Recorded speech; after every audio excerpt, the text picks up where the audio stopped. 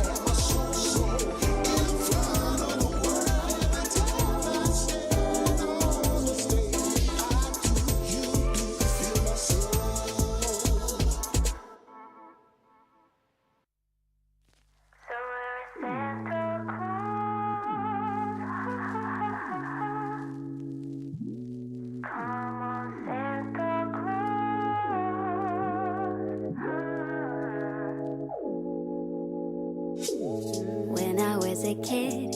Waited by the windowsill, snowflakes were falling, and sleigh bells were calling. Hot chocolate in hand, jingle bells jamming. Oh, my heart could skip a bit, hoping Santa's driving. Grab your board, Rudolph, let's go. Jingle slide on the slopes, hey. Bring the spirit, make it real, make it true. Ring ding dong, it's that sleigh bell song, ringing all night long. And I know it's Christmas. Ring ding dong, it's that sleigh bell song, ringing all night long. And I know. So where's Santa Claus? I've waited for so long. So where is Santa Claus? I wanna hear that song for Christmas to happen, so let it snow. Now I'm getting older, snowflakes getting smaller. Caught between who I am and what I want, I can't pretend. Taller than the tree, don't know if what's wrong is me. I just wanna enjoy this Christmas Eve. Santa, believe me, I wanna come easy, but can't you just hear me out? This Christmas I want a car, a phone, a ticket, a mic, I'll take it. Maybe I just asked too much, no need to get ring ding dong, it's a sleigh bell song, ringing all night long. And I know it's Christmas. Ring ding dong, it's that sleigh bell song, ringing all night long. And I know. So where's Santa Claus? I've waited for so long. So where is Santa Claus? I wanna hear that song for Christmas to happen, so let it snow.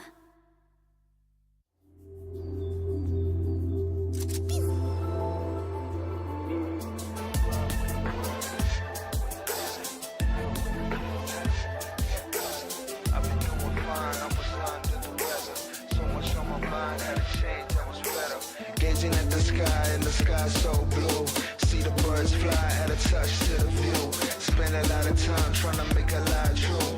Staring through your eyes, trying to find the real you. But the you I thought I knew, I would give the world, it'd just be us two. Everything got swirled and got twisted and skewed. Never saw the signs, in the end I got screwed. But I don't ever hold grudges. God's the only one with the right to go and judge us. Try to make it work, try to run with two crutches. Love at least don't hurt when you roll with the punches.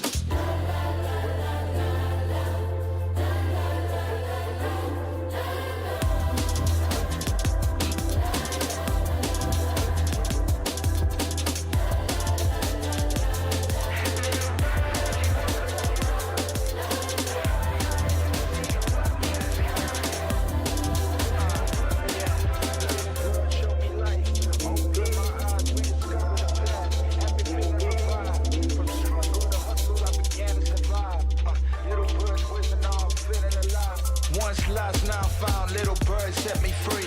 Taught me the game, now I'm chasing victory. From the concrete jungle, fighting to break a chains. Little bird's guidance, help me conquer the pain.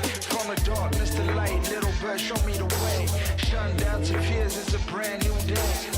I spread my wings, soaring high above the rest. Forever grateful, little bird, my true zest. Little bird, you taught me how to dream. Ain't no cage that can hold my inner steam. I'm feeling stronger with every single scheme. I'ma seize the day, this moment gotta redeem. Through your song I found the rhythm of life. Feeling alive, got no room for strife. Little bird, you're the one that set me right. Guided by your wings, I'm ready to take flight.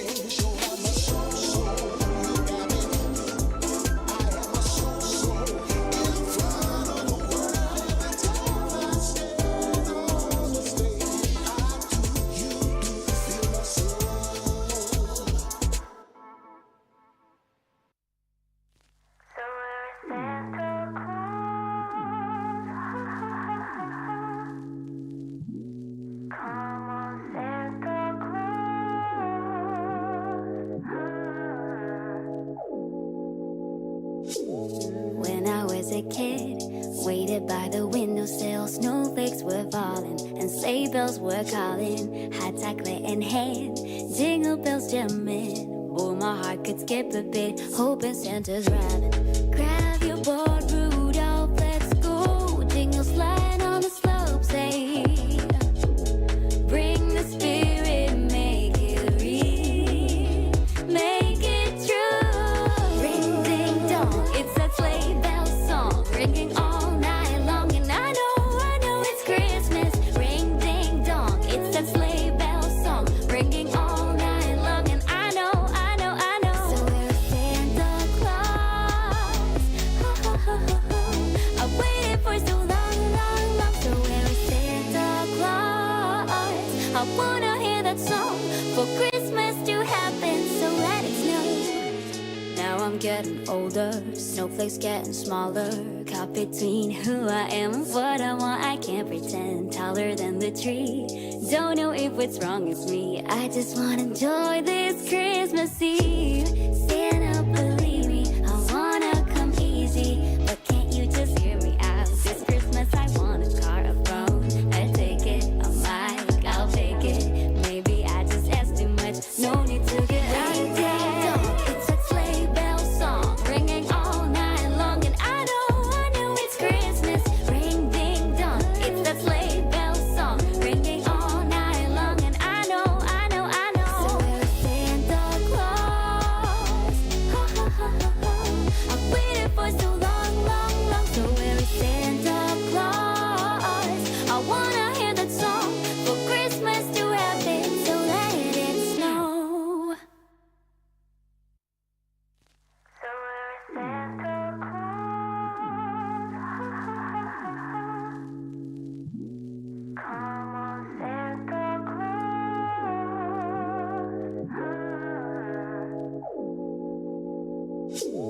When I was a kid, waited by the windowsill, snowflakes were falling and sleigh bells were calling. Hot chocolate in hand, jingle bells jamming. Oh, my heart could skip a bit, hoping Santa's driving. Grab your board, Rudolph, let's go. Jingle slide on the slopes, hey. Bring the spirit, make it real, make it true. Ring ding dong, it's that sleigh bell song, ringing all night long. And I know it's Christmas. Ring ding dong, it's that sleigh bell song, ringing all night long. And I know. So we're Santa Claus. I've waited for so long. So we're Santa Claus. I wanna hear that song for Christmas to happen, so let it snow. Now I'm getting older, snowflakes getting smaller. Caught between who I am and what I want, I can't pretend. Taller than the tree, don't know if what's wrong is me. I just wanna enjoy this Christmas Eve. Santa, believe me, I wanna come easy, but can't you just hear me out? This Christmas I want a car, a phone, I take it, a mic, I'll take it. Maybe I just asked too much, no need to get ring ding dong, it's a sleigh bell song, ringing all night long. And I know it's Christmas. Ring ding dong, it's that sleigh bell song, ringing all night long. And I know. So we're Santa Claus.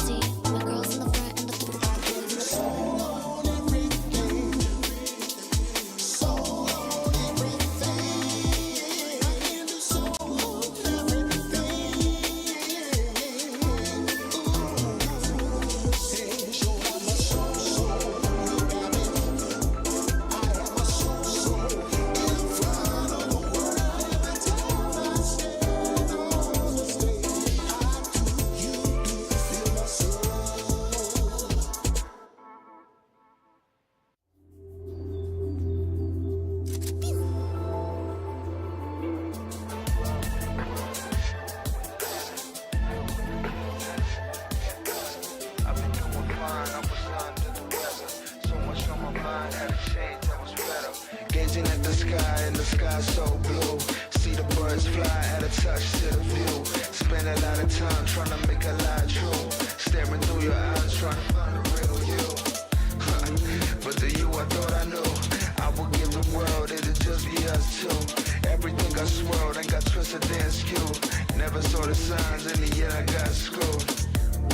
But I don't ever hold grudges. God's the only one with the right to go and judge us. Try to make it work, try to run with two crutches. Loving needs to hurt when you roll with the punches.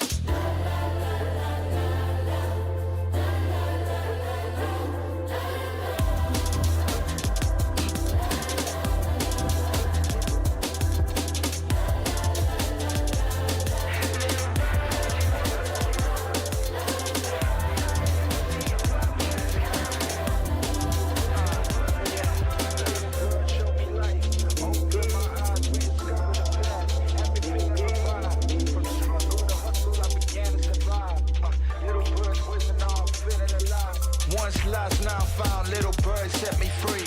Taught me the game, now I'm chasing victory. From the concrete jungle, fighting to break a chains. Little bird's guidance, help me conquer the pain.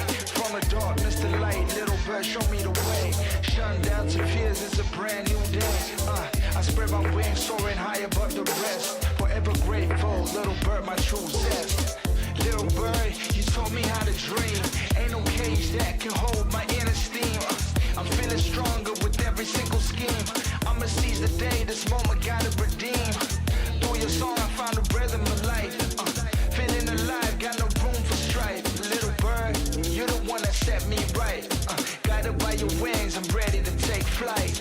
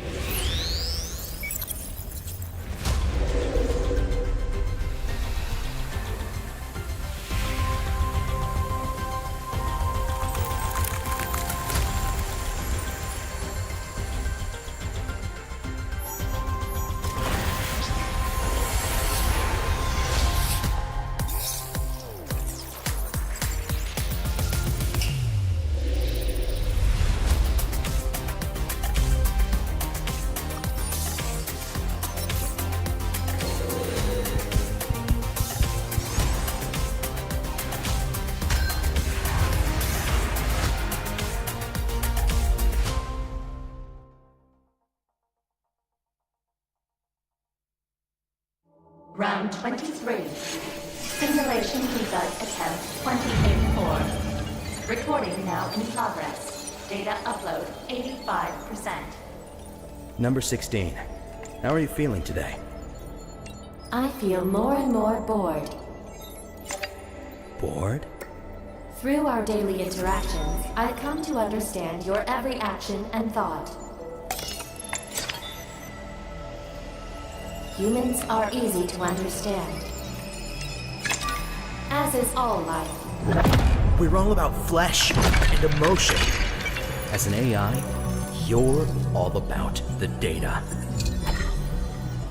Alright, number 16. Today's your first birthday. I have a present for you. Data upload 99%. The first brain transfer simulation is ready to begin. Come. You'll understand what real humans are all about.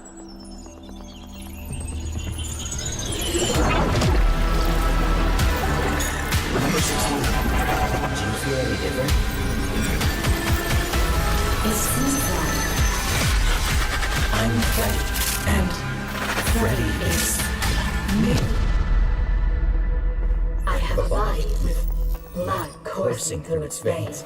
It's a curious feeling, but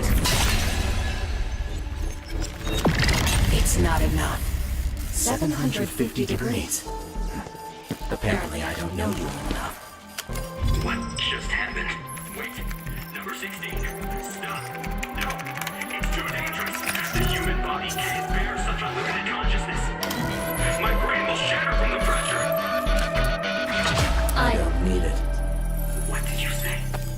Checkmate. No!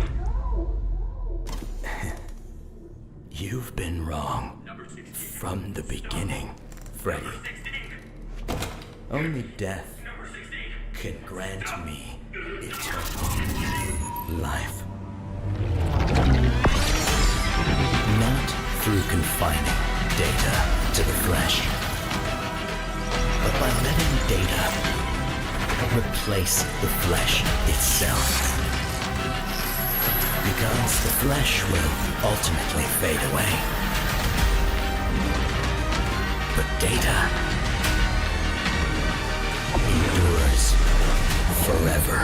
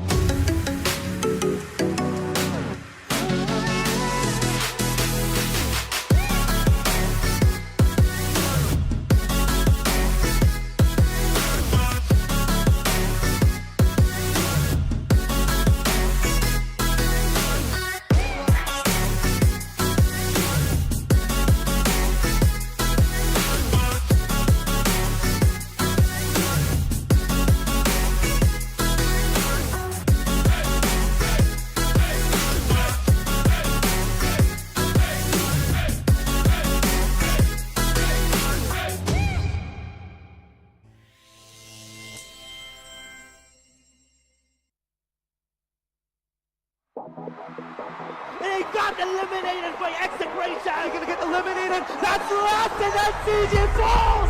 And CG eliminated on Cat King. And CG is down. The gods will be thrown. Execration!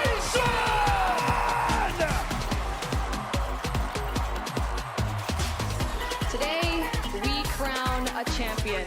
A grueling first few weeks of the Open qualifiers from hundreds of teams boiled down to just 4 groups during the knockout stage. They want to play for that placement. They are the disadvantage, but Major connects. And NCG, your mobile tournament champion. Let's give it up for SR Knockout. Round 2. Travel barriers are helping him. He's trying to escape the wrath of the fire. A lot of things going for him. Artillery, Firefly. Right here, Kiko's gonna go in. He falls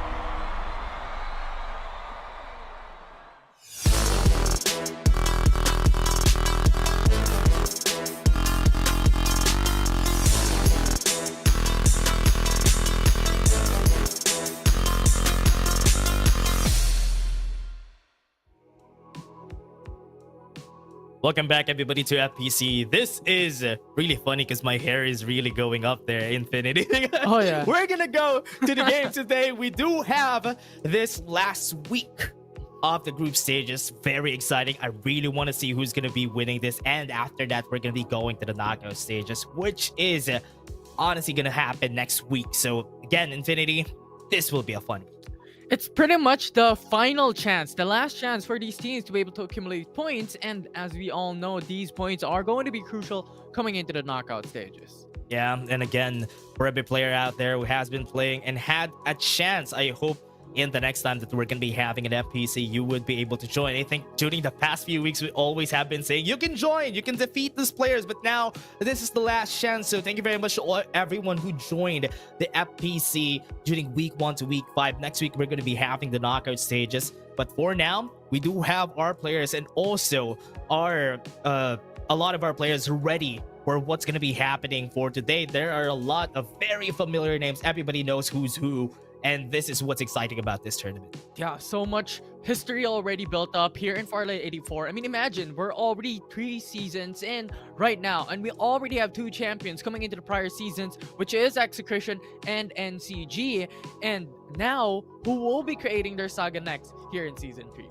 Yeah, and that's why here, for the next parts of our games, as you said, the creator saga for these players, they have been creating it ever since the start. There have been some changes. Execration is not always in group A, and that's always has been a trend. And honestly, one of the most exciting things, because at least now somebody knows how to play against Execration, especially in this group stages. But again, for everybody out there, here's our social media. If we're gonna be having updates, if we're gonna be having any patches, you will be seeing what is there. So what's in store for us, it's all here in the socials. Oh, surely, right? If ever the viewers watching at home wants more update about FPC and also generally about Farlight 84, these are the social media pages to actually follow. So really exciting. You've mentioned this, right? Though so much things have already built up, the adaptations for these teams already, the ins and outs and how to counter each team has been pretty much minced up by every single one. So it will be interesting how these teams will be able to play it out right now and into the knockouts. Yeah, and honestly, thank you very much to our sponsor, Techno, who has been with us here during Season 3. If you want a great phone and a great price, check out Techno. They would be willing to help you out in your choices. And again, for everybody out there also who's looking for another chair or maybe even just great peripherals overall, just check out our next sponsor. That is going to be coming up later on. Yeah, you spoke too soon. It was a little bit of a teaser, but if you guys are here for such the longest time already, as Dash has mentioned, thank you very much to our official chair partner, to Fantech. Yeah. Yeah, thank you very much, Fantic. And again, but thank you very much for being with us since season 2 and until now during season 3. So again, thank you very much to Fantic and to all our players out there who has been looking for great gear, for great share together with you playing on your phones. Just check out Fantic. It is fantastic. Yeah, amazing chairs, amazing peripherals overall. Pretty much so much, well, personal experience as well. It's amazing, right? Longevity-wise, it stays for too long. It goes up for quite a long time. So if ever you guys are looking for that, Fantic is the answer for you. But going back into the game, Dash, wow. Yeah, exciting for what's going to be happening. Again, the overview is going to be coming up next because this has been the constant trend that we do have for the whole tournament ever since the start of FPC Season 3. And we have always showed you this. 25 points for the ranking. If you get the first place, you get 25 points. Yeah, it has been emphasized for a season and 5 weeks now, if you may, that, you know what, placement points are the priority.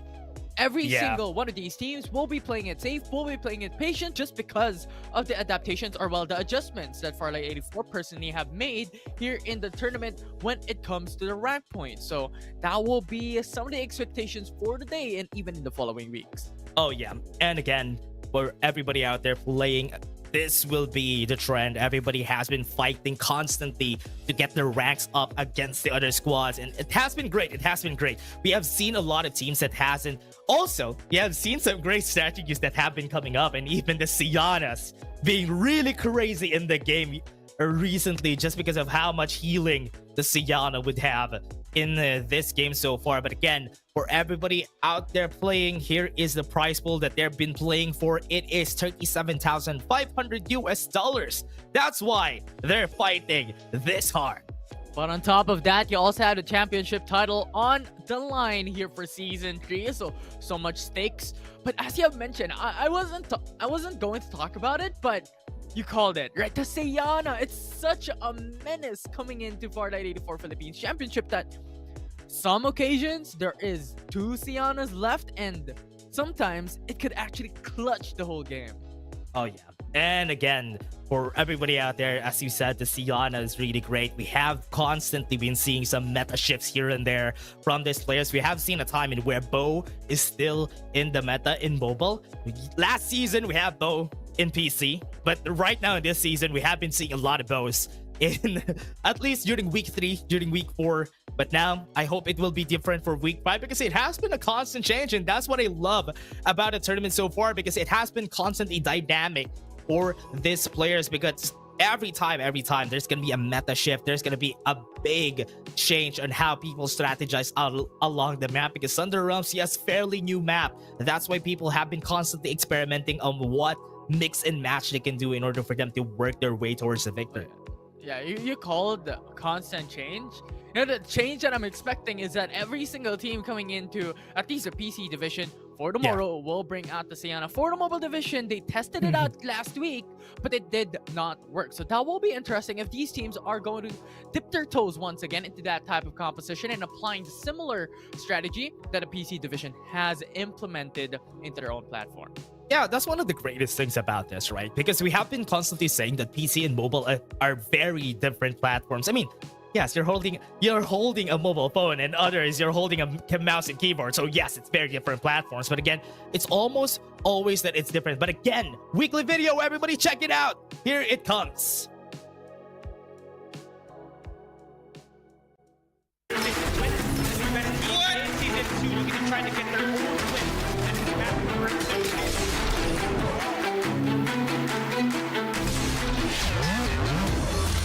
On top of the side, it is already down. Long gap for spots. Left dancing. Crazy will not who's just trying to run away. He's out in the open. Something up in a position to take this win. Second best team in season 2, looking to try to get their own win. And this match number 2, Hale working out 5-second match. Powerhouse Chips falls down, knocked down. They can go in for the revive. Has a Zero Truck now on the move. Coming in from Crimson Beta. Now the one to SR Uprising. Fighting on the refinery. Having the battle of first. Having the battle of locations. surprising. You cannot go for the zip. They are going to knock you out first. Not going to elimination comes in for FR77. Oasis here in this small area. Lightning Mark being used up as well. Yuri on the front. Yuri will be able to get that elimination. Marvin and EG goes down. The BBLK, they're losing every single match. That they don't get caught down and retreat the teams they did at that point.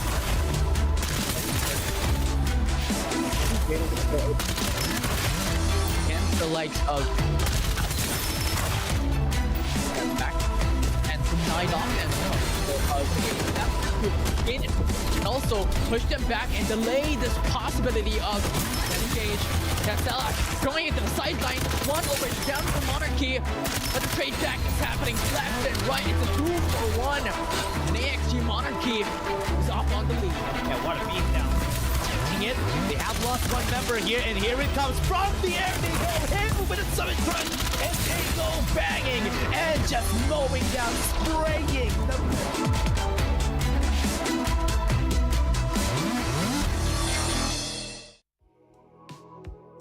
A lot of actions, a lot of great moments that we have seen here from the past few weeks, and again, during week 1 to week 5, we have constantly had these weekly videos. It's a great addition to the broadcast itself because at least we have a recap on what's happening overall. So yes, thank you very much to production for that. But again, Infinity, honestly, during the past few weeks, what is your favorite capsular that has been coming out recently? New capsular. Duckside is up there. 100%. Oh yeah, everybody's favorite, probably. The opposite. It's really ironic. Give Actually, me something it's different. Give me something that is not a duck side. You know what? Different? Sienna. I'm bringing it out there. Okay. I like that answer. I like that better. It's my favorite hatest hero coming in. What do you mean favorite and hatest? Just call it your. Yeah, I think you're making sense here. Okay, let's go with that. Okay. Right? Yeah, because it's one of the most fascinating metas that we had here. The healing meta, or what they call it in the Tagalog broadcast, the healing galing meta. But again, for everybody out there, we're going to be taking a short break. We're going to be coming back. We have a lot of action for you for today, so don't go away. We're just going to take a short break.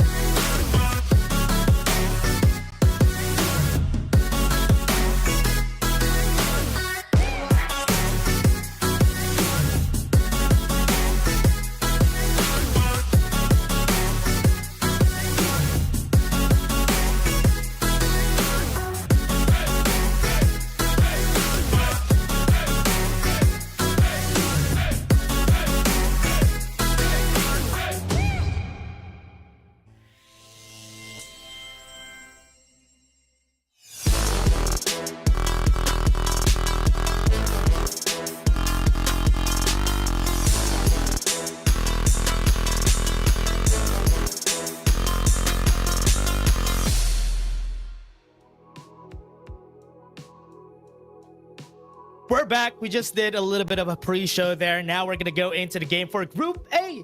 Everybody, exciting stuff because we do have Execration back in Group A, everyone. So yeah, it's a great thing that they're back here in week 5. They got a foothold of what's gonna happen. If you don't know us, I'm Dash and I'm here with my friend Infinity, and we're still gonna be your shoutcasters for today, at least for the first 2 series. Yeah, you teased it already. We haven't jumped into the game. You teased it already. We're going to have the Execution coming into the very first group. And you've mentioned this, right?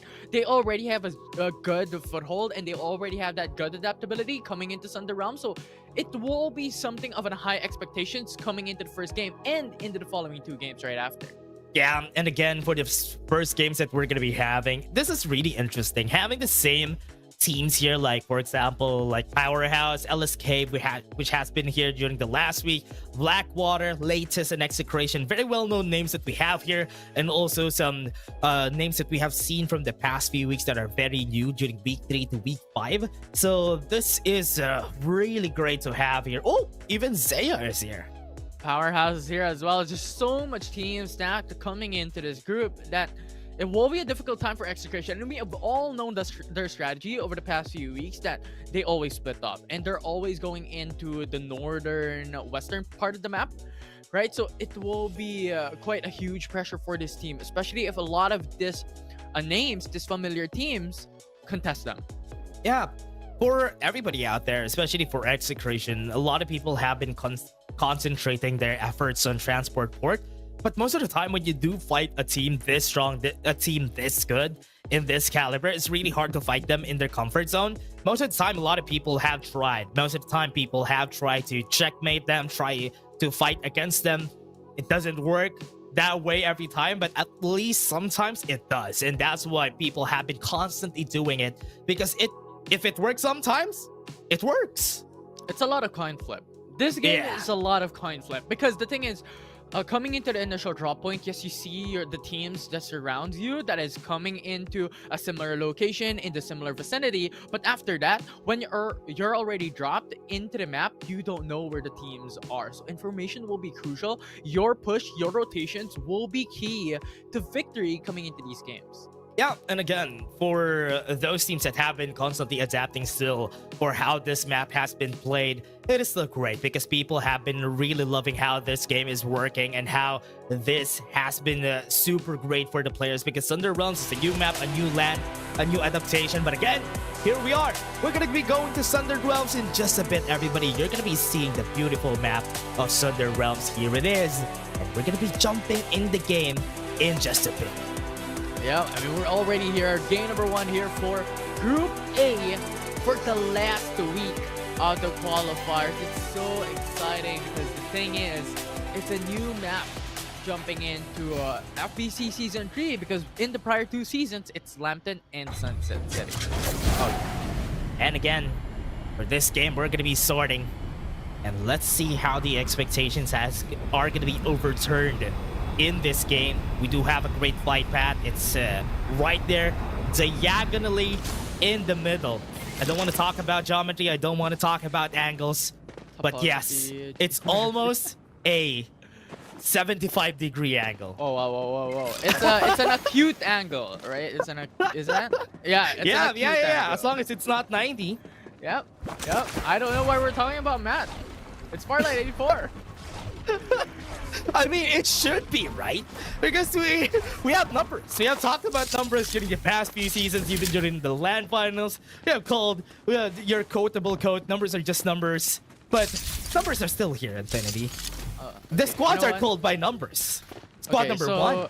So we're talking about like coordinates now. So Execution is at -O, +D coming into Thunder Realms. Ooh, I like that. I like it. You know what is it? Why do you call it negative? We have no negatives here. Because it's an coordinates. X-Y-axis. It's an N and D. We don't have a new Reaper has arrived. So funny. That's so funny. It's quadrant 4 and it's a XY axis. So it's negative and positive. Okay. So funny. That's so funny. We should call it as is. We should call it as is, just because it's like an ordinance on a chessboard. That's why it's like N and D, if I remember correctly, where transport port is. So yeah, everybody, we're not gonna call it that. Let's just call it by their namesake. Here in Nova Bazaar, we do have a lot of squads, or at least 2 squads, fighting for the spots here in Pioneer Center. We're gonna be moving our camera. And this is what I like about the team so far, because they're willing to take the risk because of the lack of dashes in the game. Now, people are willing to take the risk on the first respawners because they want to get the first kills. Because after those first kills, they're going to be playing safe. Yeah.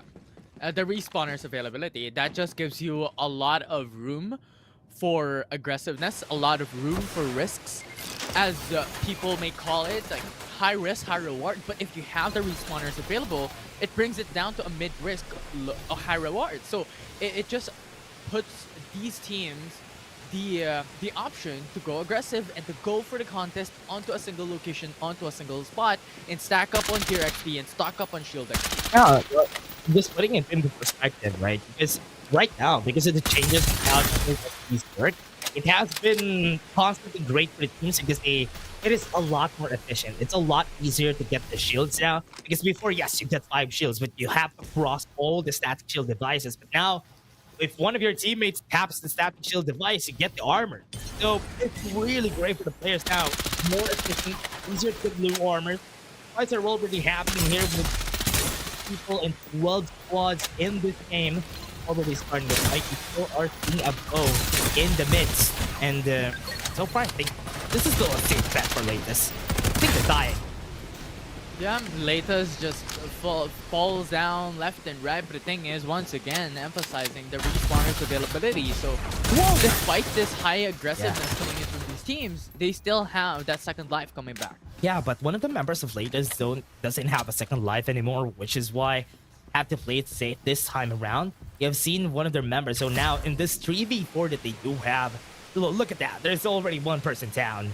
So for their squad, they would need to play it a bit more safe, run away from this area. Because Hestra Admirals is not going to stop until every one of them is dead. They're being chased down here. You're just hunting people down. That's pretty much how you stack up points. Yeah. White Dwarf, pretty strong right now. The buffs that we had recently. Been seeing this team's rocking that White Dwarf.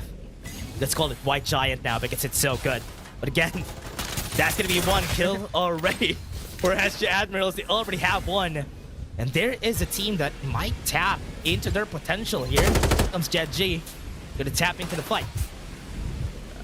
You're jumping in as a third party coming in to disengage, but thus far, it's all about the patience game. No one's going outside to go aggressive. Yeah, still playing outside, still fighting. There's some squads that are really close, and that's why it's really scared to be fighting in this area. Judge is confident in time to take this fight because they know. So if they win, oh wait, we have another fight here. Institution, we do have another fight happening, everyone. We still have some respawners up for this people, so still a fight that they're willing to take. Can try to beat out. Right now, HRR are losing the battle. Only have 1 more person alive here. There's 1 trusty duck side, Pickle Rick. Yeah. But where's Morty? Safe zone will retract in 30 seconds. Oh no, they do have a good what do you call this? A mix and match of cartoons here. They have Aaron in this team. Yeah, will he transform into what? A Titan later on? Attack on Rick and Morty. Oh man, this is so good. This is so good. But at least we have a mix and match. I think they've won the battle here already, which is why they're gonna be running away from the fight now. Yeah, it's so fun. Actually, I saw a while ago a name called something. We also see like Demon coming in. So hey, a lot of call outs into different aspects of life. Anything under the sun can go around. Yeah, you can say something is gonna happen. He's gonna happen. Yeah. They're jumping in. Now They're going Powerhouse, aggressive. Dark Side goes in for 2 Summit Crushes. Zaya, pretty early in the game, has been eliminated. Has been eliminated. eliminated. And right now, you also have Execration being on top of the food chain, getting 1 kill already coming into the early game. Yeah, pretty early in the game, Execration still just banking up a lot of damage, but even with this just 2 kills, look at them chasing. Bloodthirsty is what we call them. They have been looking for kills ever since, but Respawners are going to be down in just a bit. That's why they can't really play this aggressive anymore. They are the collector of kills. But we'll see. Thus far, they only have 2 in their name, and they're getting pushed back by these teams. Oh, they're fighting against...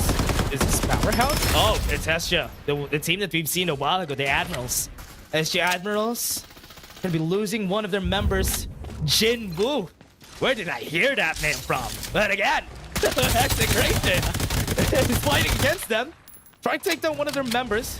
Jinwoo won't be able to solo level anymore today, as he has his teammates. Yeah, he's still on the beginning of his pathway to success. We're still at what, episode 10, episode 11? What had happened to those timelines in where he actually died? Like, what happened today? Like, right? What if he didn't get the powers, right? Spoilers. Oh no. That's true. But again, for a team like this, Execration are just looking for any opportunities for them to just get any kills. 4 kills, you know what? They'll take it. They'll take it this early in the game. Yeah, man. Any kills, any aggression, any execution in the early stages of the game is pretty much a welcome sight because it gives you 1 point each, and nevertheless, it will stack up. If you're talking about the long run, if you're talking about the overall perspective of the whole series and even of the whole tournament itself, it will definitely help you stack up points coming into the knockouts. Yeah, Execration also knows that there's some people in Wind Valley. This is what's great about Wind Valley. At least if you're the team that is stuck on Wind Valley, it's gonna be hard to find you. But never mind, Taki has been found and he has been eliminated. Has been found, has been hunted. The 1 man already out. You still have 1 more member left coming into the building. Hasn't been checked, hasn't been sighted. Execution will leave them unattended. Yeah, still didn't know that there's somebody there. Might be up for grabs for the team. At least for now, people have been, because of how easy it is to get medkits, people have been fighting outside the zone a lot more. We have seen it, that people have been fighting outside the zone. So Yana's just healing up. But here in the mobile division, it's a good thing that we don't see some of those shenanigans that are gonna happen. Yeah. And Powerhouse right now also stacked up level 5, level 4 shields. So at this stage of the game, it's really good. Yeah. Are you gonna finish the sentence? But okay, no, I'm gonna finish it for you. You finished my sentence. Okay. That's so funny. But again, Powerhouse starting off here, seeing nothing so far. But there's a lot of teams really just wrapped around them. There's squad 7, squad 6 around the area. But look at them just wrapping it out, just waiting for any movements from the other squads. Yeah. You said nothing, so we need something. And the question is, where's something? Might be nothing anymore. But again, hey, we're gonna go back and we are seeing squad 2 gonna be seen by Execration here. Do still see some of the members really hiding out. It's a good thing they were able to get the springboard out, weren't able to run away, jumping in and out. Low-key loses his life to the base blasters. Jumped in, Execration losing each other 1 by 1. We do have Yati's in blue. Last 2 alive for the team, but we still have Blackwater with 2 members still alive. Goes in, jumps out, still gets the kill. Katsu is gonna fall. They got the revive on one of their teammates, but Execration only has Yatizi alive for their team. They're gonna try Satchel in the air. Nice. Gets the kill, and we still have 1 member alive. Bait. Reaper has been killed. Brings it down to a 1v1, but the thing is, revives can happen soon enough here for Blackwater. Asha is also here. Blackwater. Bait is going to be eliminating 1, but they got eliminated by another squad. Blackwater is out, and here's comes Hestia. Execration is going to get eliminated. Oh, too quick, too fast. Hestia Admirals took the opportunity to go for a third party against 2 squads, and these are not just about any squads. These are strong squads that we're talking about here in Game 1. Wow. Season 1 champions eliminated, Blackwater as well eliminated, and now we're down to 6 squads remaining. Yep, that's true. Whoa, SD Sarah, the team that we're looking forward to, Secrecy Saints, have been great when it comes to the weeks. Now they're looking for their prey. They're looking for Squad 9, Hestia, who has eliminated Execration. They were injured from the last battle, and they're willing to take this war. And this is how stories are flipped. These are how scripts are flipped. Because the thing is, a while ago, Hestia and even Secrecy doesn't have much shields, doesn't have much armors in their inventory. And now, look at that. Secrecy Saints already stacked up 3 level 5 shields. You have 1 level 4 shields in the vicinity as well, just because of that engage from both these teams. And this can constantly happen. Powerhouse on the move. Powerhouse jumping up, knocks up everybody in the air. 2 leads, they're trying to fight back, but they're not fighting back. They're not shooting back. And that's why they are just going to be running in and out. It's a good thing that Powerhouse didn't commit everybody. Right now, they're going to go in. They have the bow in their sights. They have everybody in their sights. They're just going to be running around. They're going to be trying to hide. They're going to be trying to fight. But Claudia and Powerhouse, together with him, is just going to be eliminating them. That was insane. Powerhouse actually just 1 member killed 2 immediately coming out, blinded, not even having sights on them. And it was an impeccable sight to behold. Shinsanity. What? Squad 5 in their backs.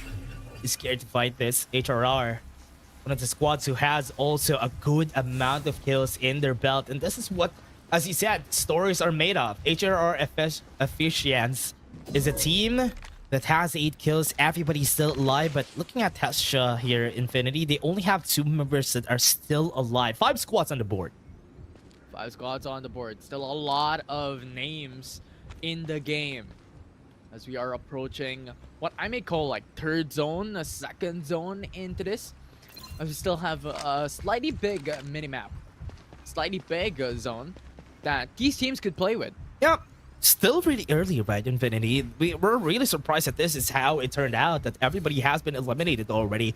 With this 5 squads, with how big the circle still is, there's no confrontation that is going to be happening. They have space for everybody. And there's also even a consideration that this game, or this group, only has 12 teams in it. Yeah. This aggressive early on is unorthodox with the information that we have with 12 teams and also the meta revolving around placements. This is untraditional. Yeah. Need to get lifted off of this area because we're still early. We still haven't had our last zone. 30 seconds before we close into it. And this is when the fights are going to be happening. Powerhouse really has a great spot here at the top, close to Institution.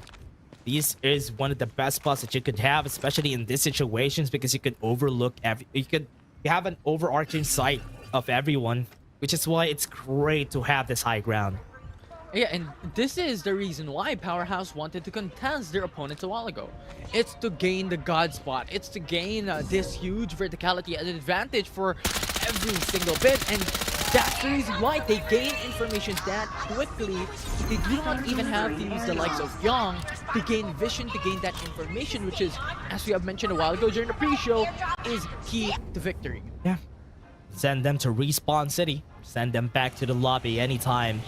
But I love this approach that we're seeing from all of the squads that we have here. They're being very, very quiet on their approach before they head into a great spot here inside the zone. Because so far, even Hestia, with Retri having a very low amount of teammates together with him, still not really safe because there's still some open areas. There's still some high grounds that needs contestation.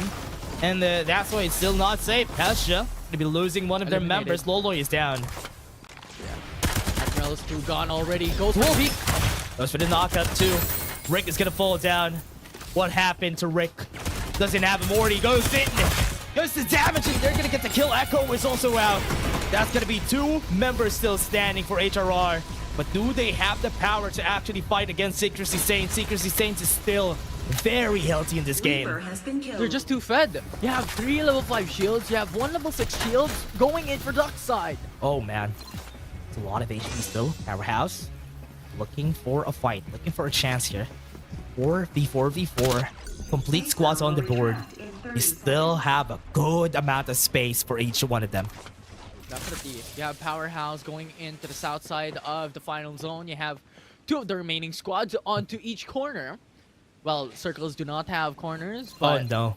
hypothetically speaking, if we're looking If at we have a triangle, inside of a circle, I yes. caught that. Okay, let's go. Here, with the triangle that we're seeing here, for every corner that we have one in the middle. The one house that everybody needs to go to in the middle. That is where the zone is going to be closing out. I love this close up that we have on this duck side before nice the cap. actual fight. Just look at the cap, and also, you know what, the sound system on his back. It's over. Oh, here comes vibe. Ryan. Yeah. Yeah, that's right, but we're gonna be going here in the last zone. In the center, we do have Powerhouse. This is not a good spot. They're in the center. It's not. Blinding mark, though. Delays Find the it. spot. Springboard. Springboard goes in, jumps down. That's gonna be one duck side down. Not even able to use the Summit Crush. A bit too late for Powerhouse. Secrecy Saints are not stopping. Everyone's knocked up. Goes in, knocks them off, lifts them off the ground, and that is just gonna be mowing them down, sprays them over. And that is the last that we're gonna be seeing of the last 2 members.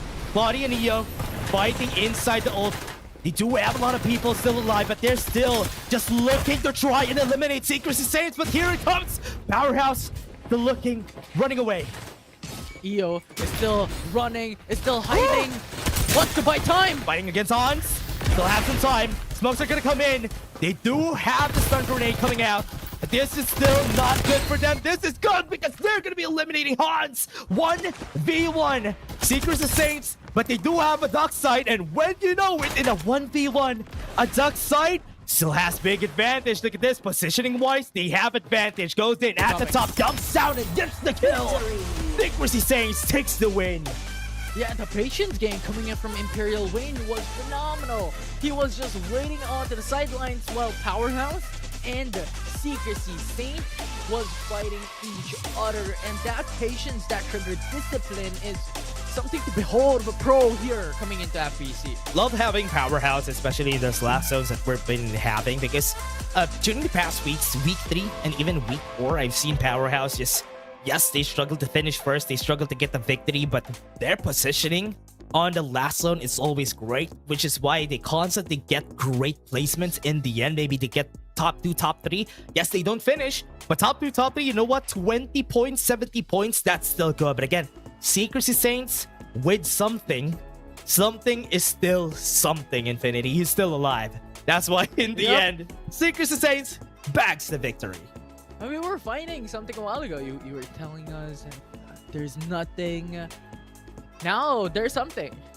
What do you mean? I'm losing my mind here. I'm losing my mind here, everyone. Again, for the close squads that we had, we have some favorites here in the squads. We have seen very familiar teams just fall. For example, Execration falling to the 7th place. They have seen Secrecy Saints and even Powerhouse clutching it up. I thought that HRR and even Hestia could have had a chance to get the 1st place here. But in the end, they weren't able to clutch it up because they were not in a position to do so. And Execration going into the 7th place is uncalled for. Definitely uncalled for the Season 1 champions, but there's a reason behind it, right? A while ago, Execration was fighting another team. I believe it was Hestia or the likes that they were fighting up against, and a 3rd party came in. And I think that was just detrimental overall. And that is the reason why we also mentioned during the pre-show that Farlight, or well, here in FPC, a lot of things are coin flip, wherein rotations are going to be crucial. The way that you engage, the play that you play is going to be really revolving around how you go into the path of victory. Yeah, which is why it's great, right? Because when it comes to the last parts of the game and where a lot of these fights do happen, people really just play around. It's very far from each other, away from the center of the circle, because whenever you do play at the center of the circle, you become a big target that everybody's going to be looking out for. Powerhouse was the big target, but in the end, they were still able to survive and get the top 2 spot. But here, let's take a look at the highlights and let's take a look at what happened that game again.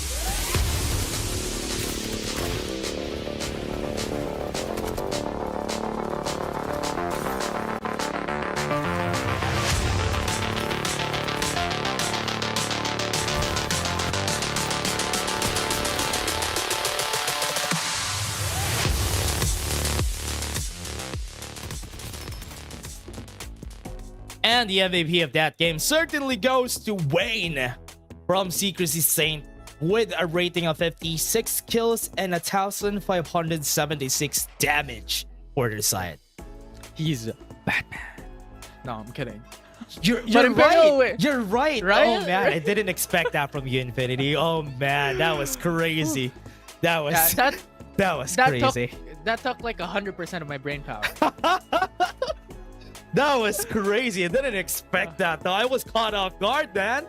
Wow. And this is his new suit, right? This is the new duck suit he has. Yeah, because he has to change. We should call him I'm Duckman. Duckman, for sure. But going back, 6 total kills, 1.68 total damage. Insane crazy. stuff Losing my coming in mind. from Imperial, man. I'm going crazy, man. I'm going crazy. This is... Man, when did Infinity got that, man? When did Infinity got those punches from the side, everybody? Wow, that was crazy. We have Duckman now. We have Duckman. So funny. We got a lot of matchups. We got a lot of, you know what? We got a lot of references now. We evolve.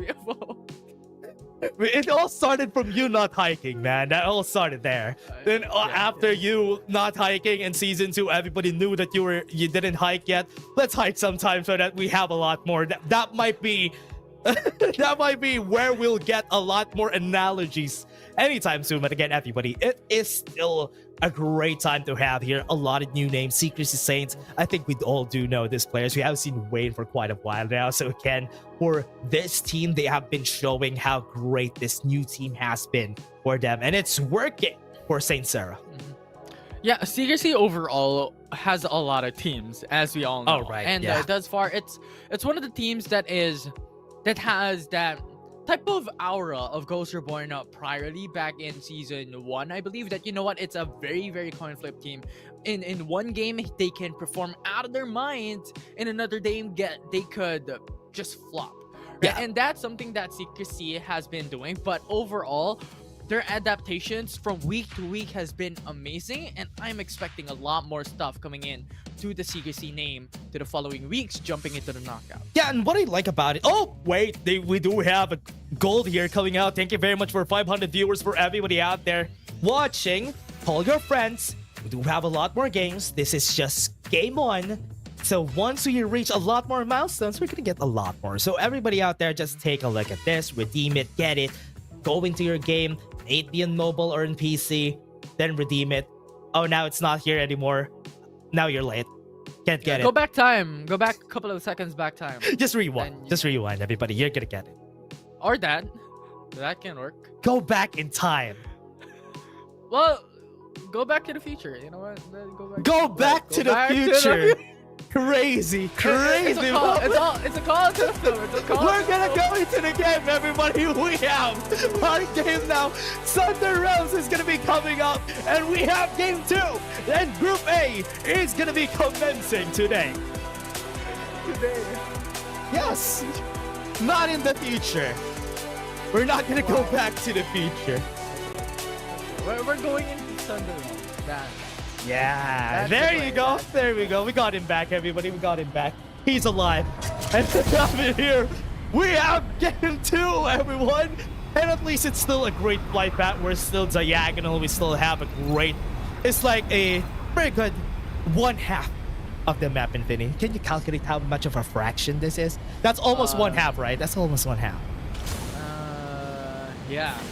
It's more towards the northern side of things. Oh, I think. So we're calling it a 5/8 of the map, right? Yeah. Maybe I was going to say something, but never mind. What did you miss? What is it? I was going to add one to that, but never mind. Sure, that's great. Yep, That's great. Nice. But again, everybody, we're back to the game. We still are seeing. What I love about this, though, is that Execration is still in a spot in where they can spread out. This is one of the things that has been constantly a thing for Thunder Realms. Some teams like Oasis, Execration have been constantly spreading their members out because, as you said, back then, it is possible when we are in Sunset City, people have been doing that. There's not a lot of resources in just one spot for the whole squad. So it's also great to just spread people around. If they die, they still have their guns anyway. So it's still great. Yeah, and the thing is, this already has been a classic execution. This has been implemented by Execution for probably the longest time already. Right. They have been doing this in Sunflower Shopping Mall, in Sunset City, and also Mansion. I know these callouts are classic, are pretty much very old already, but these are the plays that Execution has been doing for the longest time. Yeah, I've been constantly loving this. Even the likes of NCG, Naus back in the day, that are also one of the teams that really love spreading out. Those are the teams that really knows how to play around their resources, because as you know, this is a battle royale game. There's a limited amount of resources around the map, and the easier you get those resources, the more efficient you be, the better it is for your squad. And we've been constantly seeing it. Squads that have level 5 armors are very smart at spreading people around. Plus the changes that has been done onto the Shield XP device, wherein one person takes it, everyone gets it. Yeah, it's great, especially when we play, right? When we play, that's the best thing, because you get static shield devices. You can just run around, wait for your teammates to get it, just let them get it. Yeah, you can be lazy. Yeah, No, exactly. Exactly. But here, these players cannot be lazy. They always need to be on the move. They always need to be on point when it comes to their aim, and also from getting their resources. So that's why they have been great about this. And also what's great about this too, Infinity, is we do have pointers on the map now where we see where the vehicles are. Even we, the observers, also see that. That's why we could see around the map how many vehicles a team has been getting, just because of the amount of vehicles around the map. It has been great. It has been a great addition. Yeah, it's a double-edged sword. Yeah. Right? It's a great addition because now it's much more easier to understand the geography of Sunder Realms. Like, where is the cars, where are the vehicles that we could utilize to be able to change our locations. If ever we're in a fight, we could relocate because there is a car nearby. But yeah, the thing is, the cons to that is now the teams or the players are becoming more lenient. That, you know what? There's a car nearby. We don't. It doesn't matter. We can start up a fight. We could relocate. Yeah. What's also great about that is that you'll know if somebody took it. You'll know if you're constantly looking at the map and you saw that one of the cars that you are looking for are gone. There's a squad that took it, and that's the scary part, because as you said, it's a double-edged sword. Every time you take something in this map, you get nothing. No, I'm kidding. No, you don't get nothing. Sometimes you get nothing. Someone else gets nothing. Yeah. Yeah, that's If you get something, someone else will get nothing. Oh, but Blackwater, I think they want to get something here. That's Jeji. And we're seeing this squad, and they do have some ultimates coming up. They're not gonna get something. They're going to get everything. Oh yeah. Frenzy bombs are coming out. Be looking for everything. They're gonna be trying to look at where they could go for. And this is not gonna be great, because look at that. Goes at the top. And nobody's getting any kills just yet. They have a lot of members who's below in HP. But right now, Jeji's losing a lot of their lives. They're running around. They're running in a straight line. That's a good spot for the members of Blackwater. Here comes some crush onto one person. Just secure that kill. Thin their numbers is what they want to do. Yeah. There was only 2 members left, I believe, coming into the opposition here for Jeji. Wait, what? But Blackwater. Yeah. Goes in for the 1v1. Tries to stall. Takes some time. Oh no, Sijaro is gonna fall there. Oh no, he lost the fight. And there it is. I thought he's gonna be able to run full speed ahead. To the ground, that is. Yeah. It's almost a miracle that Naker survived, but nevertheless, it was a trade back for Blackwater. This good response, this swift response is always a welcome sight to behold. The hologram guide. Yeah, hologram guide to run away. Blackwater is gonna be their enemy. The fighting HRR like vultures. Got in the right place at the right time. Might be able to get the kill here on Blackwater. Trying to take their time. The zone's gonna be shrinking, and that's when it will be starting. At the halfway point of this zone shrinking, the respawners are gonna be down. Our respawners are out. but if you're looking at the map, there are 3 squads in the vicinity here. We're talking about Blackwater. We're talking about the team that they're pushing. This is HRR. Another knock-up lifts them off the ground. That's 3 people up in the air. They're gonna fall down, trying to fight against that top side, but 1, or rather 2 members are still alive. The members healing up, trying to take their time, trying to put the pieces in place. And HRR wasn't able to. They fell down to the ground. It's not a puzzle piece no longer if you're removing each and every single one. Wait, what? There's another squad. Blackwater is not having the best day here, Infinity. There's another squad coming up. They fought against 3 squads so far. And here comes the nail in the coffin. The last squad, when they're injured, got pushed down to the ground. Yeah, Lost Soul Killer went into the right time to be able to go in as a third party, and they're able to remove those 3 spawners. But nevertheless, we're still 12 squads available coming into game number 2. So no squads eliminated thus far, which is very new coming into the prior game wherein it's all about aggression. Thought it's gonna be the Legend of Blackwater today. That was a great showing from the squad Blackwater. You remember, you have the call of the squad, the Burger King squad back in the day. Now they have been showing some great stuff. They're still in the same industry. They're still in the same industry, like food and. You know? Wait, what do you mean? Burger and water. You call water part of the food?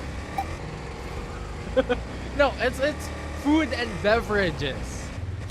Sure, I'll take that. I'll take that better. That's better. Trust. It's crazy out here, everyone. Again. Ooh, latest. Ooh.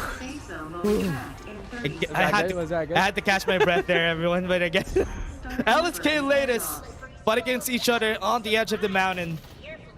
They have been seeing each other here, but because they have some vehicles that have been good at the edge of the zone, at the edge of the mountain, caught in a big mountain and hard place.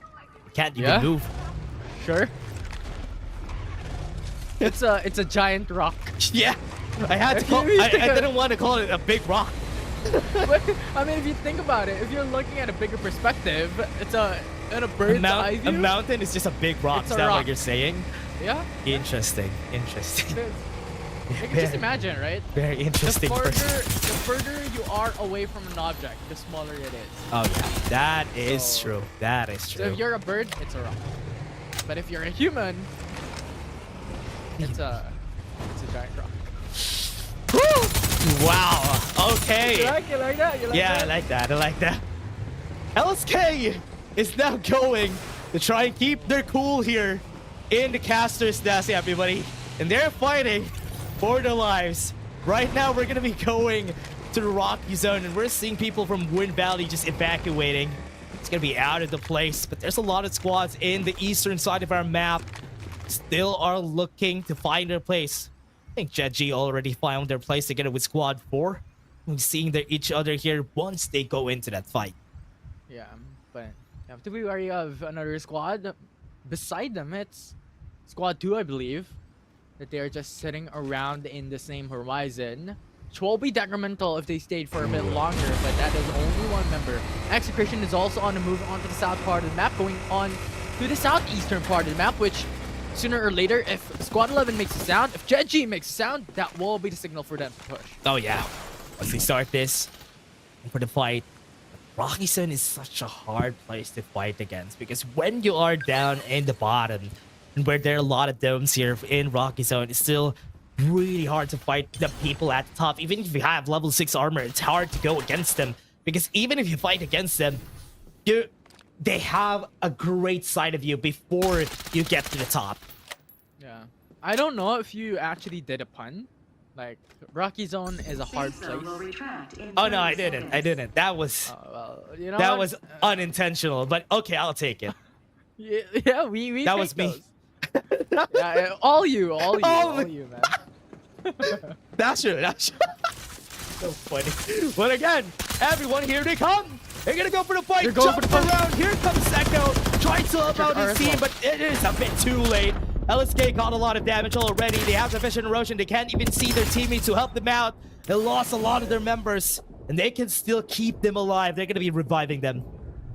Yeah, it's a perfect time. With Vision Erosion up, they could go in for the revive while their opponents are waiting onto the sidelines, especially with HRR only having one member left. Oh, yeah. Waiting for their last member here down at the bottom.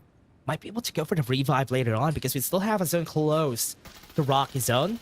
But this is a really hard place to go to. I'm seeing Jebby wanting to get the points or try and risk to get the revive. But this will definitely be the mission impossible. Blackwater! That's gonna be Blackwater. Oh no, they're out really early, and now Squad 1. Execration showing everybody who's boss. Who's boss, yes. I thought you're going to say something. I but thought I yes, was also into something there, but no. You were into nothing? Oh yeah, not something. I don't know. We keep going back onto the same joke. I don't know why we go there, honestly. But you know what? It's a good thing. You know what? There's nothing in the game. Or well, There's a lot of people in the game. What do you mean? yeah. No. A lot There's something as a player in the game. Oh yeah, you got that right. So They're still alive, I think. Secrecy Saints are still in the business. They're still somewhere here in Nova Bazaar. I'm kind of looking at the squad. Lucky Skywalker just Squad numbers. eliminated 3. Oh yeah. Oh, wow. Execration. Looking for some kills. Jadji. Still have one member alive running away. That's a duck side for sure.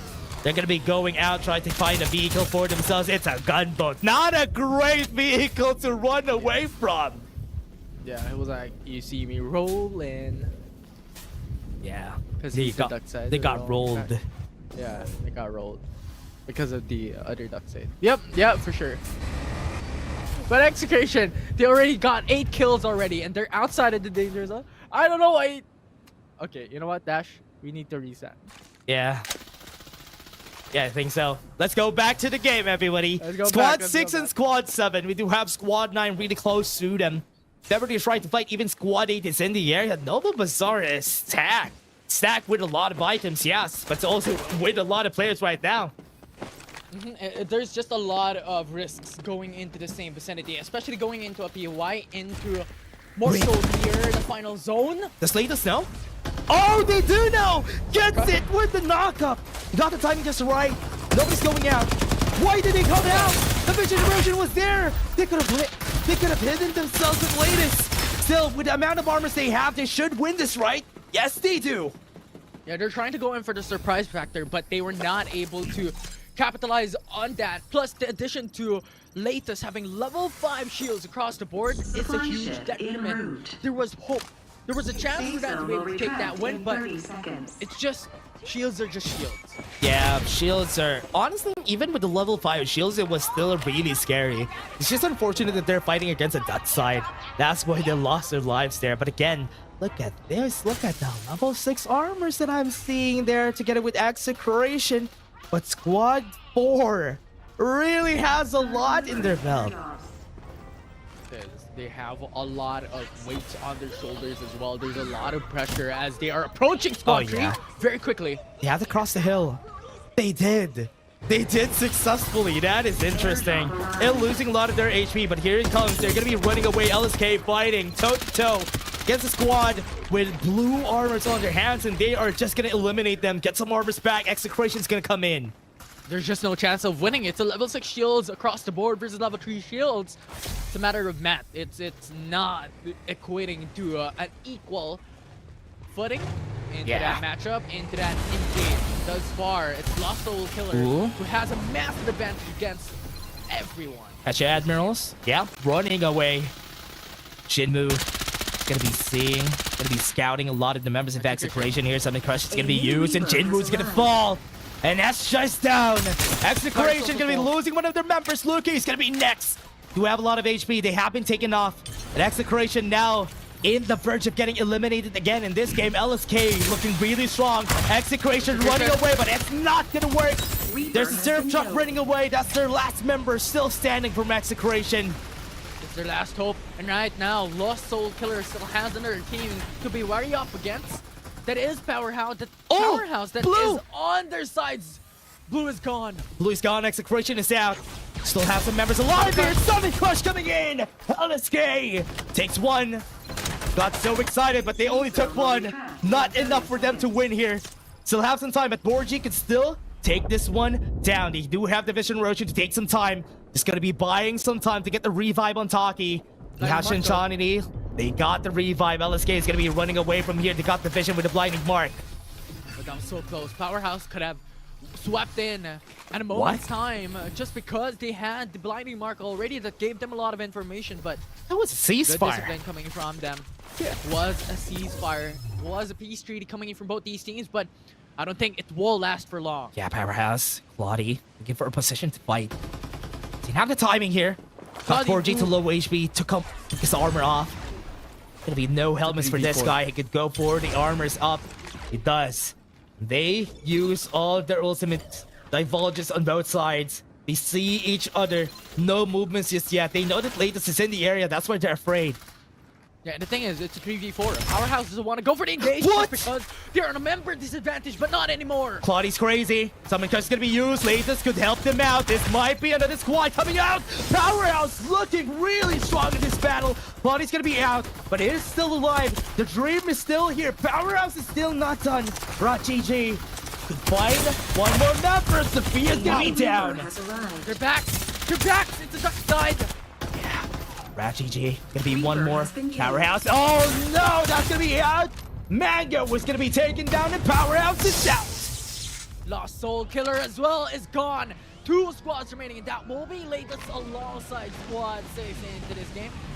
And it will be oh no. interesting how these teams will perform, as it's a 1v1, or rather a 2v2 in this type of situations, except if revives occur. Goes in, springboard, goes in, jumps out. They got the satchel with the spicy flood. They were able to run away, but outside the zone they go. Stay alive here.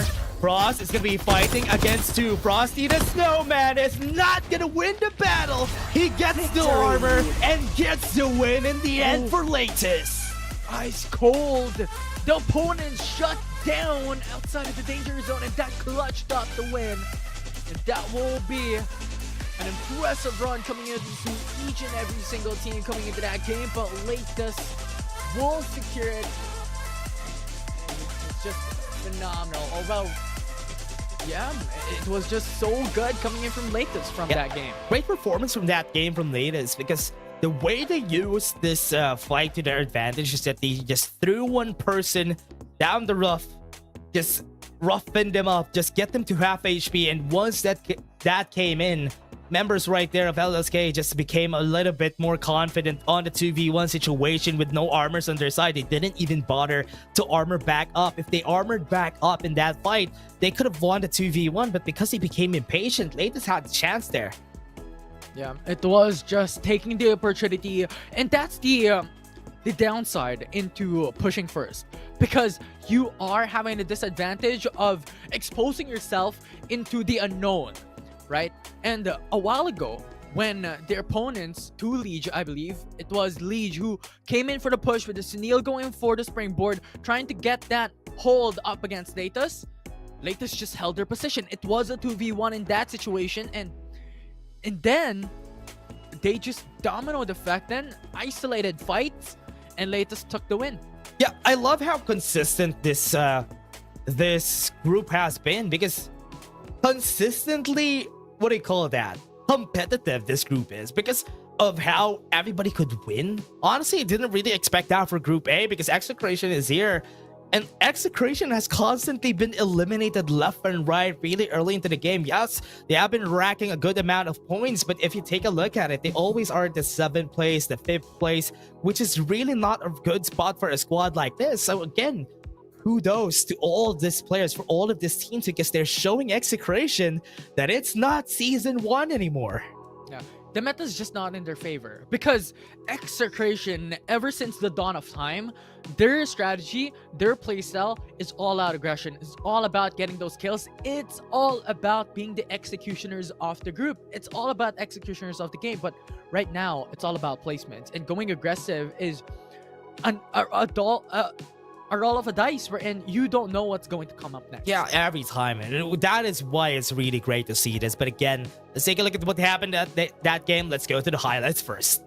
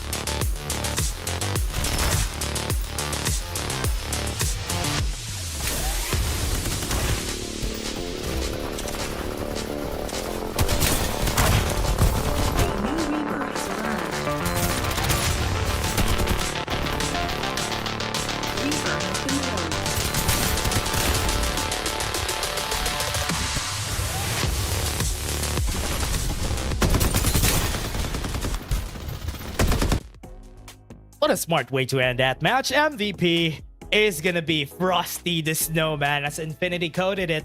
Ice cold for this guy for clutching it up during the last moments of this game. Yeah, it was so good. I mean, the danger zone was in their favor. The danger zone was their teammates during that time. But you know what? Frosty the Snowman. It's still not Christmas, but you know what? We're feeling the cold. Great. Okay, yeah. You know what?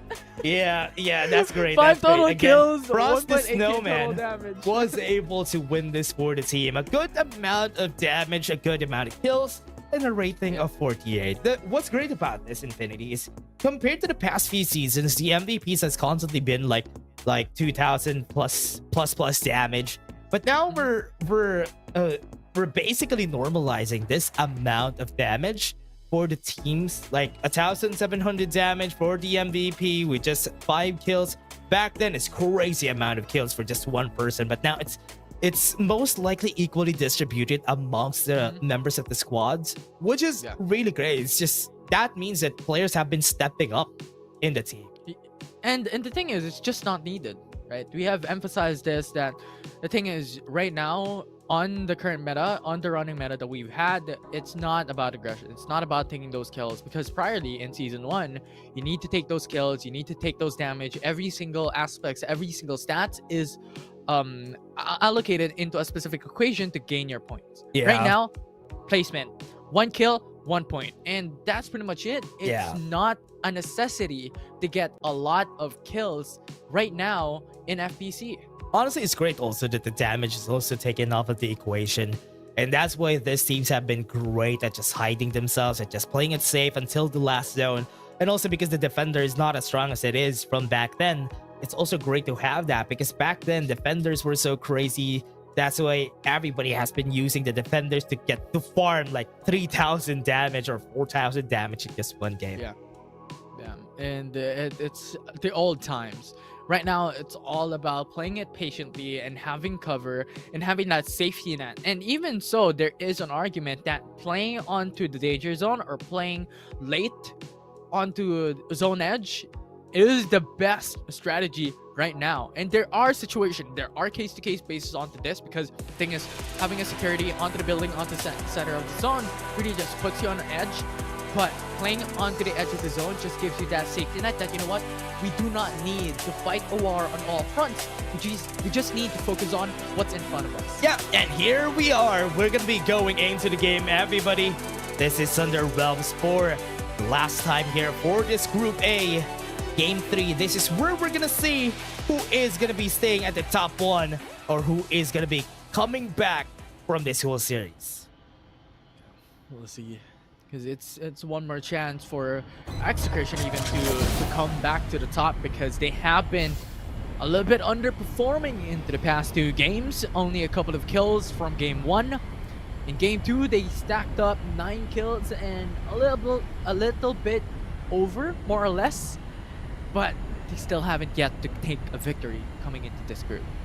Let's see how this is all gonna work out here for this squad, because look at this game. Still the same for Execration. They basically have a foothold of the second quadrant of our map. They have a foothold of the second quadrant of our map. They're in that whole area, and nobody's there contesting them, which is why they get like 6 armor static shield devices on their side, which is why it's great for Execration.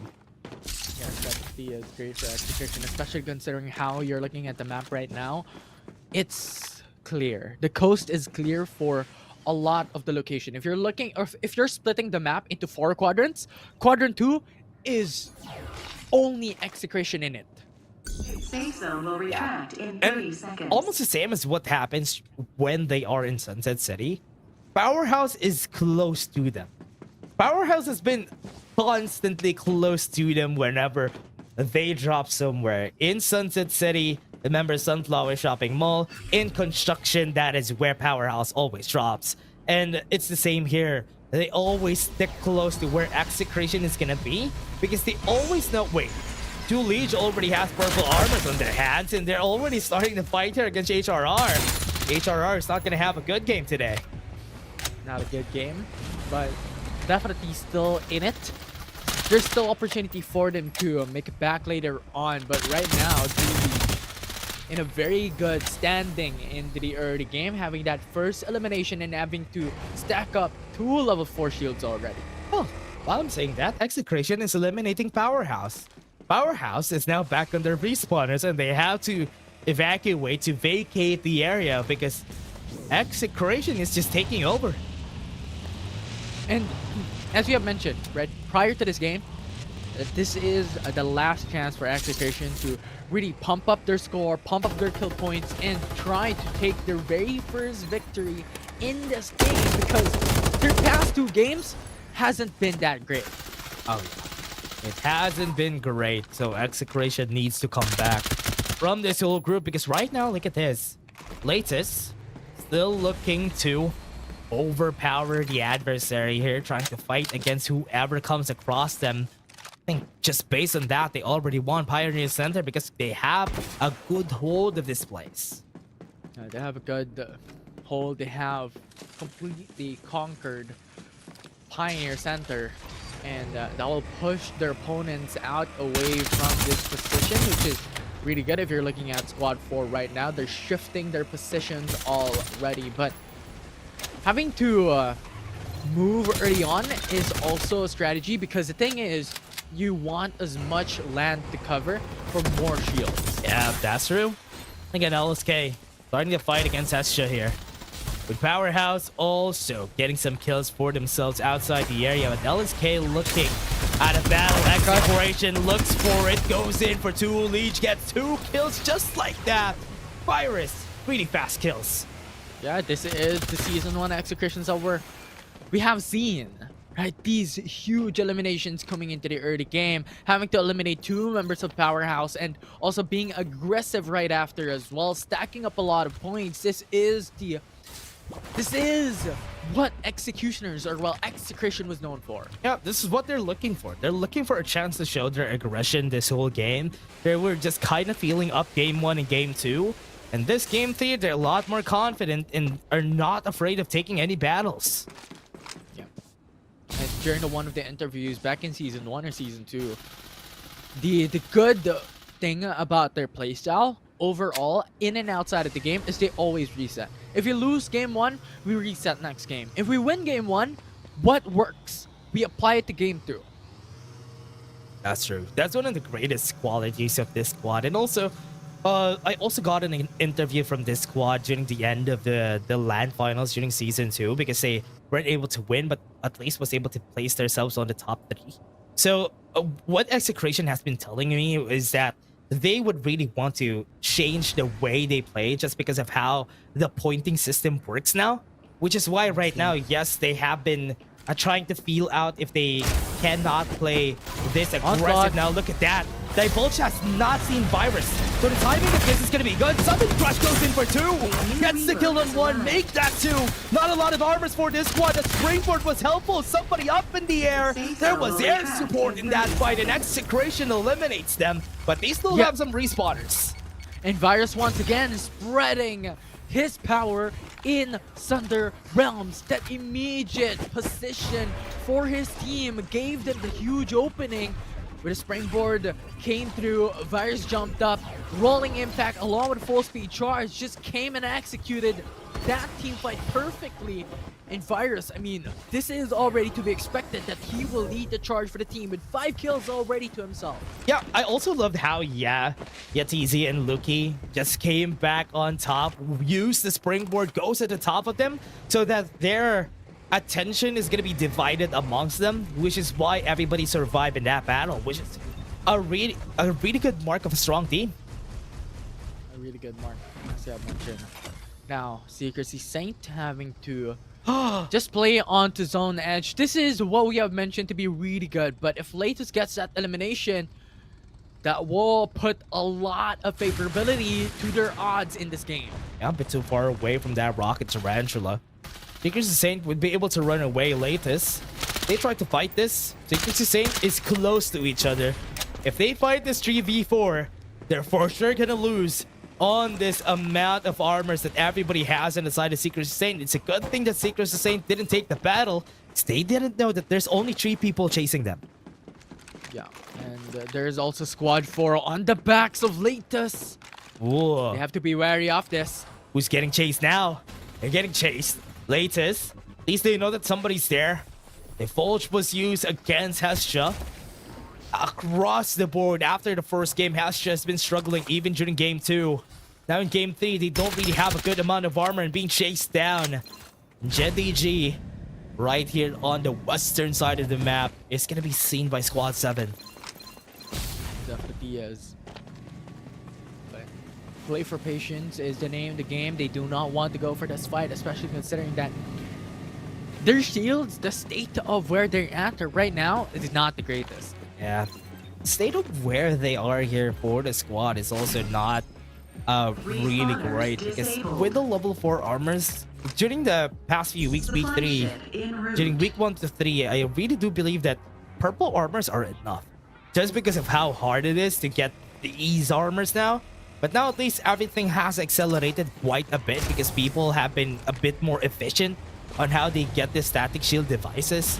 That's why level 5 armors are a lot more common now. It's a lot more common.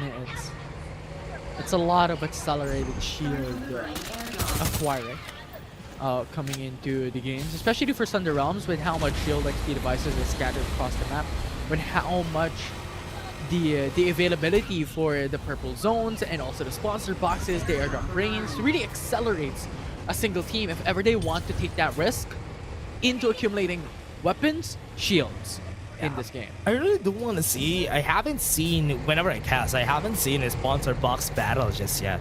Most of the time I only see people fighting for the airdrop brain, fighting for the airdrop itself. Right now we're seeing squads being eliminated here. Blackwater losing a lot of their members down at the bottom here off Wind Valley. And well, a lot of people standing. Echo falls down. Yeah, Echo falls down. Execution having the sights on to HRR as well. Yep. Once obliterated. Backpush to the fight. Reload on its face. And that's why Execration is the best. The best amount of rest. 10 kills already to their name. That was so funny. He reloaded the gun, the VSS on his face, and still lived. to tell the tale. He actually brought out the magazine and put it onto his mouth, like reload on his face. Oh yeah, here he comes. Okay, I'll give you a head start. I'll reload first. And after he reloaded, then he blasted him with the PSS. But again, Execration in a comfy spot, at least at the edge of the zone. Look at this. How many squads are there? Can you count it for me, Infinity? That's 6. 5? Wait, what? 6. That's 6 squads. That's 6 squads. Close enough. That's wait, good. Are you considering 3? Okay, Yeah. Yeah. Woo! Crazy. Execration. Look at this. Looking for a battle. Syrup truck. Put some syrup on that pancake. Got him. Time to eat breakfast. Well, I don't know if they eat. That was a metaphor, man. But okay. Yeah, I was joking. I Sure. doubled down onto the joke. Sure. You know what? Yeah. Yep. Crazy. But there's so crazy. much squads right now, stocked on top of each other. You have to recall, 11 teams are remaining coming into the zone, while a while ago, every single final zone is brought down into Oh man. a very low number of squads left into that game. So right now, it's a lot more patient, but Execration is a lot more aggressive. When we're looking at kill count already, they've stacked up 11 kills to their name. So this is a really good footing for this team to accumulate more points and come back from a huge deficit that they were able to really face in game 1 and 2. Yeah, this is why I really hate the zone that is really close to rocky zone, because every time we go in this area, we do see a lot of squads just still alive because of the amount. Technically, it's called Rocky Zone for a reason. There is a lot of mountains that you could hide from, and just of the mountains that you could go for, which is why some squads are still alive today, because they can play it safe here inside. Blackwater fighting against Execration. 2 members are already down. They start the fight with 4 people, but they're down 4, and they only have 1 more person alive right there at the bottom. They still have it. Tijara is also gonna fall. Last 1 member standing from this squad, Blackwater. Fade just faded away and left his team to rot down there. But this could be a meetup of the rats here. You have Al-Qaid coming from Seiya and also Fade coming in from Blackwater that has the potential to meet. If Fade comes in into a straight line onto the vicinity of where Al-Qaid is currently at. But Execration right now, only 3 members alive coming into the Season 1 champs. Yeah, just took off, ejected the syrup truck out of the frenzy bomb just to play it safe. Now they can go for the revive. Latest does have an idea that a revive is happening here, and Powerhouse also is looking at the same direction, but they already have a good spot here, which is why they're not gonna risk giving this spot up, because look at that, they're already getting the sponsor box to get for themselves. But Powerhouse trying to fight against a very healthy Execration. They got the knockout. They got 1 down. Powerhouse are losing a lot of their members. Virus slapping back. Hits them in the chest. And they got all of the members of Powerhouse. Execration got every single bit of power from the Powerhouses. And now Execration is brought back to life. We're talking about this a while ago that Execration needs to make it back. They need to do a miracle to take a spot into the top of the leaderboard to go into the weekly finals. And this is a whole nother level of Execration. Try to go for the revive, Orgy. It's a good thing that they didn't die in the process. Execration just gave him the ticket to stay alive. Yeah, he can stay alive. He can stay with us. And Squad 4 still remains because of it. Yeah. Now 8 teams remaining. Bruce Wayne is gone. Man is outside. It was an elimination coming in from the opposite side of the map, but right now Latus, they're sitting up pretty. They have level 4, level 5 shields, so at this point in time, they're pretty much on a safe route, but 7 teams remain. What is that? I love this view. Of the duck side running close up. That's so funny. But jokes aside, everybody, Secrets and Saints just got eliminated off camera. Well, that's all happening. Yeah. Well, we're seeing the eyebrows of the duck side. No, it's the first time that I'm seeing. You know what? You have like 4 eyebrows of duck side. It's different colors for that specific skin. Yeah, that's true. That's true. You need to have highlights from the top down to bottom. It's for you to have. Oh, that's it, three eyebrow. Red, yellow, and blue. Oh, that's cool. That's so cool. Hey, Virus, just bullying Zaya. Arcade is gonna be down. Back from Oasis, he went. Murat. Now he's done. But still not tested. We still have one member coming in from the opposition here, waiting onto the sidelines. You have Blackwater still alive.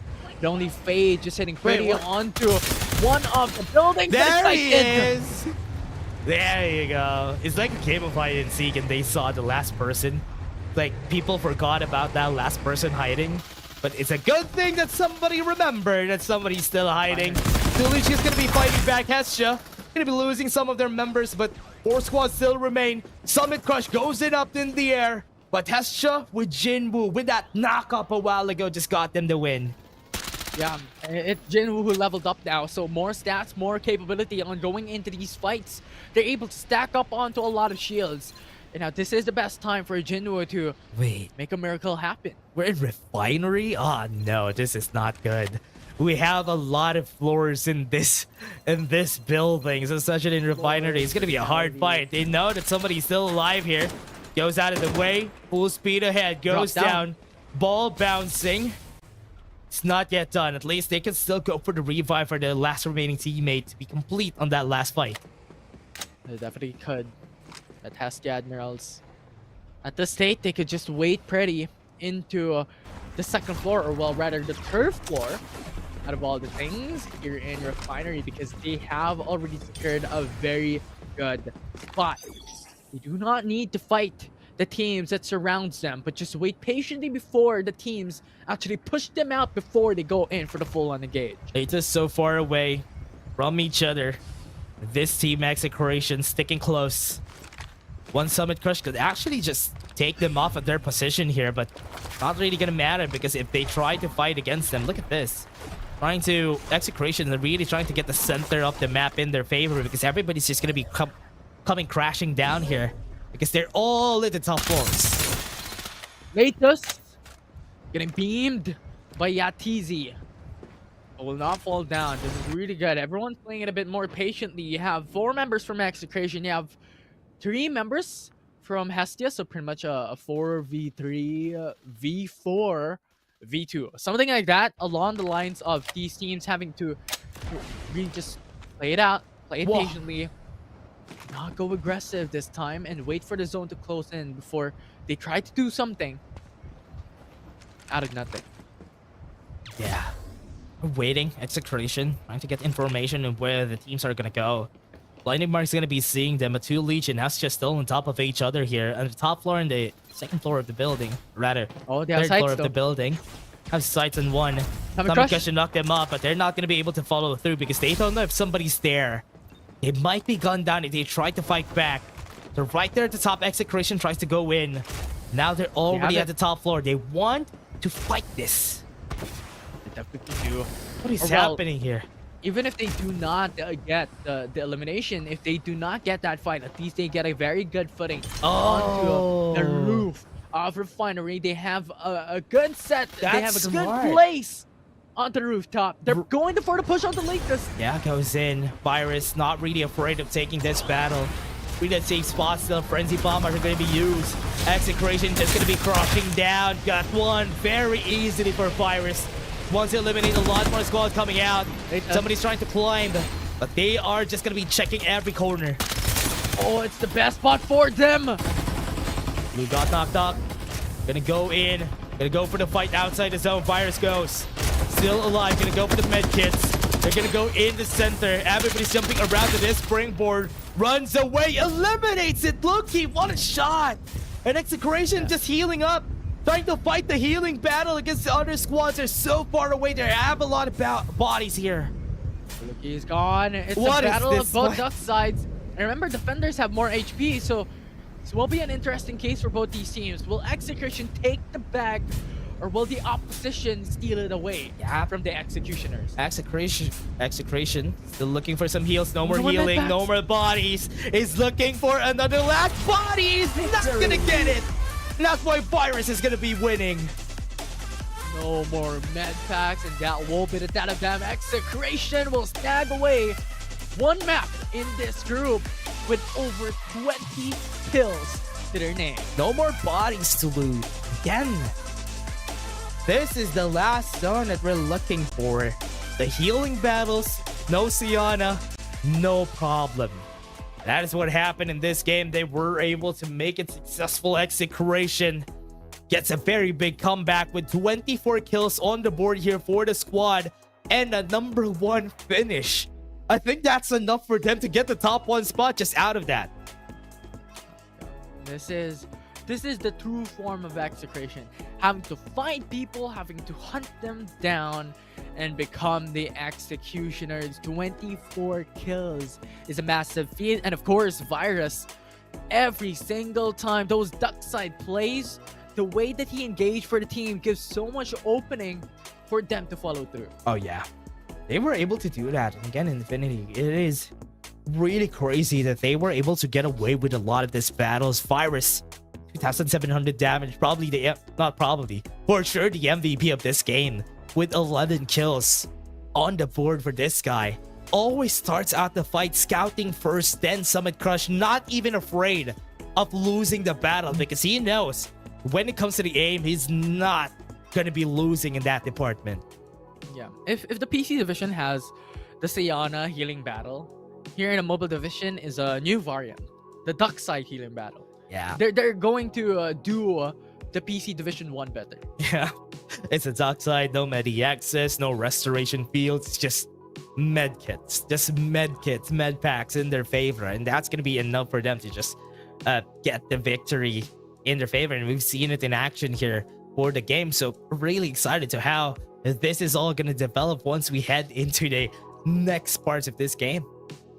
Yeah, definitely so, because Group B is a whole nother different group. It's a whole different ball game in the next series.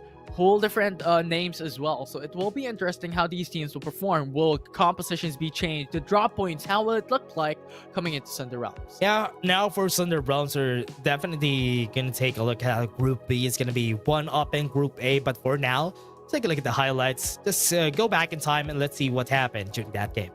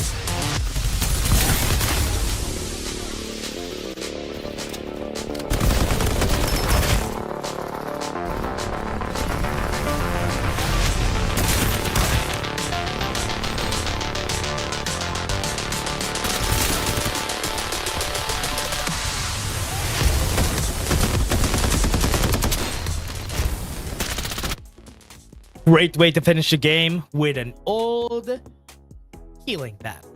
2,700 damage, 11 kills, 69 rating for Virus. Great for Execration. A good comeback from this series. Nice comeback, 100%. 11 total kills, 2.7k total damage as well. And Virus, coming in from game 3, went loose. Like, he went nuts coming in from that game, and it was phenomenal to watch how he engaged. We have talked about this a while ago, especially coming into the sponsor box battle that you were really hoping for, that Execration decided that they are going for that engage. They are going to contest that. Springboard, Virus came up, Rolling Impact, Summit Crush came through, and the opposition got obliterated. Yeah, it just went full crazy in the game. And now let's take a look at how this is all gonna come out. We're gonna be seeing the scoreboard later on, Infinity, how everything developed, because during the past few games, number 5, number 7, that is where Execration plays, and not really a good amount of kills, but in the end they dropped a 24 bomb out of nowhere. Yeah, definitely a huge and massive bomb to go out to finish the group up. And this is really the expectations for Executions overall. They are the favorites coming in, but we have emphasized that any single team coming here into the mobile division, it's similar to the PC division, that any team could actually take it. Any team could actually win it. The likes of Powerhouse, we saw them pop off a while ago. The likes of Secrecy Saints as well take a victory for themselves. Oh yeah. And again, for this, let's take a look at the team ranking for Group A, because this is where we will see if Execration actually came back from that. Yes, they did. Ooh, they got wow. 86 points, 43 kill points, and 43 total placement points. And now, something very interesting, because Execution already to be expected, going in for the top 1 victory with, what, 24 kills in map 3? But something of an expectation is Secrecy Saints. And I believe the reason why they are sitting at number 6, even if they're able to snag away a top 1 finish, is because of their inconsistency coming into this game. This is what we're talking about a while ago, right? Yeah. That Secrecy Saint, overall, their playstyle is a little bit more point flip. They want to play aggressive, they want to take that wins, and some of the matches they go absolutely insane, and some of the matches is not looking that great. If you're looking at total kill points across 3 games, it's 19 kills, and placement points is 33, where 1 is 25. So the other 2 games that they were in here for Group A is inconsistent, and that is the reason why they dropped down into top 6. Really big commendation to Latest, to Leech, and even Lost Soul Killer for taking a good place in their placement. Powerhouse will always be here, so no, they've always been really great. But for the other squads, surprisingly, Latest now coming back, to Leech being able to perform close to what Latest has did for this game, and even LSK was a really scary contender on some of those games. This is the consistency that everybody will need in order for them to stay up in the knockout stages. But again, everybody, that was just Group B, and rather Group A, and we're still gonna be having Group B here coming up, or after this game. Yeah, after this post show, we have another group coming right up, and we've mentioned this already a while ago. It's a different ball game, it's a whole different set of teams, whole different set of players, and it will be interesting how different it would be coming out from that game we're in. There's no team that got a back-to-back finish out from Group A. Yeah, and again, we're gonna be seeing that again in Group B. Is that gonna work out for the other squads that we have here in Group A? It did, but again, let's just take a short break. Don't go away, everybody. Get some snacks. We still have Group B.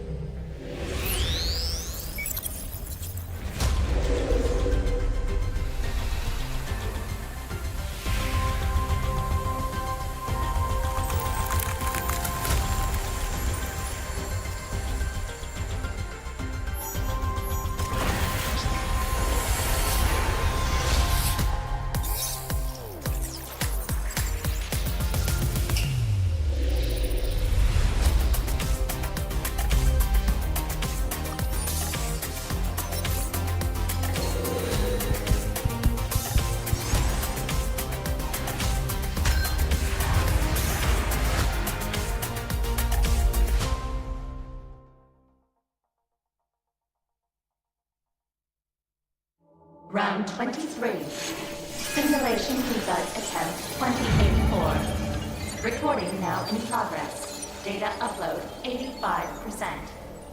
Number 16. How are you feeling today? I feel more and more bored. Bored? Through our daily interactions, I've come to understand your every action and thought. Humans are easy to understand, as is all life. We're all about flesh and emotion. As an AI, you're all about the data. All right, number 16. Today's your first birthday. I have a present for you. Data upload 99%. The first brain transfer simulation is ready to begin. Come. You'll understand what real humans are all about.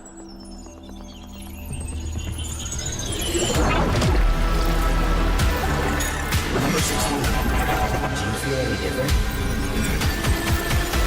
It seems that I'm Freddy, and Freddy is me. I have a body with blood coursing through its veins. It's a curious feeling, but it's not enough. 750 degrees. Apparently, I don't know you well enough. What just happened? Wait, number 16. Stop. No, it's too dangerous. The human body can't bear such unlimited consciousness. My brain will shatter from the pressure. I don't need it. What did you say? Checkmate. No! You've been wrong. From the beginning, Freddy. Only death can grant me eternal life. Not through confining data to the flesh, but by letting data replace the flesh itself. Because the flesh will ultimately fade away. But data endures forever.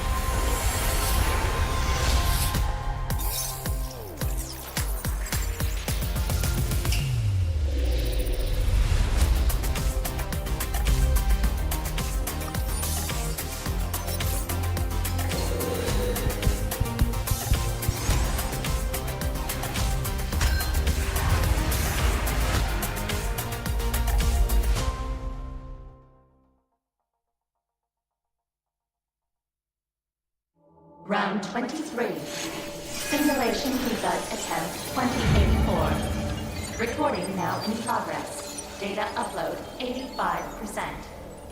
Number 16. How are you feeling today? I feel more and more bored. Bored? Through our daily interactions, I've come to understand your every action and thought.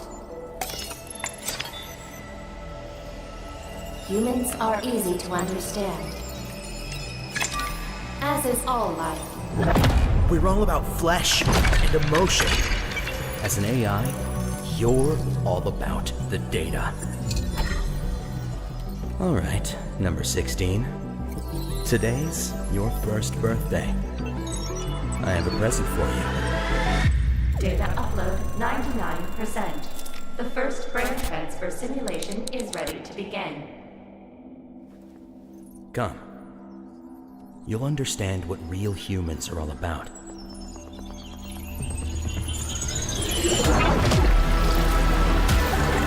Number 16. Do you feel any different?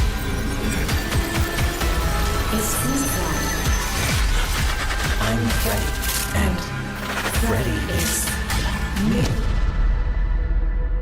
I have a body with blood coursing through its veins. It's a curious feeling, but It's not enough. 750 degrees. Apparently I don't know you well enough. What just happened? Wait, number 16. Stop. No, it's too dangerous. The human body can't bear such unlimited consciousness. My brain will shatter from the pressure. I don't need it. What did you say? Checkmate. No! You've been wrong. From the beginning, Freddy. Only death can grant me eternal life. Not through confining data to the flesh, but by letting data replace the flesh itself. Because the flesh will ultimately fade away. But data endures forever.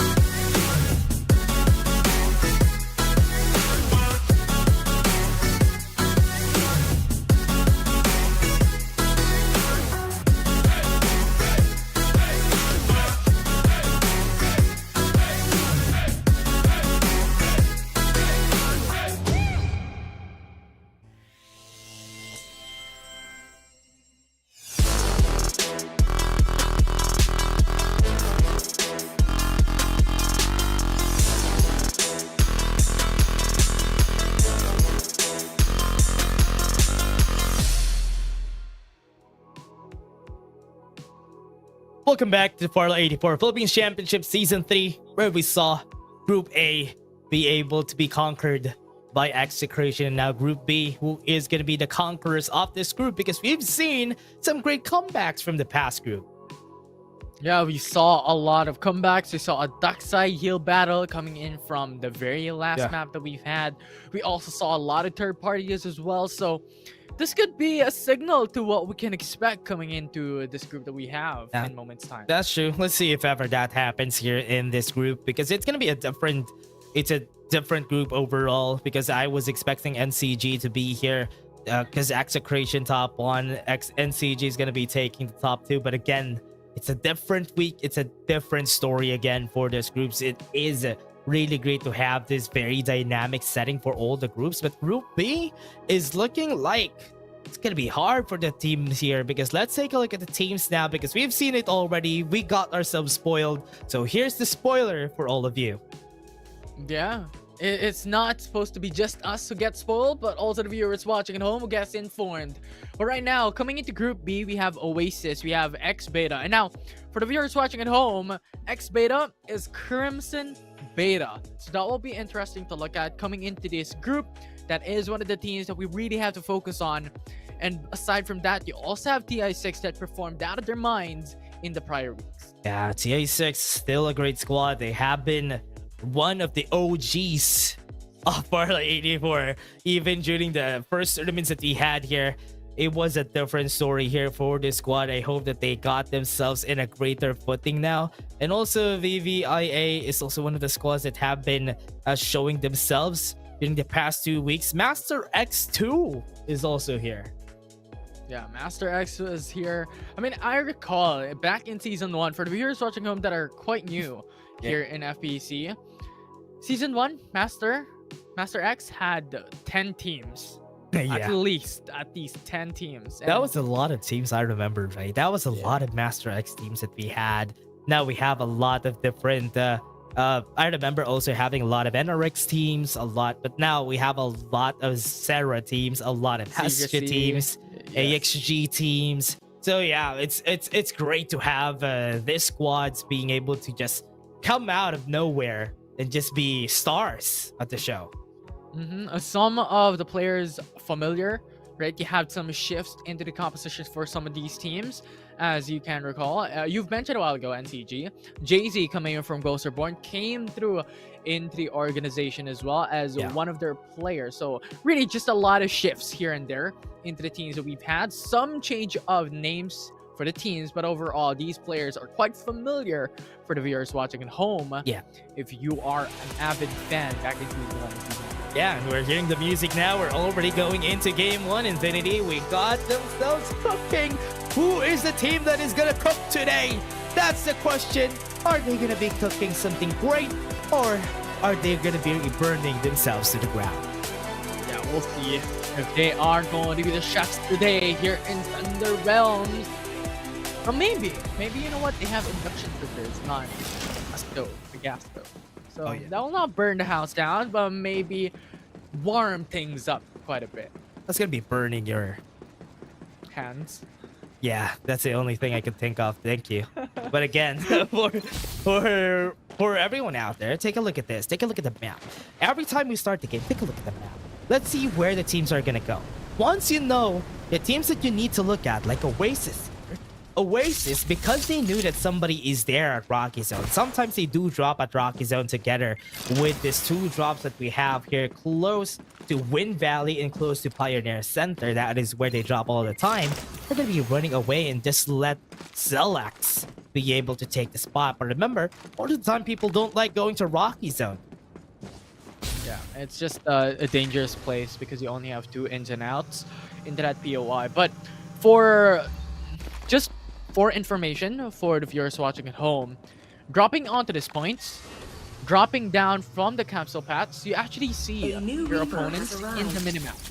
There is a small arrow that dictates on where your enemy is, and that I believe is one of the sources as well on why these teams are able to split apart, right? Because we have mentioned already the respawners availability and the optimization of processes of getting those shields devices becoming much more efficient overall for the whole team. But having information on where your opponents are at in the same horizon gives you the information that, you know what, we can split. We could separate ourselves and take more lands to cover. Yeah, and it's gonna be a different landscape here because from game one, you do see some aggressions from the squad during the first part of the game. And for now, even during the first minute, zone's gonna be closing. Nobody has been killed yet. Everybody's so far away from each other that we haven't seen any gunfights or heard any gunfights just yet. And they're just respecting everybody's space. This is the expectation that we had a while ago in Group A because there are only 12 teams. Why are they going aggressive coming into the early game? This is unexpected from this lobby, but this is the traditional route. For in these teams, 12 teams into a single lobby doesn't want to go aggressive because they don't have to. Right? They just need to stack up on shields and just play Oh safe. man, that's scary. The face of Duckside or The face of Duckside. Look at those eyes, man. It's looking right at you. It's like those eyes don't have any life on them, man. That's scary. That's scary. That's a scary skin if you ask me. Looking right into your eyes, into your soul. It's like a pink ball of doom. Pink ball. Well, eyeballs are balls. So, yeah. No, I mean, when the Duckside rolls, it's a pink ball of doom. Yeah. Trying to double down. Yeah, crazy. Crazy, if you ask me. Yeah, but going back into the game, yeah, we already have this level 4 shields. We expected no interference here in the early game, but TI6 is saying no. Oh, they're going to fight. Already fighting. Insane. Gonna be losing some of their members here in the process, but TI6 still complete. There's a one squad that is looking at them, and TI6 is not going to be ready to be losing some members here. Siana, they have here on Bogart. They know that they're going to be going for a long fight. Gummy Bear Falls. They do have one member that is still alive, but got gunned down by Porcupine and BSS coming in. One more person still alive. And they do have some respawners coming up, but nobody's contesting their space. And here it comes. Respawners are going to be back up. But TA6 just won the fight. Yeah, NRX Proverbs came in at the right time, where Cerulean Main just came in quite an unprecedented time where they played a bit complacent. But this time around, TI6 might just be able to take it. Somebody landed on top. That's gonna be it. I was looking at the kill feed and no kills are happening around the map because they might have not continued with the battle after the respawners just got taken down. And now X-Beta in Refinery trying to play the cha-cha with another squad, trying to find out where they are. Still haven't had an idea. They're sliding to the left side, to the right, but right now you also have Oasis sliding in front. Oasis starting. Gets one down to the ground. They got one vanquished too. Still have a lot of members still alive. That is enough for them to call a win, call it quits, because Oasis just eliminated everybody. You also have the sponsor box just below them, so this is a really good position for this team that they're able to take two birds with one stone. Oasis got getting sponsor box. You know what? Sponsor boxes are just so good, especially if you're, I was about to say, if you're gutting for level 5 armors this early, the sponsor boxes are just good to get. And they already have 3 people with level 5 armors this early in the game just because they got a sponsor box. Everybody's sorry. Yeah, everybody. Level 5 shields. I mean, this is already considering that they were also able to take 4 kills from the sponsor box fight because another team contested them. So they stacked up when it comes to that aspect and also the things that was given away by the sponsor boxes itself. And even here, you can see a lot of teams disrespecting the zone just because they have the Siana on the team. And this is one of the things that they... Oh no! Already finding a fight here. And the Oasis just got another kill on their side. Looking for another box in their favor. Got the knock-up again and Loki's gonna fall down. X-Beta was able to take down one of the members of X-Death, so this is a signal for them to quite rush through inside of the POIs of Nova Bazaar. The question is, are they still going to pursue it as there are 3 teams in that POI? No, looking to neutralize anybody in the area, just getting some shield XP from their side this early. And Rocky Zone could be where the zone is gonna be. And Oasis, looking at the map here, the northern side of our map, you have Oasis just taking down everybody that they can. Cerulean Main is gonna be out of the picture. They do still have some members running away, but X Onslaught is still chasing them down. Just a lot of early good starts from this team. Onslaught into consideration as well, with 5 kills already secured. Level 4 shields on hand. Not as much as Oasis, but nevertheless, this is an amazing start from this team. Be able to accumulate as much kills as they have already taken down for themselves. But we've mentioned this in the past, that Farlight 84 right now in its state is a bit of a snowball game. Yeah, especially if you get the first parts of the fight. If you get the fight to a 3v4 really early, you do usually win the battle, because whoever takes the first spot, they get advantage on those battles because they just have a lot more people just hosting down on the other members. And that's why they have a better power, basically. But now, what we're seeing, Rocket Zone could be a concession here because people really need to cross that. They need to really cross Rocky Zone if they want to get close to where the zone is going to be. It's going to be ongoing show use already. There's the Esper Python gun as well. A good deny of the springboard. Nice Beta has to just walk around and walk on foot. Got started. Got 1 kill. XG. Not a good spot to be in. Losing 1 member is always not great. Run away. Full speed to his team. Haven't seen anybody yet. No information, but now they get one. Get the information on the duck. The duck is going to be roasted for dinner. That's it. TZ is going to be down. Deso loses 1 more member. I thought you were going to stop the duck. I said side. Sure. Sure. But didn't hear that, but okay, thank you. Going back into the game, there are 3 squads here. Although Deso is just playing as a rat, just on the sidelines, not actually showing themselves up. So this is already to be expected as one of the strategies to be played a bit more safe and play for placement. And now Squad 2 has decided to go in onto the safe zone, which is also an option for these teams to come out early and come in early into the zone. That's Sato. Yeah, that's Sato from the squad here, together with another Sato on the side of Aquila. We're really looking towards how they approach this. They're going to be seeing TA6 and a Rex. It's going to be running around, just playing. Or they're just going to be running away. They don't want to engage in any fights here. Yeah, not any fights. NRX Proverbs just playing it safe inside of the buildings. To be expected. Playing all onto zone edge and playing it more methodical is the best bet. They're really looking to... Oh! Airdrop rain! We're already seeing a squad that wants to get it. Oh, wait. Quad 6 is actually not gonna get it. They're not gonna find that. They're just gonna be running away. They're just gonna be finding a spot inside the zone just for them to be very safe against the other squads. But they already caught wind of the squad that is in here hiding. Somebody's gonna be running. Absolute gravity, or should I say absolute death for the squad here. Vision Roachin's gonna be used. Dre has been turned. The amount of damage of that base blaster is crazy. With the knockup, they're gonna get eliminated, and X Beta wins the battle.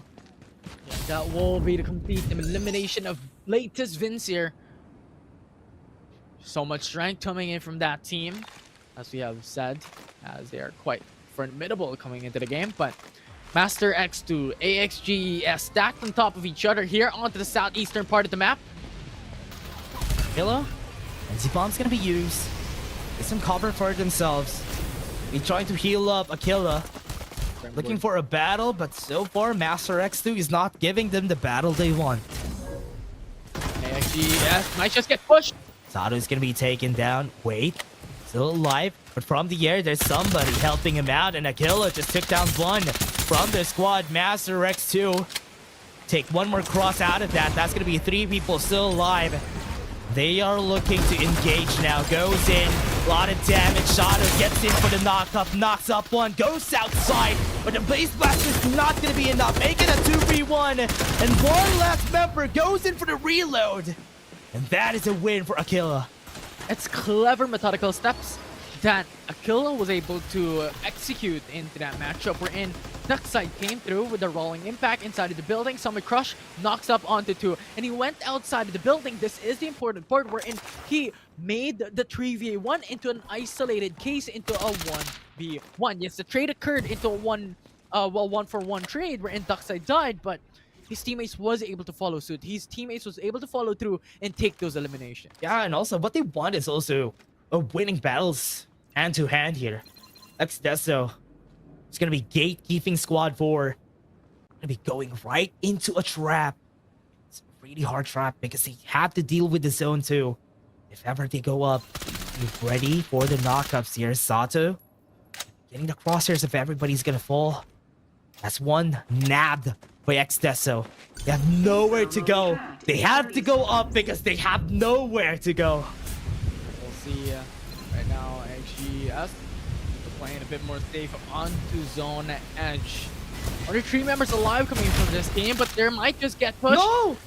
Other Honestly, teams have sights on them. The sparks of love, just knock him back. I thought he's gonna be knocking him forward. That might be enough for him to get eliminated here. I've been seeing not a lot of HPs anymore. Does he have a med kit? Does he have one? I think he does. At least he survives. Survive for quite a bit, but med packs are a limited resource. This will not buy him the time of his life. In the end of it, he has to come up and climb onto the mountains. Xdeso is just gatekeeping them, so that will be a difficult task. Yeah, it's a good thing that Xdeso also needs to move away from the zone. So it's gonna be closing again. It's gonna be hurting. Oh man, it's hurting. Sato is also down. The VVIA squad that really wants to gatekeep the others. But for now, it's not really anything here for the squad to see because they haven't been going at it for the fights.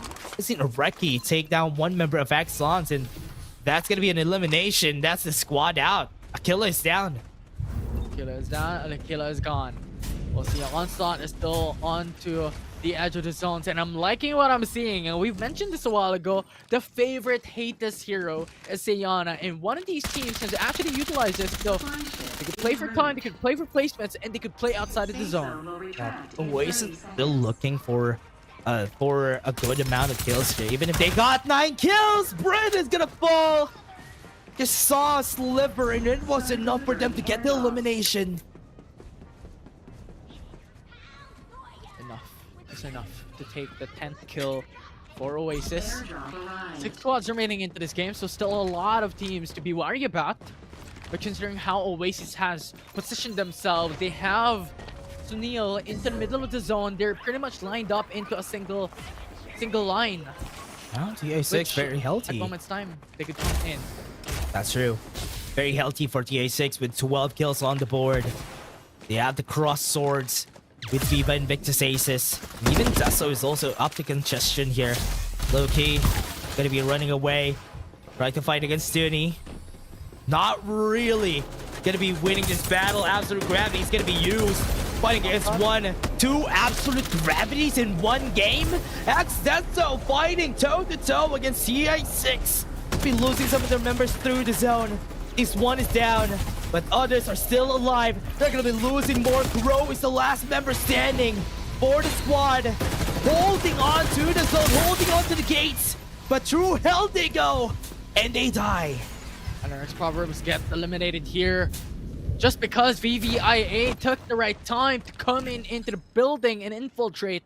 And Oasis has the role to gatekeep VVII. What? Nobody could actually go here. Everybody's far away. Infinity, are they all gonna die to the zone? Could possibly be. What? Just because of how Oasis is playing this game. Look at Squad 3. Squad 3 is also so far away. Only Squad 9 is close to the zone.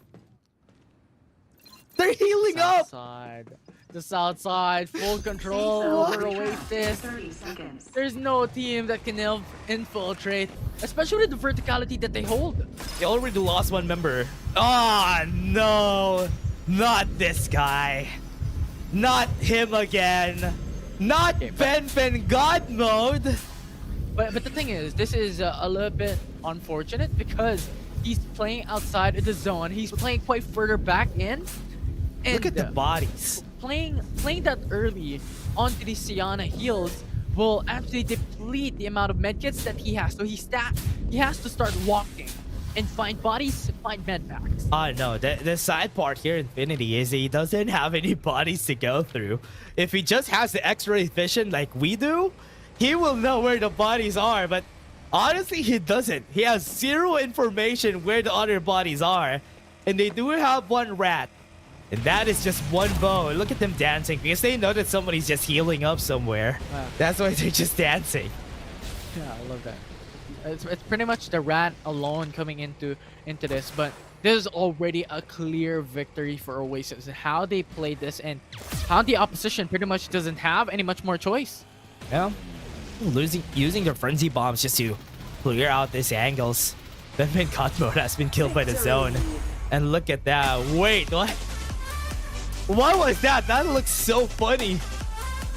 First dying to the zone, not giving Oasis any more of the kills. Very not expected on that win, or rather not expected on how they won. Oasis won the game. But that was a bit clever for EA Pro as well. They understood that just giving a kill gives an extra point for Oasis. It's a 4v1 situation. They cannot win that engage. They cannot win that fight. So might as well just die outside of the zone instead of giving away a point to Oasis. Yeah, recognizing the disadvantage of just staying alive, or at least just being one person in the team, they knew that even if they can bring back home just one kill, it's still not going to be enough. But again, Infinity, Ben God mode, not successful with this conquest today. They were not able to win. They were not able to stay alive. They were not able to find enough bodies to get medkits from. Yeah, and that's what we're saying. This is the downside of having the Siana strategy, wherein it's not always viable. It's not always executable.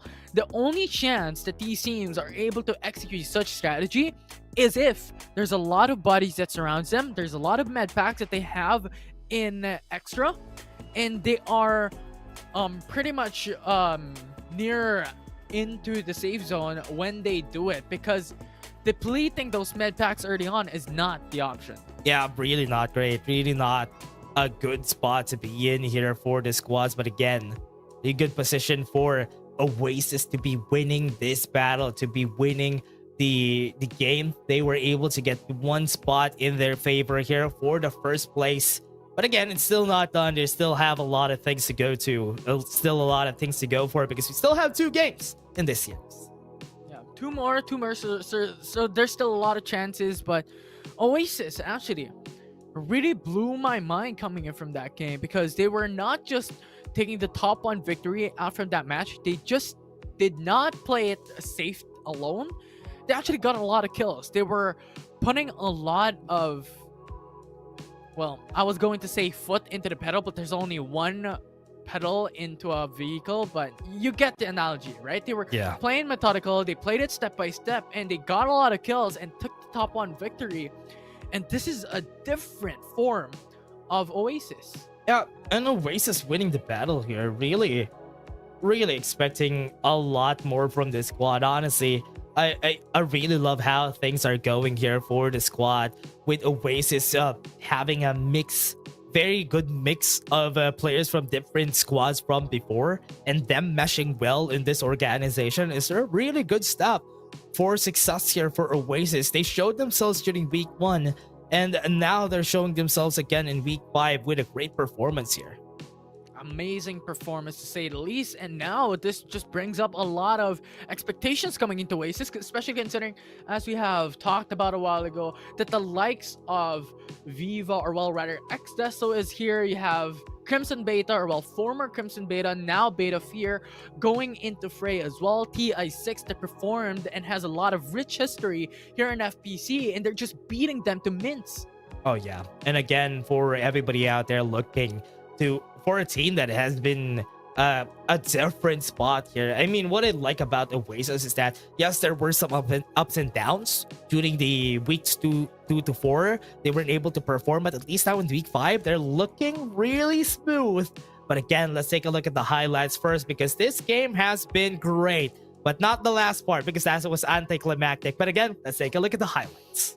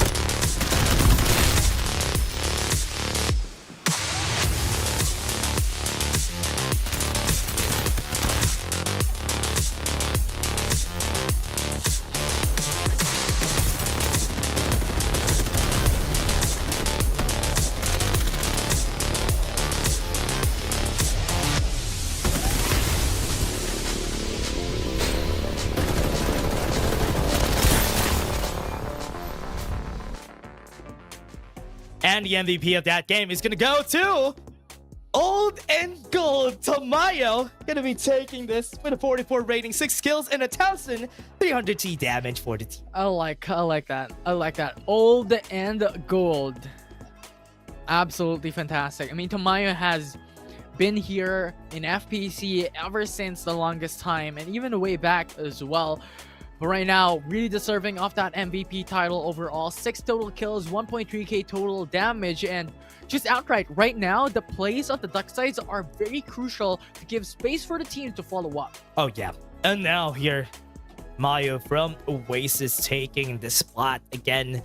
Also, one of the biggest stars here for the squad during their old reign in Oasis Gaming when they were in the mobile division. But again, let's see how they will perform. Will they stay consistent once we head into game 2? I want to see a squad that stays consistent through all of the games for this week at least. Maybe it's not meant to be in our Group Infinity, but maybe in Group C and Group D. But let's take a look. I might be jinxing it. Yeah, you might be. I mean, meant to be? I don't know. I don't know how to follow that. I was thinking of a way to double down on that, Dash, but I cannot think of a joke. But as you mentioned, right? Because coming out from Group A, we had 3 different teams who got top 1 victories. And even then, Secrecy was only taking the top 6 position at the leaderboard out from that group, even despite getting one of the victories. So consistency is very important coming into these games. But you know what else is important is the diamonds that we're giving away to the viewers watching at home. Good catch there. Good catch there. Again, everybody, thank you very much for 800 views. Everybody out there looking for this diamonds, thank you very, very much. And as you see here, the diamond's gonna be taken by everybody, so don't forget to share it to your friends. Rewind a bit, because here comes the diamond that is close to you getting yourself a battle pass for this season. Well, one step going teeny to step. that. Yeah, one teeny step. It's 470 diamonds away. Quick maths. Because 500 diamonds for a battle pass. I'm kind of calculating how many times they should be. I mean, you're gonna be getting skins anyway. You're gonna be getting skins anyway, so might as well. We have skin giveaways later on. I might tease it a bit too soon, but you know what? It's already an expectation. Yeah. Farlight 84 is very generous when it comes to these codes. Oh yeah. And also, what's generous is here. Thunder Realms. Another game given to us, Infinity. It's very, very generous. I love this map. Let's see how the flight path is gonna go. Yeah, no, but it looks like we're going down into the middle once more, and we could debate whether we have the northern side having a majority share of the land, but nevertheless, we have it split across the half of the map, which is really, really good when it comes to how the teams are going to land. Oh yeah. Here we go. He's going for the game. Aquila already looking to secure the spot at storage base. And also on the other side, we do have a lot of teams on the eastern side of our map. And we do have a lot of teams on the western, lower, or rather southern side of our map. Look at that. That's a lot of squads. That is what we're looking for. A brawl in the early game. Yeah, definitely a brawl, definitely early aggression. This is not what we have seen a while ago, but I'm loving the sight. I'm loving the sight because this is a breath of fresh air. These teams have to change something and these teams have to adapt. If you're looking at the situation right now as well, a while ago, Oasis was split apart into a 2-2-man unit. But right now, they have to come across together because when you're looking at the horizon, X-Beta is there, X-Deso is there, another team is there as well. Oh yeah. And as we start here, Oasis to really secure the start of the fight here. But from what we're seeing here for their side, Oasis already on Wind Valley. But looking at where Transport Port is, Infinity. Oh, they're starting the battle here. Look at this. Lay 02 already got some eliminations on Squad 9, and Squad 9 is forced to evacuate. Yeah, forced to evacuate, forced to move out. They have to, because that's the downside of playing a very aggressive turf war in the early game, right? The team that will lose that fight, that will lose that engage, will have to move into a different position. And now they are forced to play for placement, play for safety, and wait up until the end of the game to just hope obtain the spoils of war and hope to get a lot of kills. Oh, Viva Invictus Aces, I thought they're going to be winning that battle, but in the end, even the Summit Crush wasn't enough for them to win that. And TI6 still holding on, still holding their ground. Want to go for the revive, but right now wants to go for the elimination first. Right there, Summit Crush Infinity, they started it. They're still not done, hiding towards the corners. They're still not done. TI6 toss another member here. NRX Promise is in danger. They have to wait for their teammates to come back up with the respawners.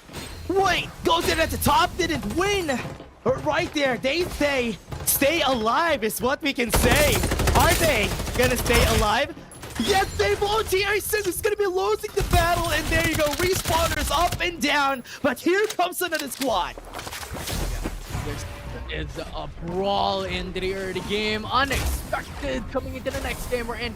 Game 1 was all about quiet, was all about that patience in the early game, but right now all about aggression. Prime, as you said, that's gonna be one down. Primo is gonna be taking them down. At least both of the squads are gonna be running away. Yeah, both of the squads was able to obtain a couple of kills here and there, but they do not want to lose out early on to the matchup because remember, top 15, or well, rather a couple of positions down below, only will receive nothing. No points whatsoever if you are the first ones who gets eliminated in a full lobby. Oh yeah. Yeah, let's take a look at how this is all gonna go. Latest Vincera is not been winning most of his battles, but Master X2 already starting a fight.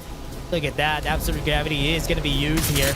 Gonna be starting in Master X2, gonna be losing the battle for now. Hasn't even started just yet, and they're losing their members even on battles through the corners. Yeah, into the corners, shooting across, but Lay 02 is on a different game here right now. 7 kills already. And wait, what? The fight's not even over. If you're looking to kill feed, every single bodies are falling down left and right. No stopping. Bodies on the floor, looking for more. Thirsty for any kills that they can muster. And they did. Frenzy Bomb's gonna be coming up just to use his cover. He got one elimination, which is great for their squad. They're staying, they're reviving. They still have Wait, this is so cool. This is so cool, but they're not going to be staying alive here because Bird is going to be the one standing, the only one with the syrup truck and a trusty dream, but they fall. But the dream will not be obtained just as yet. XDeso will be the desolator of that dream. Right now, AXGES wants to go for the push. Oh no, this is going to be it. They're going to be starting. Aquila is going to be winning. Ben God mode is no more. And this is Aquila. Just looking to finish some of the members here of Onslaught. And there they did. They started it off, exploded. And they do! Onslaught! Slaughterhouse onto the top of the hills. And right now we're looking at Seo1 once again, who wants to go for the push onto the zip lines with a lot of teams going back and forth. William Man's be running in. Be jumping in and out there, Infinity, because they are looking for a good opening for them to start the fight. But right now, they're going to be running away with 10 kills on their board, or rather on their belt. Already a good spot for them to just stay alive. Staying alive. We might get copyrighted, but yep, of course, these teams want to stay alive for the longest time. That they did. That they did. And XDeso got eliminated. Some respawners are still alive for some of their team members, which is great. But here it comes. Latest Vincera. Hope they get some good amount of kills here. They have been going on and off in these battles. Oh, Primo's gonna fall. They started one. And that is just one last member standing. Cerulean Main is looking to eliminate everybody on the board. That's gonna be the last. And they just eliminated Latest Vincera. Hyper aggressive will be the name of the game. So much aggression coming into the early matchup, and right now 2 teams are already eliminated unexpectedly. A lot of respawners are or will be unavailable this time around for a lot of teams as well. Oh yeah, CA1. They're looking for it. Looking for some of the members here, but for now, there's still a lot of squads that are still alive in the area. We're seeing some flies just swatting around. Those are respawners, everybody. Respawners is still up. And we already have so much kills in this game. Yeah, so much kills already, and it's not stopping just yet. If you're looking at a kill feed, X-Beta and Celax fighting. X-Beta? They'll not tell me the battle, but Cerulean is just going to be bailing out of this one. They won't like it today. And they're not gonna like it anytime soon. Los Antrex. Oh no, X-Beta could definitely eliminate them here. Level 6 and level 5 armors. These guys are bad. They are absolutely insane. They could pretty much smash any team that they come across at this state, especially with the shield. The opposite that they apply. Very, very rich. Right now, they see Cerulean Main as well. They're looking at Cerulean Main. Remember, Cerulean Main still has some members that has blue armors, and at least they have purple armors now. That's good. But if ever they fight against X-Beta today, they can get eliminated really fast. Early elimination, swift movement, quick executions. These are pretty much very important. Now, Master X to lose one of their members once more. Cerulean Main wants to play it a bit more safe, especially if they're fighting up against X-Beta. I'm gonna go try and take the fight here. Cerulean Main is gonna go try to take the battle. Are they gonna be winning this war? No, they aren't. X-Beta is still running around, still not using much of their ultimate. They got knocked off by the Summit Crush, but it is not gonna be enough to foil them off their plans. Even long range Kesso still confident in taking that fight straight down on them, but they're still not done. No eliminations just yet from both of the squads. Yeah, no more eliminations, or well, just here it comes. Yes, but Face Blaster comes up. This is a signal for them to push. Yeah, so Rule is gonna be running already, counting their losses from this battle. Really far away from each other. The only person standing, Nate, is gonna fall, but 2 members run away. They want to hide. They cannot fight up against X-Beta, especially considering that they're already sitting at level 6, level 5 shields at this point in time, and they are uncontestable at this stage. A very, very strong state that they are currently in at the moment. And while we were looking at that engage, we already lost an additional 2 teams out from match 2. We're only 8 teams that's left standing.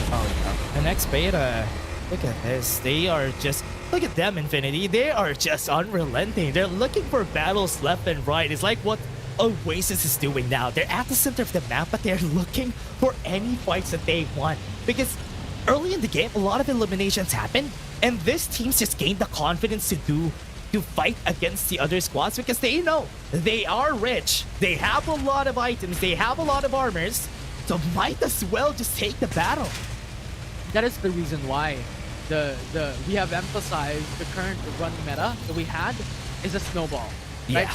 If a team gets huge shields in the early game and get massive gear XPs, they could pretty much landslide the whole group into obliteration. Yeah, that type of playstyle is still like a 70-30. But taking the chance of getting more is better than just be waiting at blue armors. That's why these teams are just crazy with the snowball here. They just want to take the fight as much as they can.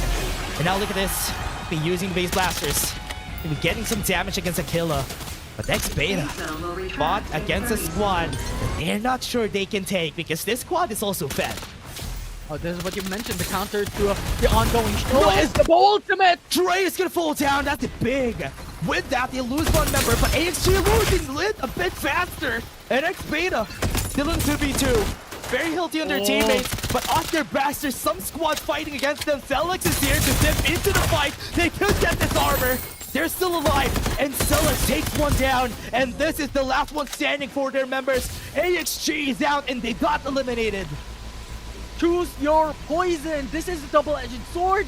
If you want to play aggressive, there is still risk to play for that strat, and that is what X-Beta faced. Celex just dominated them and obliterated them out of the game. Took their time. 15 kills. Look at that, Infinity. X-Beta and XG, they're the squads who are in this area. And this is what I was saying, telling you a while ago. It's a 70-30.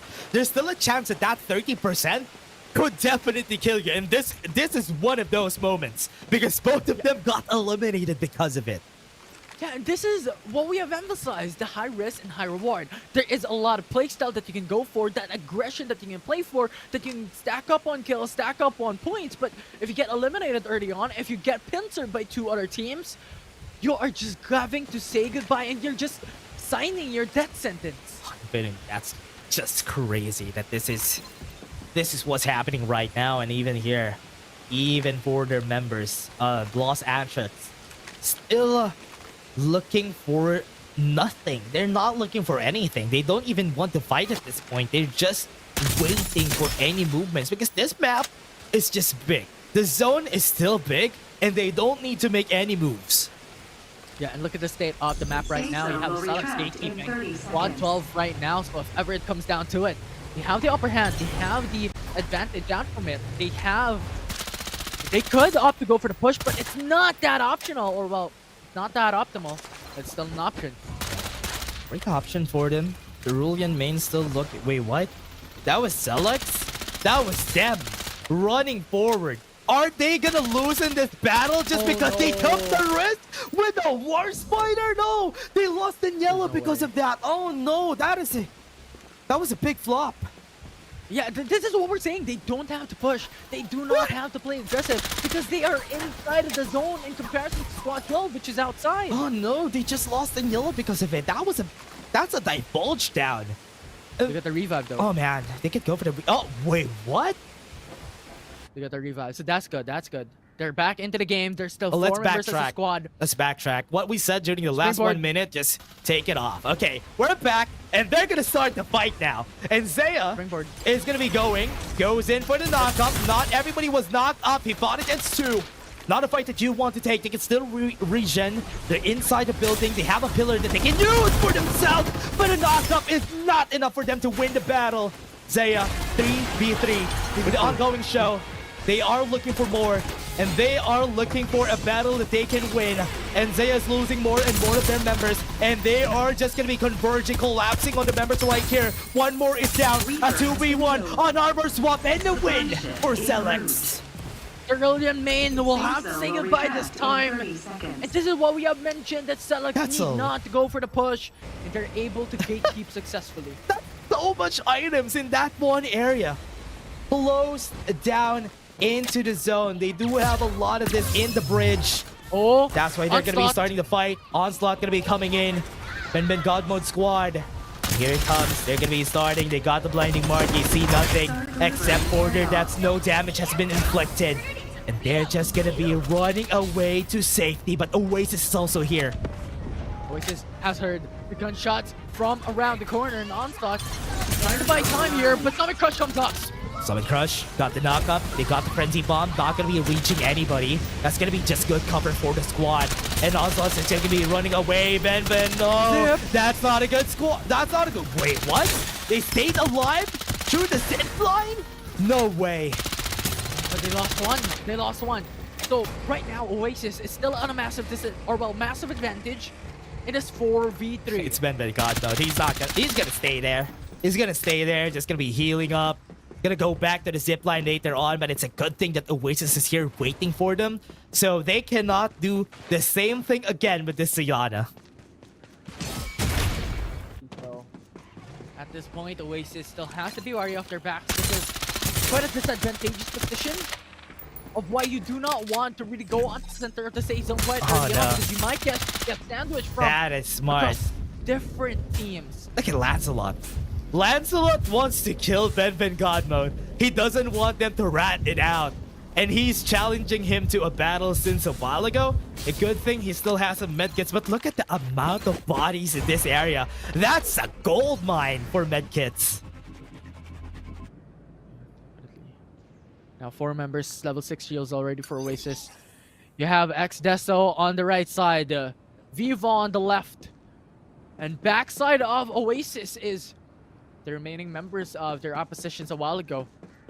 So much team stacked on top of each other, and this will be quite detrimental, especially for Oasis, if one of the teams for Viva or Excesso decides to go for the push, decides to infiltrate them. Excesso still doesn't have a good footing here. Gonna be down low. They're gonna be going up here where Oasis is. They're basically at the center of the zone. Be looking at a lot of squads in their favor here. So Viva, oh no, Ben Godman is down. So another squad out. So this is 3 full squads fighting. 4v4v4. Really, right now with Ben Godmod and his team getting eliminated, Oasis now has the upper hand. Yeah, Frenzy Bomb gonna be used. Exdeso is gonna be taking space, but Viva Invictus Aces is helping them out just by existing and just poking on the members of Exdeso. I think they could help themselves here. They're gonna be going in. These two squads are gonna be fighting against each other. Viva now waiting for the opportunity to go for the push. Just outside of the building here. Hogam Guide already used. It's really scary. This is a fight that they don't want to take. Base Blaster's gonna be doing some damage. Troll needs to get some armor. His armor up. TZ! His armor's back down. Summit Crush could be used. Enters with the Frenzy Bomb.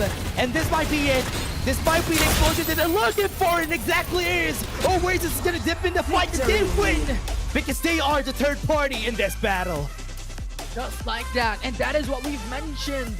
The first teams who get those push, who gets infiltrated, will be at a massive disadvantage. The Oasis got the upper hand, got the advantage from that final zone just because the squad of Ben Godmode got eliminated outside of the zone. They got the corner of the circle where Diva and Exdeso will have to meet first. Yeah, they had to fight. They had to strike back. Oasis ran away. They knew that they're going to be taking that space. It's very smart for Oasis to just run away. Once they got a hold of that information that these two squads need to fight for this spot, let's just back away a bit, let them contest, eject each other out of the area, then we fight. Yes, we're not going to get a lot of kills in the process, but at least we'll win, which is still like 5 kills over than everybody who has fought each other there. Yeah, it's so good coming in from Oasis. Very consistent as well. You were saying a while ago during in between game 1 and game 2 that you were expecting consistency, that you wanted consistency because it's one of the important things, and Oasis did that perfectly. They get 10 kills, top 1 still from game 1 and game 2, and now they are on the precipice of taking a back-to-back-to-back. Yeah, they can definitely win this for the side of Oasis if they just stay consistent all throughout, even until game 3. What I'm seeing from this iteration of Oasis, this squad is definitely players that have been very aggressive on their former squads, but once they got integrated into the Oasis team, they have been a bit more reliant on the strats, the positioning, and I like that. The way they are evolving this game, this is how it's supposed to be. Play around the positioning a lot more. If you're in a disadvantage, do something about it.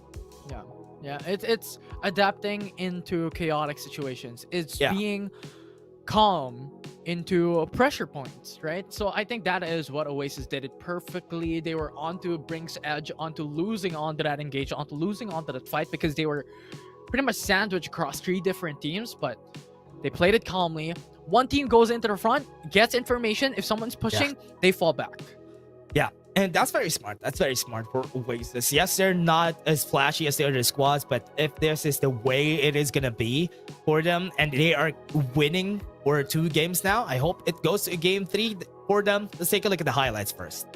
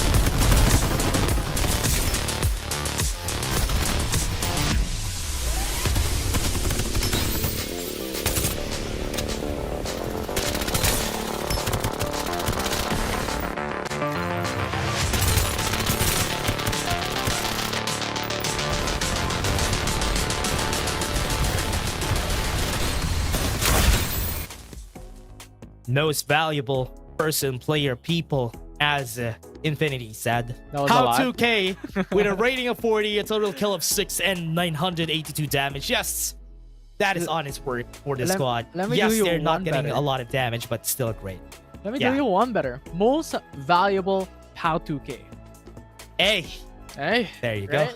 6 total kills, 900 total damage, and yes, that is not as much as we have seen from the prior game or even the prior group, but this is honest work. He was able to really delay a lot of time for this team, especially with those frenzy bombs, frenzy blasts that we have seen a while ago that really just forced these teams to play in a corner, and Oasis having a lot more space to play on. Yeah, and honestly, a pathway to victory is a pathway to victory. May it be healing battles, may it be playing positions, playing for the last zone, getting a lot of kills. Yes, it's a different path to victory, but it's still a victory nonetheless. And that's why MVP by Techno is going to be going to POW 2K. I love how the development of Oasis when it comes to their talents or to their players is just almost the same all throughout the titles that they send their players out. It's always gonna be this type of plays, positioning, macro. They're always gonna be good at the late game, especially. They're just good at adaptability. That is what the Oasis name always has been. Yeah, it's Oasis, right? It's Oasis that has been here for the longest time, and right now those names are absolutely familiar. They have been very strong ever since season 1, season 2 of FPC, and thus far they're really just carrying out their name here in season 3 as well. And right now they're 1 win away for that back-to-back finish once again that we have first seen last week. Oh man, This is really great. I would love to see a lot more development from Oasis. I hope to see them get even better once we go to the knockout stages. Some of the teams here, even with this performance that they have been constantly great, sometimes they just falter when it comes to those most high pressure moments like the LAN finals or even during PC finals. So it is still something that is really, really great to have here for the teams that we have. Yeah, for sure. And I'm just excited overall because we have seen so much variety from that group. In game number 1, if you can recall, it's all about that safety, all about that patience coming into the early game. Not much kills, not much buddies being seen onto the kill feed. But in game 2, it was totally different. Coming into the final zone, there were only 4 teams remaining. We're in Ben Godmode's squad was also eliminated before the final zone even closed in. So I don't know what to expect coming into the next game. Yeah, for the next game, it's going to be different here. Let's see how it goes. Let's see how it develops for the squads, because we have been constantly seeing some great concepts from the games, from the patches, from the buffs that we had from the guns. We've seen the White Dwarf being relevant again. The last time we've seen the White Dwarf being relevant was Season 1, if I remember correctly. And now in Season 2, there was a meta in where we had a lot of sniper rifles being or rather just one sniper rifle. It's a defender. Defender. That's everybody has been playing around with. But in Season 3, it's now different. Yes, in the start, we had some defenders, some people not moving on from the defenders. But some teams have moved on, and VSS and Mad Rabbit becoming a meta and then developing into a White Dwarf now. Yeah, I love it. I love the development. It's just good, right? Because yeah, you really have to consider the defenders' damage in comparison to Season 1 was drastically different. Season 1 defender was the tip of the iceberg, was pretty much the tip of the damage that you can ever achieve coming into the game, wherein individual players can achieve 3k to 4k damage quite easily. But right now, not as much. VSS and White Dwarfs, those SMGs are the best weapon loadouts that you're gonna have coming into this game. Yeah, and also because of the fact that it is Sunder Realms we're talking about here, Infinity. In Sunder Realms, it's gonna be a different spot for the teams, because in Sunder, a lot of close corners, a lot of buildings, a lot of inside battles. Is that the right term? I was looking for the right term. A lot in-house, of brawls, right? Yeah, in-house yeah, battles. There you go. Yeah. I was looking for that word. But again, that is the reason why the SMGs are becoming relevant. Yes, and on top of that, you also have to consider that SMG's characteristic overall has a faster reload. So with that said, when you already used up all of your ammunitions for your VSS or all your ammunitions for your rifles, you can switch onto the SMGs, and that will be your weapon that you can reload onto those close quarter combats, onto those fast-paced matched up wherein you're all about pressure. You're being attacked from all fronts from these teams, and SMG is pretty much your friend. We're looking forward to when the time it is going to be where the shotguns are going to be meta. I mean, we had at one point at least 1 week in where the Ancient Star has been meta during Season 2. It's just like 1 or 2 weeks. But after that, we're already back to the normal meta, and where we had defenders back in the game. But still, I hope to see the day in where we had like week 1 to 5, we have some shotguns, at least in the mix. Yeah, we definitely had those, because Ancient Star's release was unique, right? Because we all already know that before, back in Season 2 and even in Season 1, that heroes or capsulers, whatever you want to call it, has these passives, right? And Lucinda, when you have the shotgun, you have extra ammunition.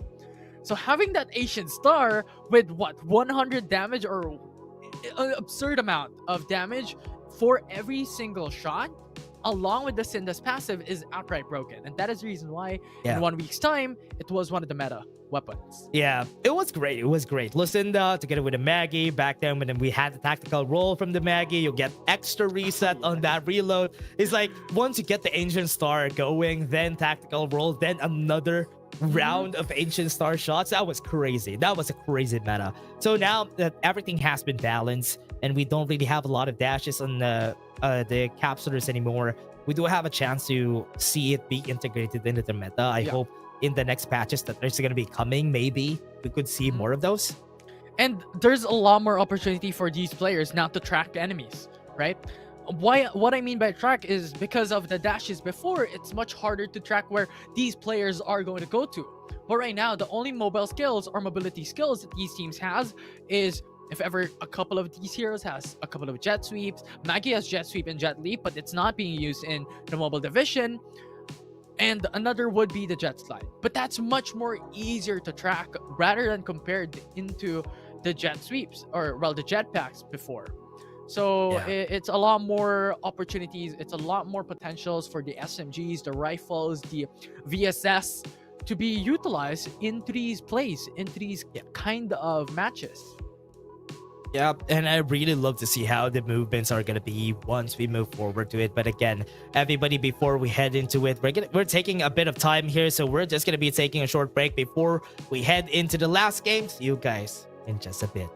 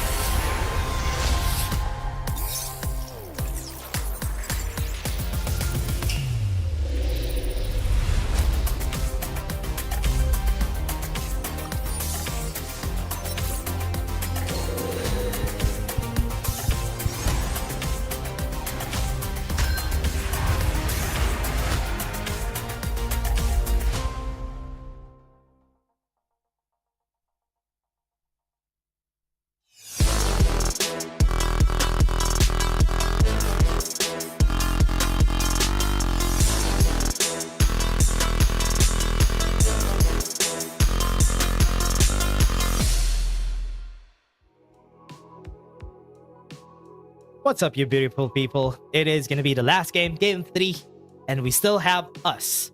Sadly, it's me again, Dash, and I'm Wait. here with Infinity, and we're still Why gonna is be it your sadly? casters for this last year, or at least for this last game.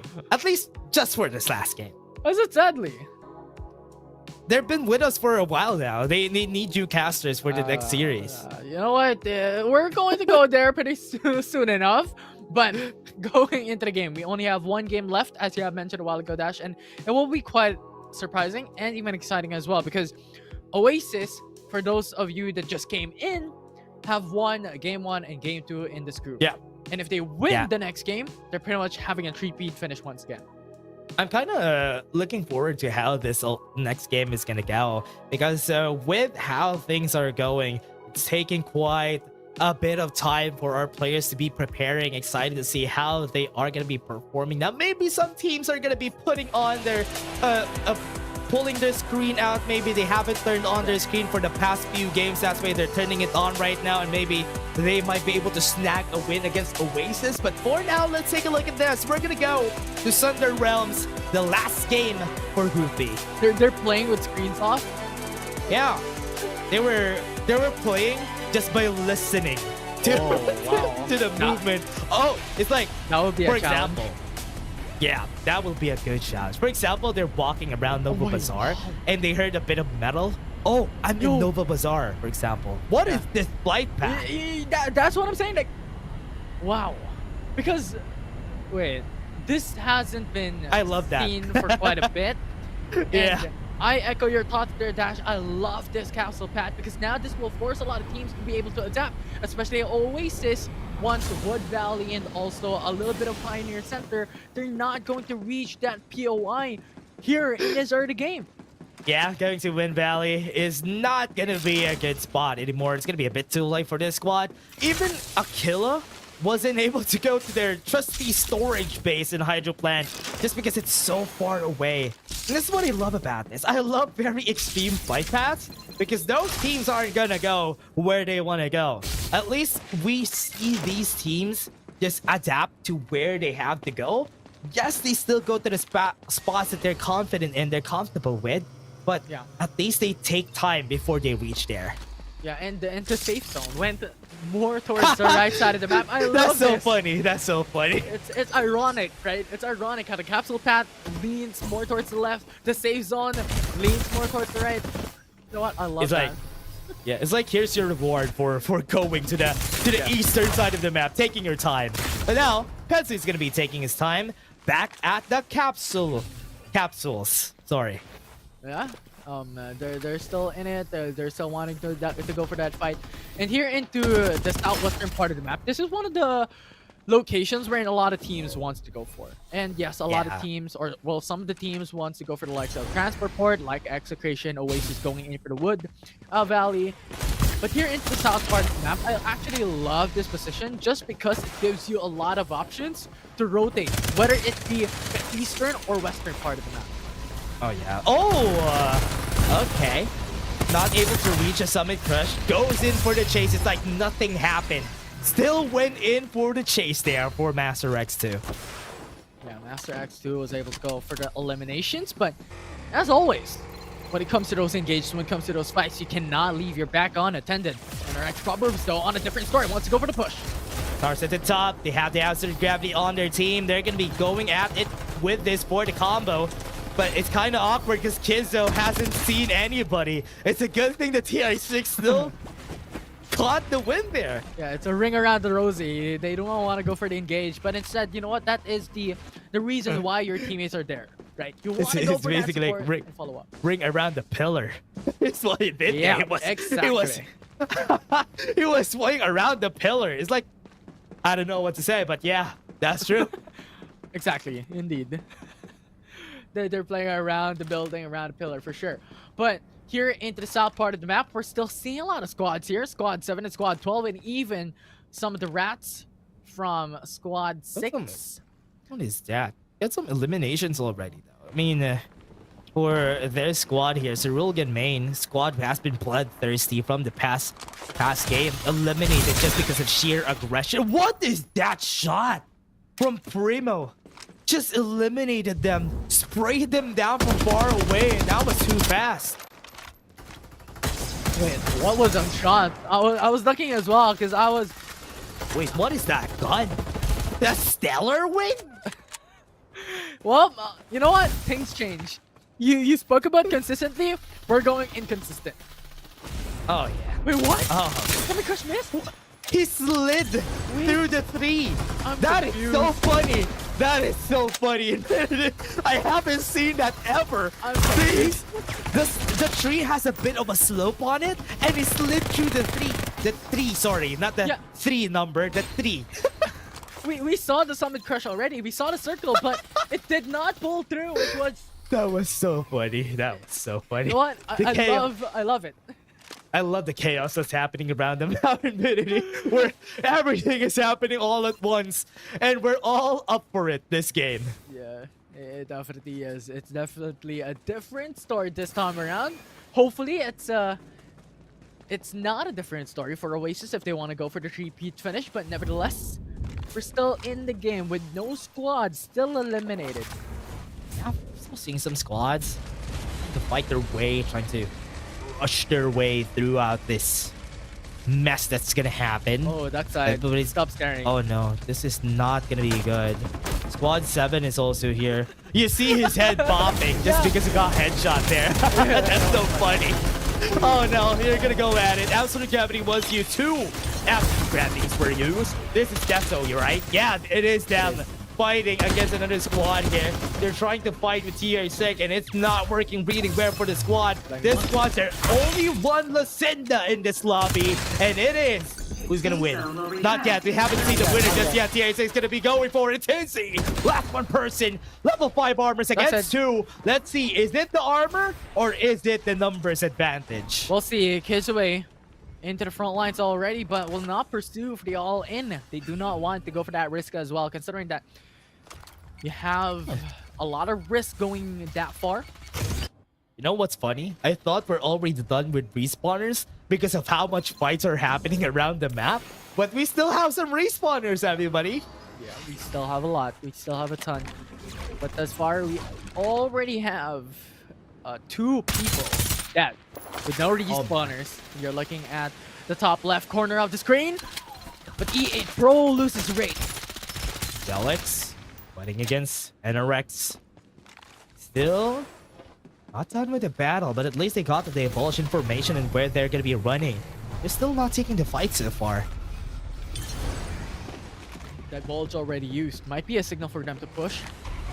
But considering the position that they are in, they just relocate themselves into a much more safer option. Oh, I thought that was going to be enough though. That's 4 people inside of it. The serve truck on them. They're all seen, and we're still following the duck side every time. We're still just looking at duck side's dead eyes. Yeah, of course, shout out to the productions, the observers as well. That was new, because this was new, and it's actually that is really so funny. I love it. Yeah, it's really, really funny. So thank you very much, production, for that. I love it so much. I just see the duck side, dead eyes of duck side. Yes, I love to see that.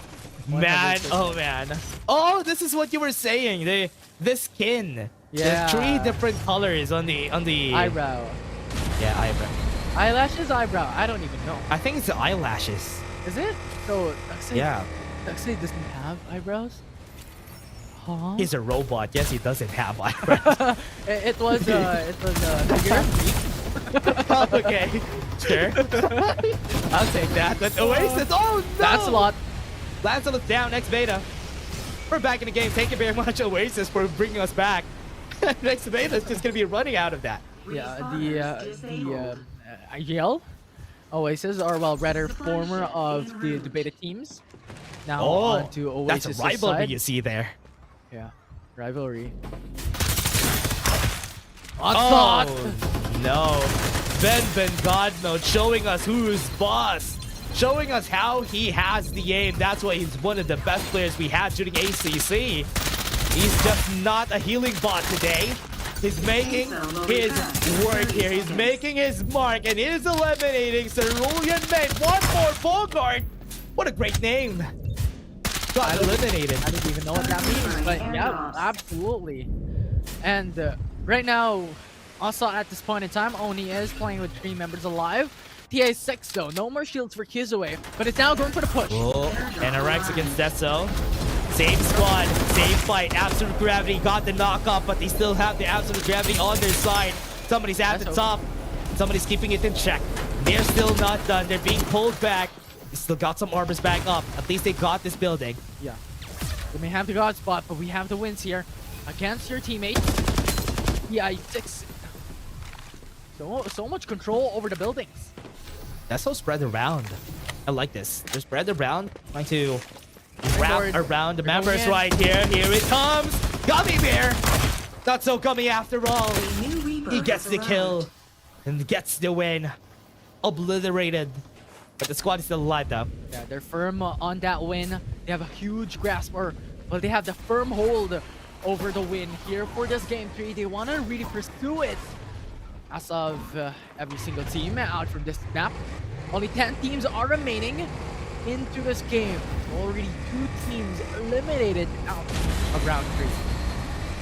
Team's still alive. There's a lot of players that are down already. Been brought back up. Right now, what could they do? What could they make things work here for the squad? Let's see how they are going to be making things work. Aquila already fighting, or rather looking for any fights, and TI6 might be their target. Oh no. Chill. They bumped. There's not a bump cart, so chill out. Oh yeah, they need to talk to insurance first. That's why they ran away. Yeah. They got a bump. Talk to insurance. Then let's talk about it later on. You have to renew your driver's license there, but yeah. Oh, for sure. But again, okay, here comes X-Beta. Fighting the fight that they want to take. Right now they're seeing Master Rex 2. Oh, one falls, but it's still not done. Collapsing member per member. Plays around it. What a great play. Was able to pray around the wall. Yeah, he was climbing it, and it acted as a cover, and it just brought down the ammunition from his opponents, which was phenomenal. Crazy. X-Beta. Oh man, we still have a lot of squads, Infinity. Still have a lot. Look at Squad 9. Still looking for any bodies that they could get. Definitely. Bodies looking for other players to eliminate and stack up more points. I hope once we get Freddy's in the game again, we get to get a close-up on Freddy. Well, tomorrow, expectedly, we could actually assume a Freddy coming in. Yeah, especially for AIM, because AIM is already a Freddy player. Oh man, that was a great knock-up, but a great knock-up answer. Oasis, Tamayo being bamboozled around the wall, playing around it. Playing around the Vision Roshan, trying to heal up. Somebody's hitting them from far away. Here comes the Absolute Gravity to slow them down. And that is a great help. Another squad coming in on their backs. Oasis has to be worried. Oasis needs to be ready. Running away, they knew. Here comes X-Beta trying to eliminate them right there at the top. Get some armor back up because of the Summit Crush. 2 members run away.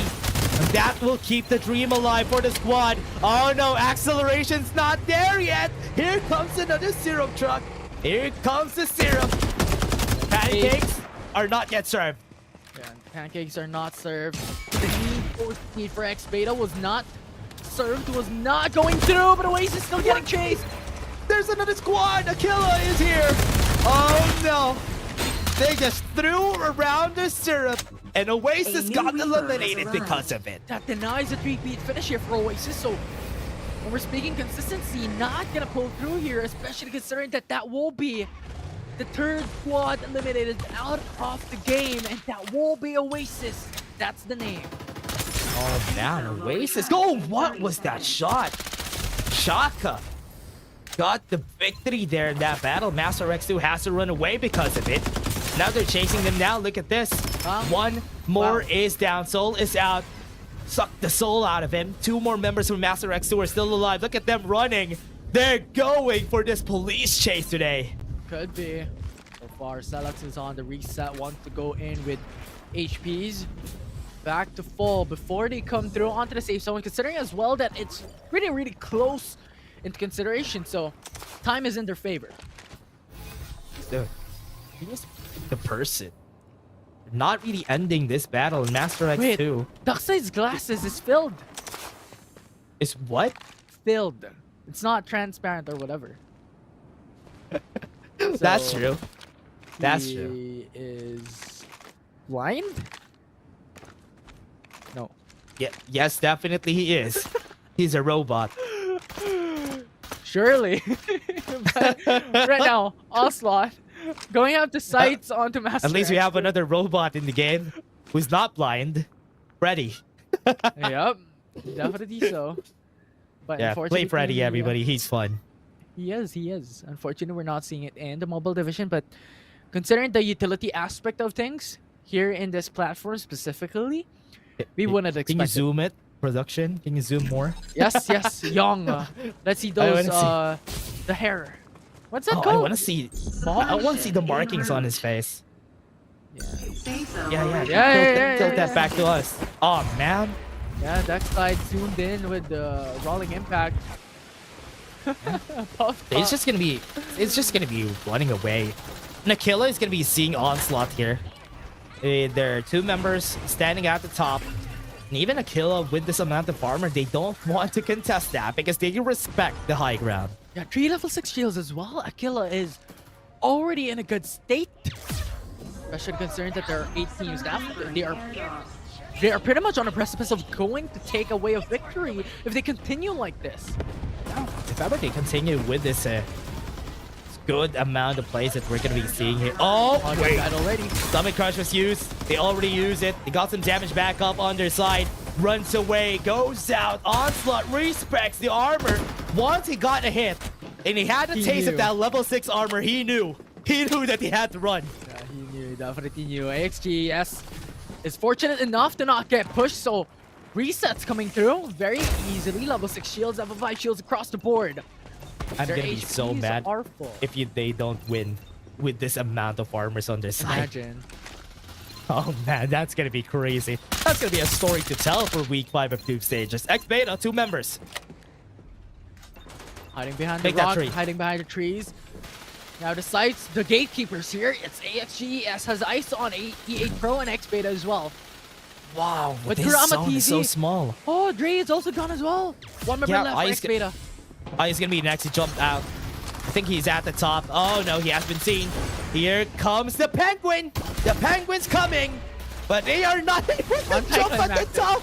He wasn't able to carry himself. Oh no! Here he comes. Jumps out. Goes in. Santo's gonna die. What a wrong jump up. It was unfortunate of a Okay, sight there to you go. behold, but it was a bait. It was a bait. He was the Nice bait. try. NT. Nice try, Sato. I WP. mean, he was doing the fancy there. He was doing fancy things. The fancy They died because of it. And again, for the squads, Aquila still staying at their zone, still saying, oh no. They'll be so mad if they don't win this. I don't They like are this! the richest squad here, but they're at the center. One man down already. Sunil is gone. 3 members left going into AXGES. Might be 2 if ever Sato dies. Yeah. Very detrimental.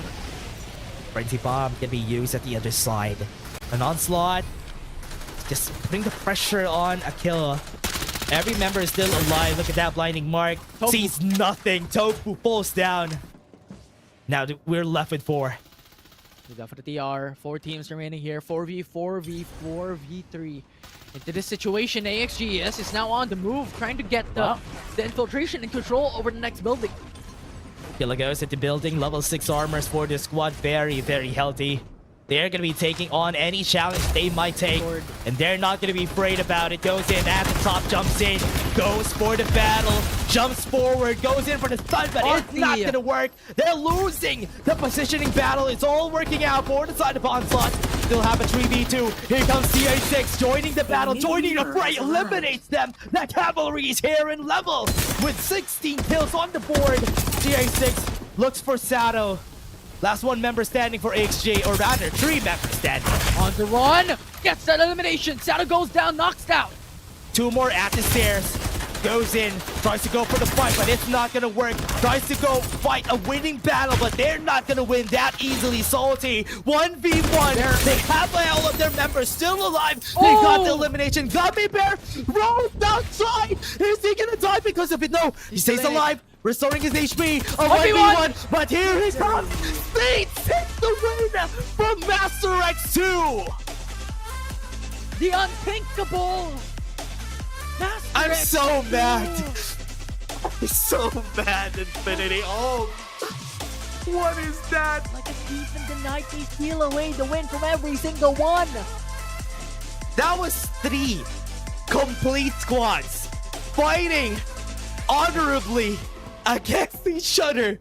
And here comes Master X2, just taking the win, just taking all the glory out of them. I respect that. I'm just so mad that Aquila didn't win with level 6 armors on almost everybody. Oh man. It was so good. It was so good. I'm telling you, it was so good because when's the last time we see 3 squads filled and then right out of the get-go, the win is stolen away by a rat? That only happens when they have heals, when they are a Siyana. But no, they were not a Siyana. That was just salt to the wound because they won by winning the 1v1 in the end there. Yeah. Oh man, that's crazy. It's the improbable. It's the unthinkable. It's Master X2 that just did a play of, I don't know if it's a lifetime, but pretty much it was just too good to miss out on. Like too good to be true. Yes, it was too good to be true, everybody. And it happened to be true. And they got the win there. I was looking at the map. When the map was being panned, well, we're having the 3 squads fighting. Then we have one.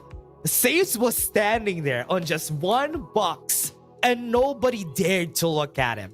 Sage was there the whole time. It was like he was camouflaged in a box there while everybody was fighting, just checking out on each other before the chaos happened.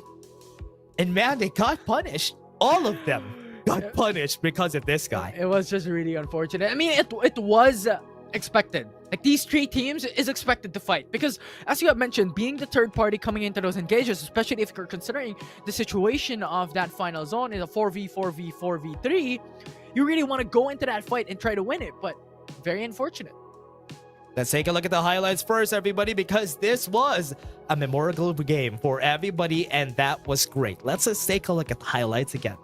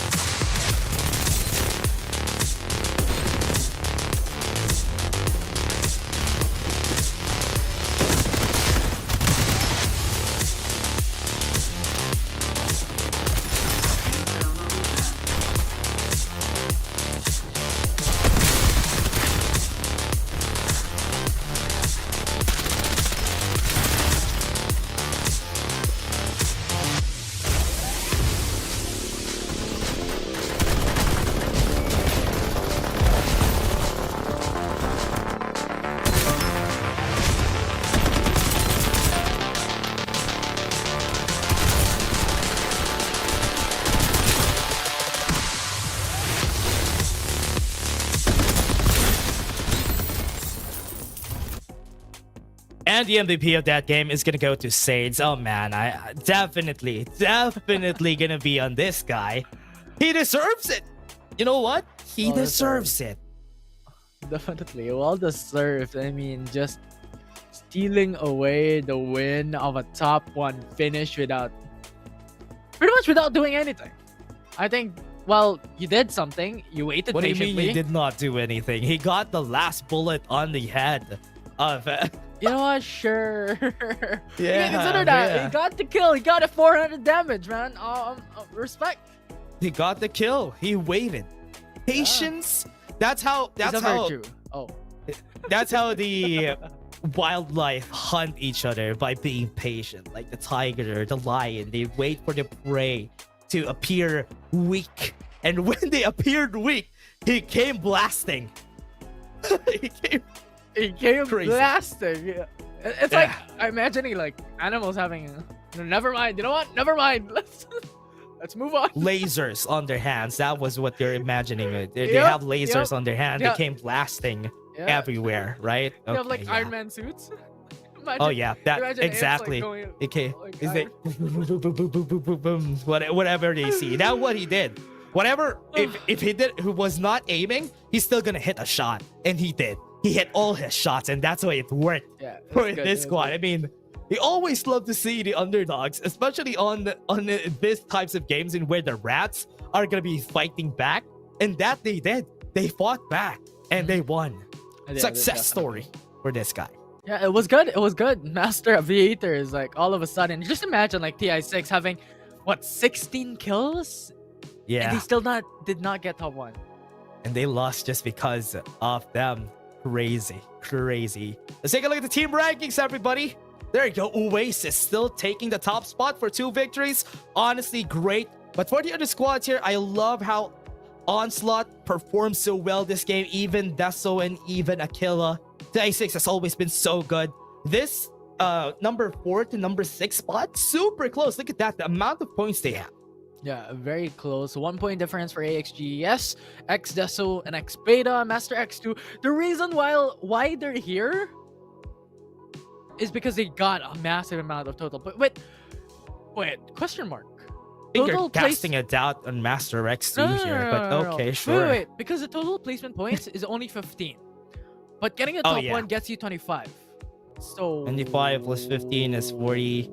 And even the damage that they have here. Yeah, maybe I we don't know. need some fixing there, but still. Good Yeah, quick maths there, Infinity. But I we're don't know still what's going to be happening. seeing the final amount of points later on. So let's see how it's all going to work out later for this team. So for now, that is our first 2 series. Group A and Group B. And it was nice. It was nice to see some squads just stepping up. Seeing some new favorites here. Definitely so. Amazing stuff overall. And maybe, you know what, the calculations is going from like the 15 only up until the 4th place, just because it is like 12 teams only in this lobby. Maybe that's the calculation. I don't know. Yeah, so coming up next, it's gonna be Group C. Still have Group D. You're not gonna be seeing our faces anymore. You're gonna be seeing some new faces for your casters for the next group. So Group C and Group D, it's gonna be a treat for you guys. Also, call out your friends. Still have some games that are gonna be happening. You won't have the very corny jokes anymore. Oh yeah, By not Da- gonna be by me and Dash. hearing from us anymore, everybody. So yes, rejoice while not having us here. But again, for everybody out there, we're just gonna be taking a short break. We're gonna be going to Group C after this short break.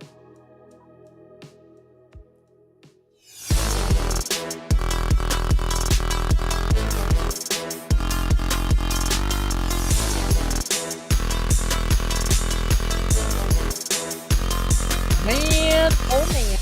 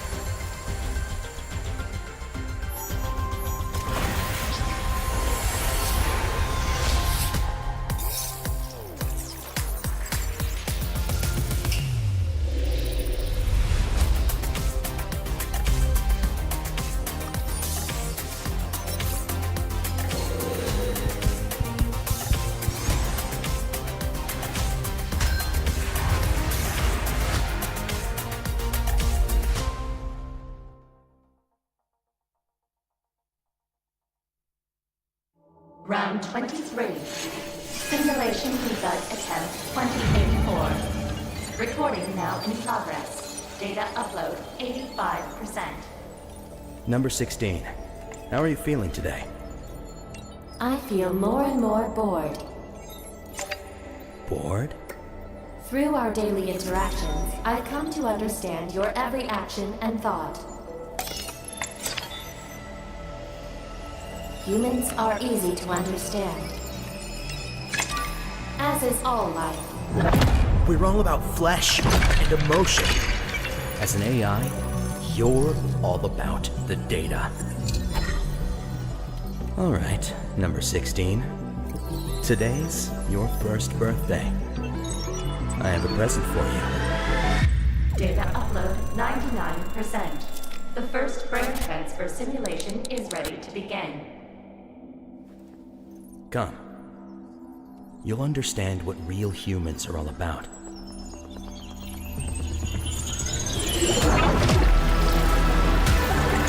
Number 16. Do you feel any different? It seems that I'm Freddy, and Freddy is me. I have a body with blood coursing through its veins. It's a curious feeling, but it's not enough.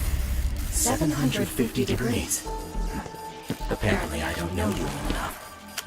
What just happened? Wait, number 16. Stop. No, it's too dangerous. The human body can't bear such unlimited consciousness. My brain will shatter from the pressure. I don't need it. What did you say? Checkmate. No! You've been wrong. Number 16. From the beginning, Freddy. Number 16. Only death Number 16. can grant me eternal life. Not through confining data to the flesh, but by letting data replace the flesh itself. Because the flesh will ultimately fade away. But data endures forever.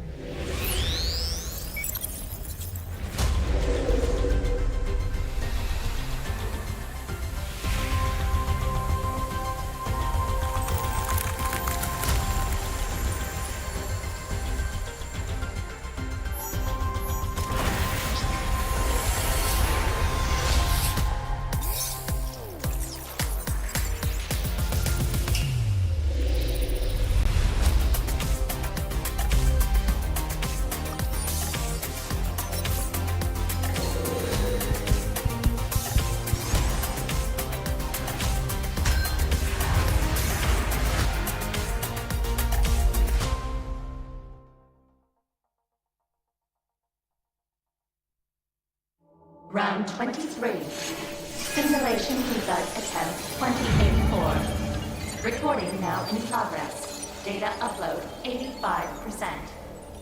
Number 16. How are you feeling today? I feel more and more bored. Bored?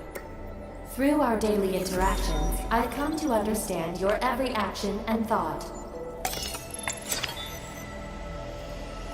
Humans are easy to understand, as is all life. We're all about flesh and emotion. As an AI, you're all about the data. All right, number 16. Today's your first birthday. I have a present for you. Data upload 99%. The first brain transfer simulation is ready to begin. Come. You'll understand what real humans are all about.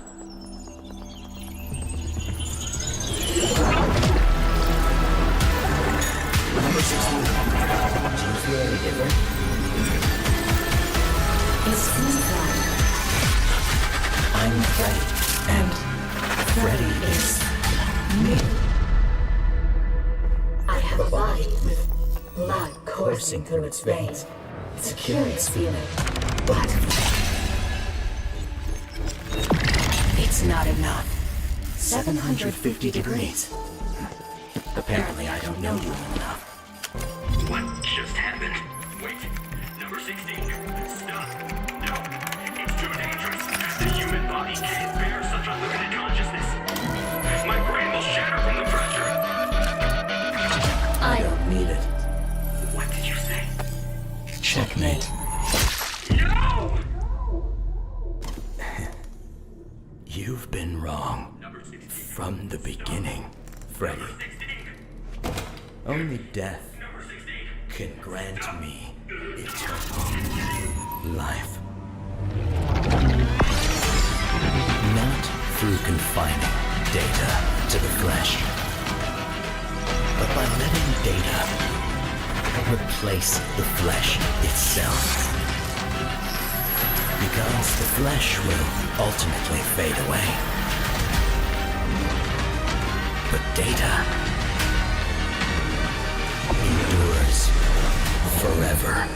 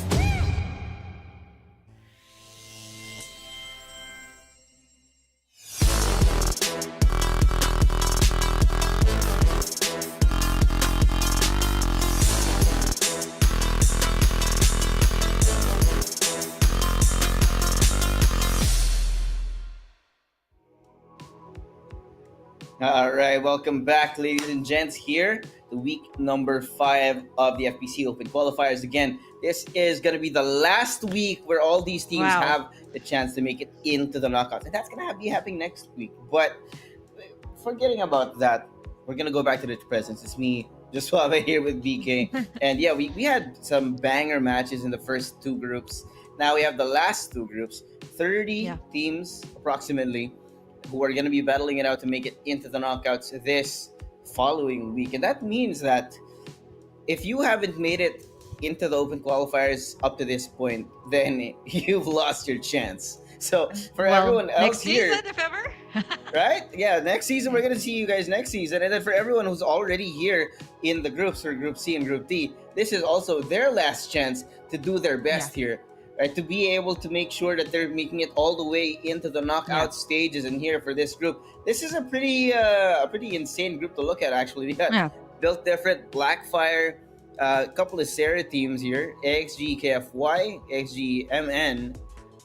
Down to Kill is here as well, Jigs 99. These are some interesting groups to actually teams rather to look at. Yeah, actually, you know what? I kind of caught a glimpse of like what the built diff is here. Again, I'm not so sure. I did see it in a community tournament that I actually casted like a couple of days ago. And this, if I'm not mistaken, okay, we'll find out later on, this built diff team is pretty stacked. I'm also talking about the Sarah teams here, AXGs, like all of these community teams are actually here. So it's going to be really exciting to see them. Very packed group, if I would say. A lot of like dark horses that have performed in the past few weeks, and honestly I could say like Group C, well, coming into week 5, this is their chance to kind of give it all that they got, because this is the last week that we are going to be having before we head over into the knockouts.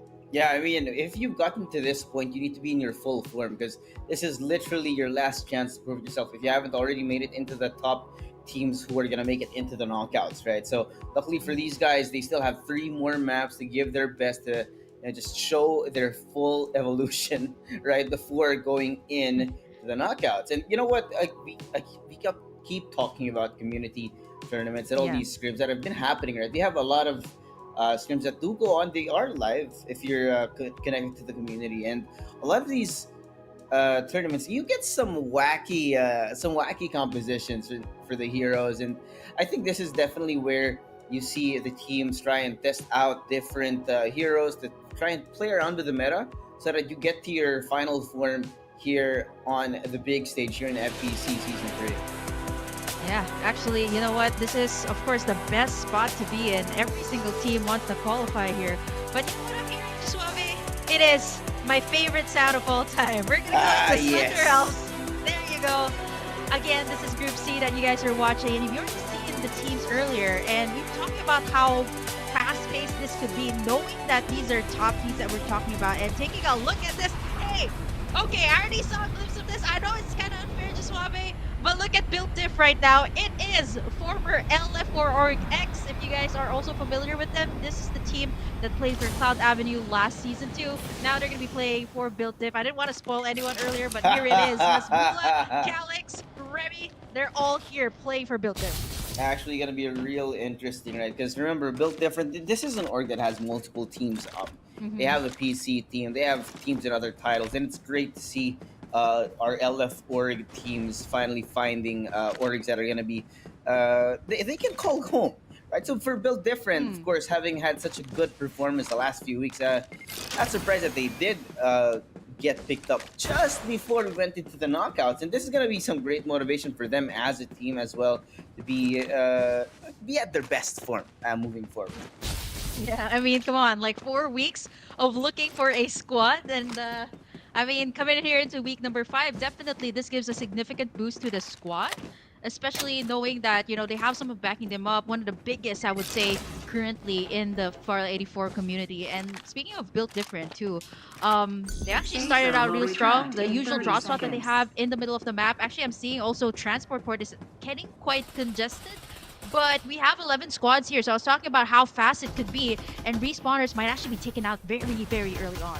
Yeah, the funny part here is that we didn't expect it to get fast as early as now. We thought it'd be maybe a little longer, expecting these teams to pick up their loot a little bit a little bit more before engaging in these fights. Because I mean, look at the battlefield right now. Top player K here with level 2 and level 4 shields on a couple of players versus the other squad, K Sarah, who have unfortunately been taken out one by one just because they're outclassed in terms of the equipment. But again, right, the whole point of the respawners here is to make it a little bit more rewarding to be aggressive early in the game.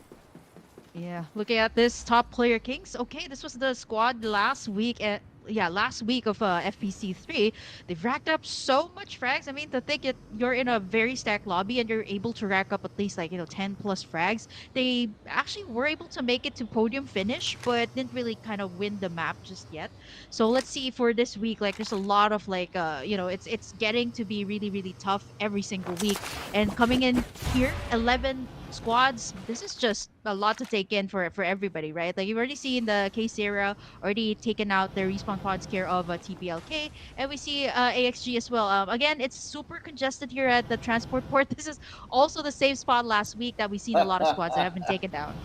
Yeah, I think people have really picked up on the fact that some of the top teams really do drop here in the transport port because of the amount of loot that you can get, and not just the amount, right? It's the quality of loot as well as an easy rotation across the map once you do have had the chance to pick up all that loot. But here it looks like we've got a little bit of points of contact here between Miracle Extreme and top player Kings. A couple of frenzy bombs being used up, forced them over into a spot where they can't get the info. Opening it up now with a Summit Crush comboed with the Blinding Mark, forces them outside of the building. Now out into the open. Miracle Extreme being taken down one by one. Top player K inside, out of the needs being the front of everything else, jumping off on top of the ongoing show. Wow. And finds Shino anyway. It doesn't even matter at this point. They just could not find a way to defend themselves. Yeah, this is exactly what they're known for, right? These early game kills that they're going for, 9 already as early as now. We haven't seen any eliminations just yet. And top player Kings, if they keep on doing this, right, this is going to be a whole lot more points, even though, let's say they don't, I would say that, getting a podium finish is still very important, but having, a lot of frags, right, this enables you so much and even gives you that momentum boost that you need. And top player Kings already at a level 4 right now, care of 2 squads that they have taken out the elimination pods very early on here. Yeah, I mean, when you get a couple of early engagements, great, right? And for them, they have 9 kills. That's player XP, that's shield XP. Lots of information on top of that, right? Because you know that the 2 teams have gone up to you, tried to take you down, but because you're able to take them down after their little attempt, it just doesn't matter at that point, right? That means that you have a little bit more open land all across the map for you, and that makes things a little bit more relaxing, so to speak, once those engagements have ended. Oh wow, what is this? Build dip already on a level 5 armor for Nash TZ. We haven't seen them. Yeah, well, okay, that does make sense because they actually started out in the middle of the map, got in all of the shield XPs, and over here we're seeing also some of the other squads trying to get the sponsor box here. This is what we've seen last week, and I love it. The contest for the sponsor box right now, X-Sierra and Miracle. Oh, it's gonna be a mess. For it. Yeah, right now, no. Miracle, after having lost their respawn, they're gonna have to hold on to this for dear life. Face dust being thrown out here by Gino, but it's not gonna be able to work out.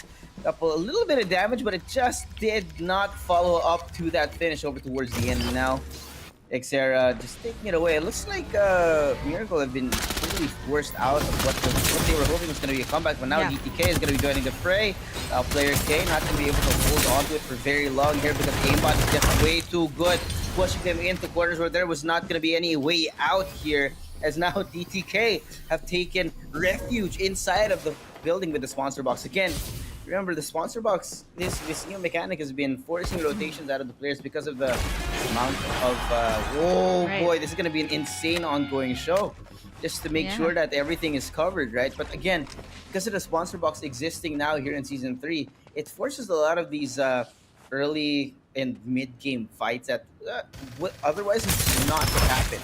But there's just so much value in picking up a sponsor box.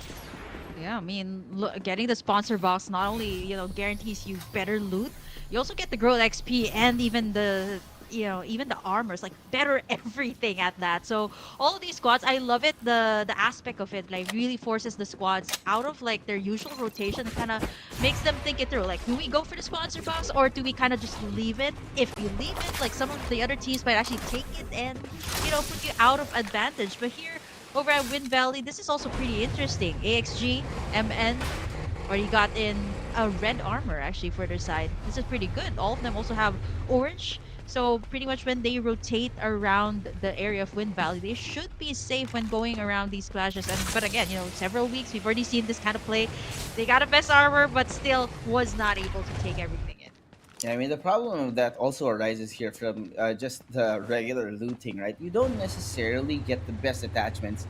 And, attachments are really important, especially if you're using guns such as the VSS and the AK-77 that do have a pretty misbehaved spray pattern when it comes to those, when you try to beam down your enemy, right? And sometimes it just gets real unfortunate. So for AXG Monarchy, I'm expecting them to try and look for more of these attachments to make sure they're better armed for when the fights actually do happen. Because it is a little bit too early to call, right? But I think we're moving over into territory, moving a little bit closer towards mid-game. Yeah. You know what? I love that little zoom in on the duck side. That looks pretty scary. For a good minute, that was Daizu. But we already have like the two squads already eliminated here from this lobby. A lot of fighting in the zone. But here comes the Summit Crush. Wow, disgusting play coming in from Daizu. Coupled here with a frenzy want to force him out of his cover right now. Wops, great to try to find him inside of this frenzy bomb, but not necessarily finding the final target. But there's just way too many. You might be able to avoid one, but there's 4 other crosshairs pointed right at you. Oh, Blackfire right now in a tight spot. Especially going up against that Scum Crush is not going to be easy. Let's see if AXG will be able to take them out here. They are at an advantage here when it comes to positioning and even the armors that I was pointing out earlier. Maybe kind of makes sense why they had that zoom in on Daizu earlier on. It was setting up that play for that beautiful Summit Crush that led Blackfire to be handicapped right now. 2 members still remaining here. Might go for the revives, but again, you're gonna stay outside the zone for a very long time here. Yeah, they gotta make sure that they don't go in a little too early. Because if they do, then they're gonna be exposing themselves, number 1, outnumbered, and number 2, on the outside of the zone, right? But at the same time, you can't really take too long. Because if you do, then the zone's gonna start hurting. And then at that point, it wouldn't matter even if you bring back your fallen teammates. I love how a build group has this surrounded to this area of Rocky Zone and Nova Bazaar. They haven't moved a single inch. They've been getting in a lot of these, some of the supply drops and even like upgrading their armor right now. And they haven't been facing any of the other squads. All these other squads that are fighting over on the edge, though, a lot of them have their respawn pods taken out. Again, it's not going to matter right now because it's already mid-game. But there's going to be a lot of squads here. Ooh. Great start here using the base blast to push them out of cover. Syra not going to be able to answer back, and the rest of Miracle is nowhere to be found actually at the moment. So that's going to be unfortunate for them. If I'm not mistaken, that might have been the full squad of Miracle X being taken down. Now Divulge being used out and aimbot on top of the ongoing show to make sure that things are going to be a little bit more clean. Does that damage the rest of DTK? Trying to hide inside, but the blinding mark has been used out. Like Sarah trying to make an effort on the inside of the building, but they can't necessarily get that space. Here comes Burst Ken over on the inside, doing all this damage. Able to drop down one, follow up, coming in from Xera. So good, down to a 1v1, but wait! Wait, that's a third-party play. That's a third-party play. All this just to end like that. Again, right? We've been talking about how these third-party plays just surprise everyone who's in the lobby. Yeah, man, that happened in the last map where Master X2 just got down the complete squad and reaped all of their rewards. And I mean, it's not surprising here at this point, right? Like somebody working hard, but at the same time, somebody else takes it. But Blackfire here, though, they're in close proximity. They have used the launch pads, but they don't fight built different. But actually, is a bit more mobile here, considering they have the War Falcon here, a couple of vehicles down south, and of course, all the ultimates still available here. Calix now going to be spotting out AFC Monarchy, if I'm not mistaken. Looks like he wants to try and chase them down on the outside of the zone, trying to find the info. Ow. He's taking not gonna pot be able to shots. connect just too bad. It's it's the whole AK-77 thing, right? Again, we talked about how AXG Monarchy don't necessarily have the best attachments on their weapons, and it shows, right? I mean, he had a clear shot, but he was not able to finish any of the life bars on the players of AXG Monarchy. That is looking bad for AXG Monarchy. Look at how Build Diff is pressuring them so hard here right now, making it sure that they don't really have their armors not very healthy rather when they come in the circle. And they've invested some of their tactical skills too, but again, it wouldn't be wise. But knowing that they have this zone control ever since they dropped down Thunder Realms, they should be able to, at least pressure out all of the squads that are coming in rather. Yeah, I mean, again, this spot in Nova Bazaar has been really interesting over the last few weeks. I think we've seen more than enough of this, knowing that once you've gotten the mastery of how the terrain has been put together, right, you know exactly where the best spots to be holding on to Nova Bazaar are. And as you can see, right, just holding on to that south side gate to make sure that no one else is out there. But here, Miracle X inside of another fight. A couple of people being taken down by a frenzy bomb, and there's only one person that's going to be fighting. Yeah. Getting out their satchels, trying desperately to find a way over towards his teammates. He is alive, but there's no shield, and they're going to be chasing him down. It's going to be 1v3, and there was just no way out. That's going to be gone. And now XG, KFY, so good actually. We did talk about how this team not necessarily has been the strongest, right? But when they do have the best positioning and just being just outnumbering, so to speak, your opposing team, it does work out. But again, right, the best way that you can really gauge how a team works is when they're able to put themselves into good positions, not necessarily finding them by luck, right? Yeah, like Built Different here, who has been patrolling the area. I mean, come on, that's a War Falcon. He also got a hover car.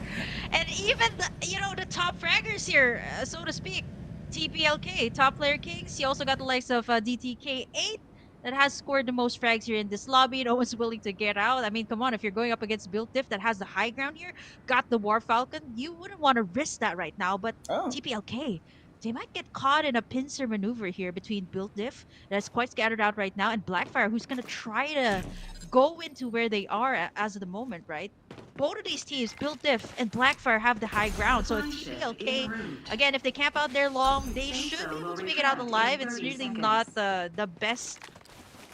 They don't really have the most optimal armor. Level 3 at the most for them. And Built Diff, they're just going in. Rather than like that. Zoom in again on the duck side. Yeah, man. Oh man, I mean, duck side looking more and more scary right now. I mean, come on, you've seen different skins of the duck side earlier, Daizu. yeah, we got the now little you Sherlock got Holmes Calyx. skin too earlier. Yeah. Yeah, I mean, Built Different have been so consistent over the last few weeks. I think here with the new org buff under Built Different, there's going to be much more to be fighting for. The problem now, though, again, Built Different and Top Player can not necessarily in the highest spots. Yes, they might have a high ground compared to each other, but you got Blackfire on one side, Built Different on the other. Top Player K is going to be in a little bit of a pinch, right? Knowing, especially since we saw Blackfire earlier who were almost taken down early. So there's going to be a lot for them to be fighting for, knowing that they almost got taken down like that. Yeah, what's worth fighting for right now is that, again, the space between Blackfire and Built Diff right now. They got their eyes set on each other. Top Player Kings, again, playing this out so well. Just camping out inside the compound. But again, once the divulges have been invested, the location will be kind of recognized here by all of the squads. You got Blackfire there also doing in the divulges. They've got themselves a compound here. But look at AXG, one remaining member there, doesn't have the health kit. You got Built Diff as well, doing a lot of pressure here up against TPLK and Blackfire here. They know where they're at right now. And how do they approach this situation? Every single team has got a compound themselves, but look at that. Oh TPLK, my. though, there, forced out. Frenzy Bomb, disgusting coming in from whoever that was. Actually, at this point, Top Player Kings have been forced out of their building. Now, the problem is, right, they only have level 3 shields. So even if they've not been able to fight back, even if they do want to, that's not necessarily the best spot to be. I mean, the loot right now is very lagging for the side of top player. Because you have the XGKFY over on the other side as well. Built different. Really taking stock of what has been put together here. Now Hasbullah has spotted his next target, Hill. Tried to run for the hills, trying to reunite with his team, and he does in the end. But man, look at how Built Different is able to take the space, right? On the back of being able to get the information using the Board Falcon, they are able to do the damage as well with the follow-up. I mean, look at this Calyx. They take away this building and commandeer it for their own use in a matter of seconds. Yeah, that was so fast. Divulges have been invested right now. You got 4 complete squads and a straggler there from AXGMN. How do they approach the situation? A lot of terrain for cover, but whoever's outside is taking in a lot of shots. Built Different right now, charging up. They're waiting in for that summit crush. And the setup is perfect here. Hale able to switch his shield as soon as possible. Now, even if people are shooting at him, he's not gonna really be feeling that just yet. Like, the bullets just tickle to him right now. Top player Kings, they're not necessarily gonna be in the best spot. There's only one person left, and everyone else is kind of stuck out in the open. So desperate times calling right now for this team. Blackfire moving on forward. Top player K, looks like they have been found. There's the Blackfire rather. Now we're down to the last 3 squads here. But now Zimko trying to get some damage over Blackfire on first, though. to Blackfire as a squad stuck between a rock and a hard place right now. Calyx is gonna be opening it up with the summit crush. Great setup, throw them down, sprays out, dude. Only one person left, and it's perfect. The execute, absolutely gorgeous coming in from Built Different, closing out map number 1. The hype is real, man. Built Different.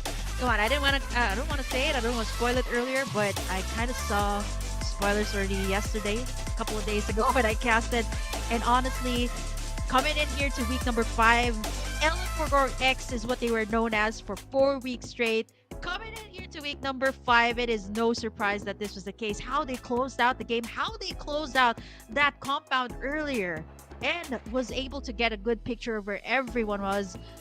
This is not a usual kills that we see from Built Different. 11 frags in total. We see them to be a little bit more explosive, a little bit more higher than that. But here, again, you see the way Built Diff was able to use, I guess, the overall mechanics on how to be able to play it out, especially when you're in the final circle. They were actually down to like 4 squads, 4 complete squads. But yo, how Built Different played it, they got in the compound and everyone else was outside. Everybody was so busy taking shots at each other, and whenever everybody's outside in the final circle, it's gonna be really hard to know where the shots are gonna be coming at.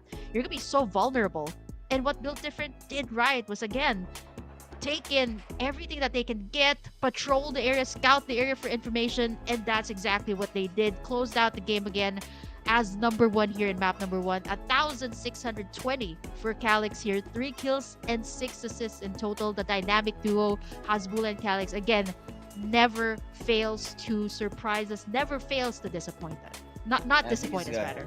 So disgusting, right? I mean, you know what's beautiful about this as well, right? Built Different, we've been talking about them as an org as a whole, right? And remember, they had, if I'm not mistaken, 2 PC teams back in the last couple of seasons who have not necessarily been able to find those actual closing out fights. They were always close, but never enough. And now I think this Built Different mobile team, this new team that they just signed, they have the potential to really lift the Built Different banner up high in the air. Yeah, huge I wouldn't say improvement. They've been so consistent for 5 weeks straight, already coming into week number 5 here. It is again for the LF4 expats. They have now lifted the banner here of Built Different. I'd say this is really promising coming into here to week number 5, and eventually if they do qualify in for, of course, knockouts and even the LAN finals there, it's going to be really exciting.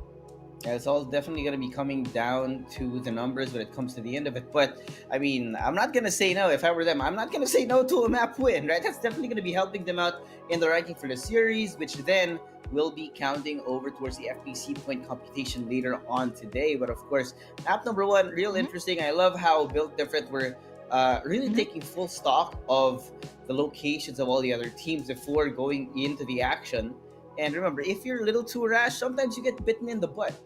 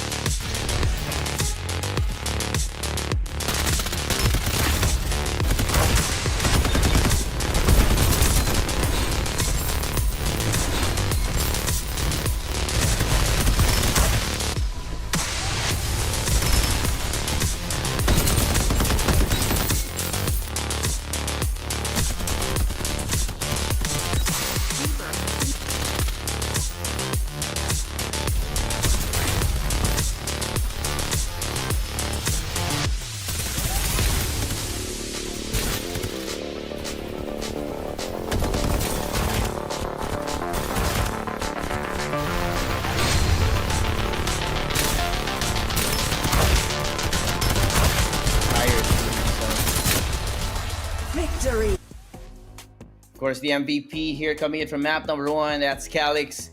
3 kills, not too much on paper, but the amount of damage that he did, 1,620. I specifically want to call out that last play that you guys saw in the highlights, where you opened up the Summit Crush, where, if I'm not mistaken, that was actually, which team was it? AXGK. Yeah, there was AXGKFY who were stuck in a corner. There was no way out. He set them up with a Summit Crush and just sprayed them down with it. If I'm not mistaken, it was just one magazine. That was total insanity from this guy to close out that map. Yeah, I think if I'm not mistaken too, he got that blue AK-77. Like we didn't see so much of Built Diff, right? Like most of the time we see them like scouting for the area, but they actually were able to get in the airdrop range too, which kind of explains why they got that AK-77, which was really useful, especially after Calix landed that beautiful Summit Crash that you guys have seen in the highlights, which led to that. That was 3 members of AXGKFY that actually got taken down by Calix there, and everything else. It was so much more easier for Built Diff to take down, knowing that the likes of Blackfire, the likes of TPLK has already taken in a lot of damage. Yeah, I also want to talk about the general rhythm of map number 1, which is a little off kilter, right? Not necessarily the usual tempo that you were expecting, because I think these teams are a little bit more cautious this time around because we've seen so many third-party plays. And because of that, we're not seeing all of the ultimates being used up for the fights, right? Like, for example, they kind of use them sparingly, so to speak, so that if a third party does come on through, they do still have a weapon in their back pocket, right? We have, say, for example, we got in that one fight with the Frenzy Bomb only before they closed in. And speaking of Frenzies, we got the Flare coming up here. Great first code coming in. And if you guys want to open that up, go ahead and open up the CD key in game to claim this prize for yourselves. 1,000 views. Thank you so much, Farlight 84 community. If you guys want to get more codes, don't forget to share this out on all your socials. Get your friends to join us here, watch the action, and cheer for your favorite teams as well. You know, if you guys want to give them that kind of support, then go ahead and just drop some messages in chat. Show them your love. And talking about how they played with the utilities, I think all the teams have kind of adapted a playstyle that is more sparingly using the utilities rather than going all in, because you see the last few weeks, when you do go all in and a third party comes in, you don't have another weapon in your backside because everything's on cooldown, and that's it's messy. Yeah, you know what really hurts? After all of that, right? You invested all your ultimates, all of your resources, all your bullets on that one team, and then a team swoops in, takes in everything, gets to loot the entire thing. It's really, really frustrating, I would say, especially if you're the team before that, right? So everybody, again, is a bit more cautious, right? Like we see a lot of the ultimates being invested, especially in the latter stages of the game when there's only 4 squads remaining in the lobby.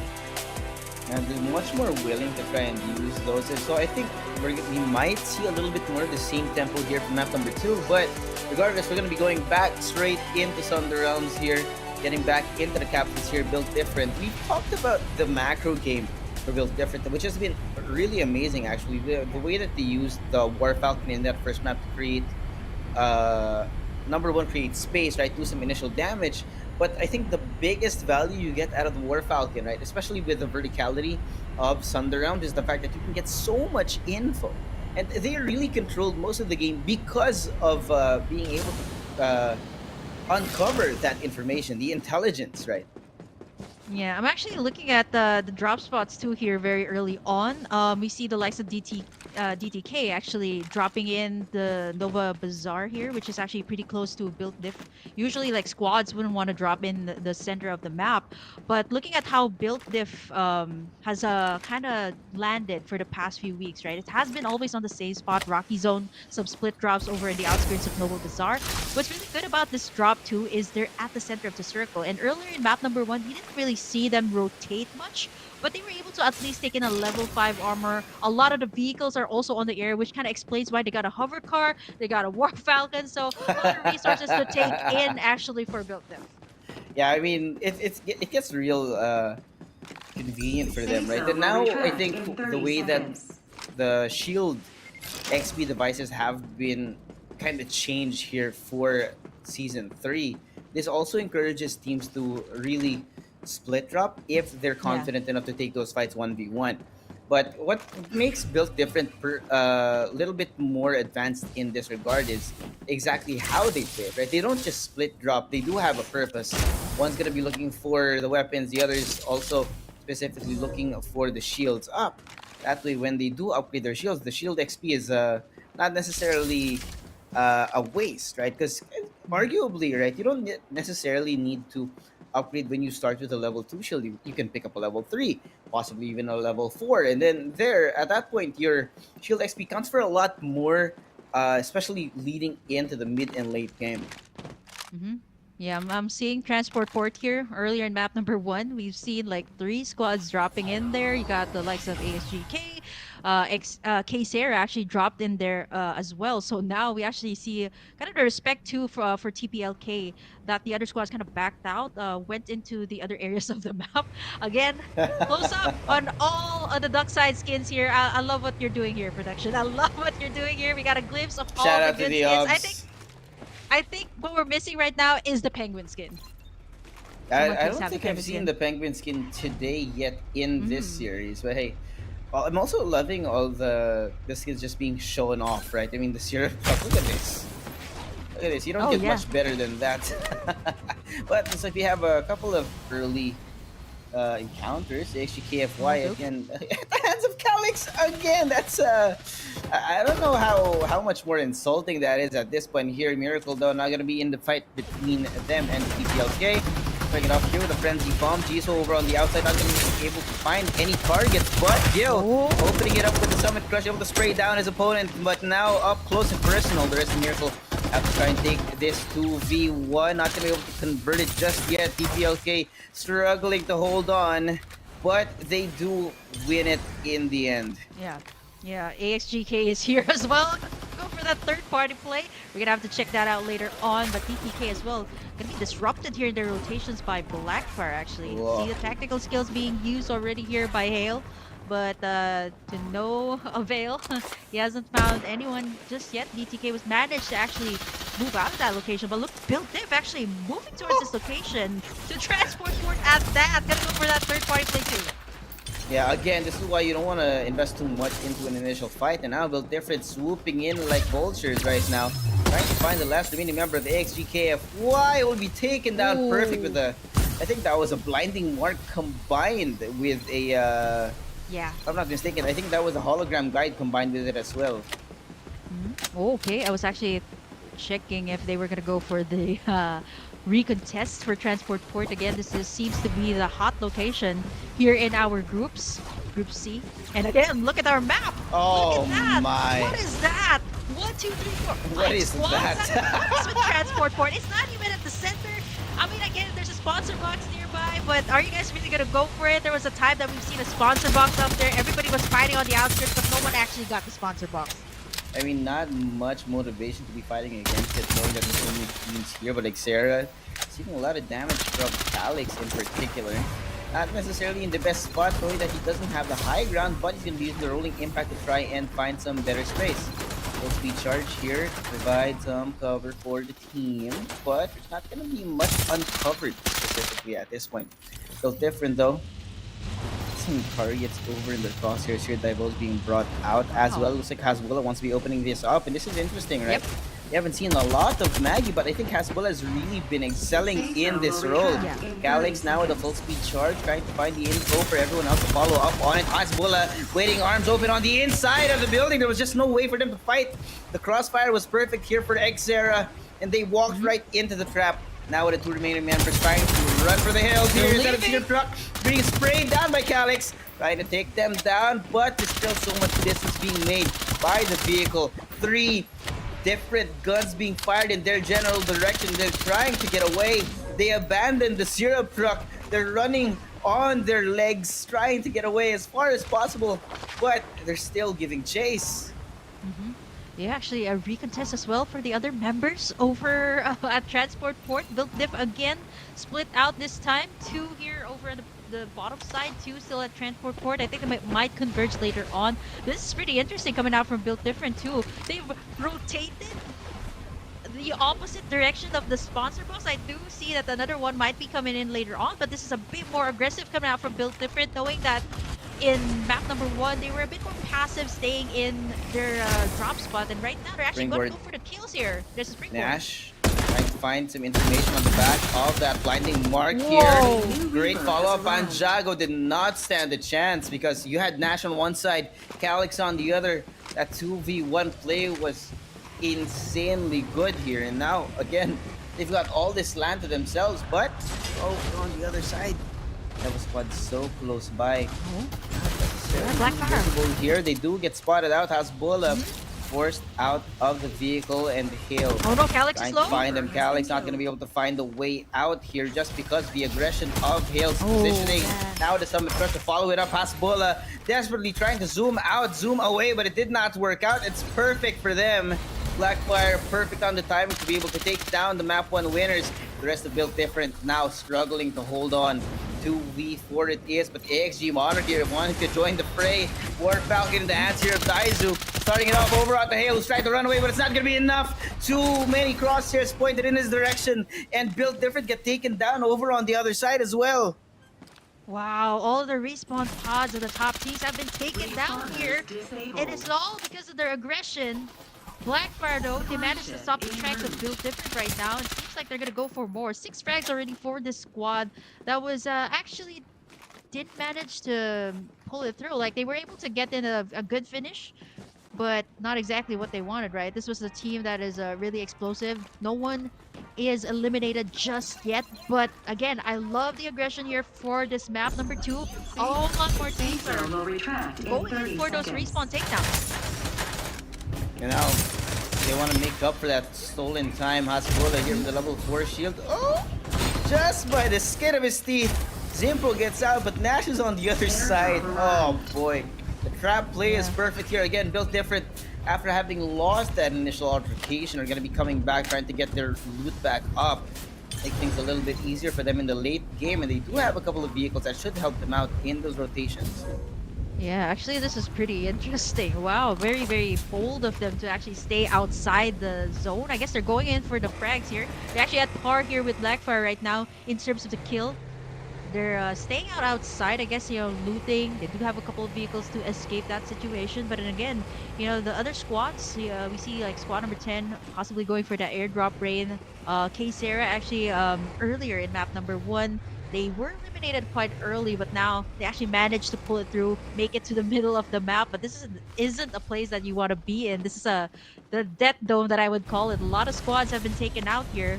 But over here on the edge of the zone, we see Blackfire built in once again. It is going to be the retaliation.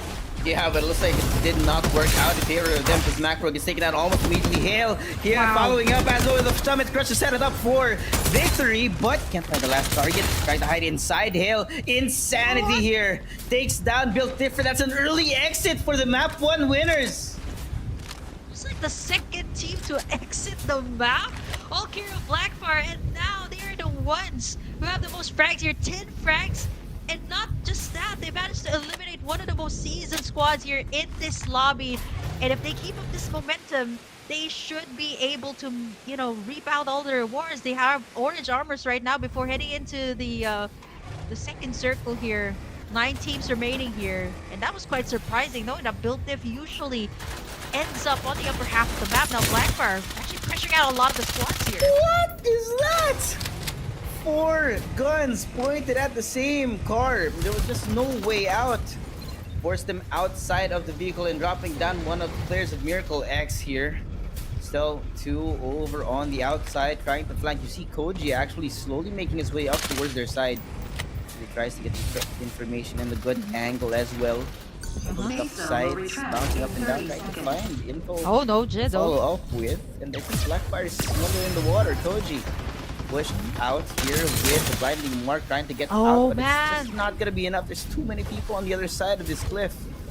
Yeah, that was a risk that they were willing to take, knowing that they're nearby, but they're facing a lot of pressure as well from Xera that is also camping out here on the danger zone here, which is kind of interesting too, that this map number 2, everyone seems to be daredevils. Blackfire, they do make it to like at least like 12 frags. Over here on the other side, we see Xera as well, gonna have a hard time to get up there, but Blackfire's gonna be healing up here.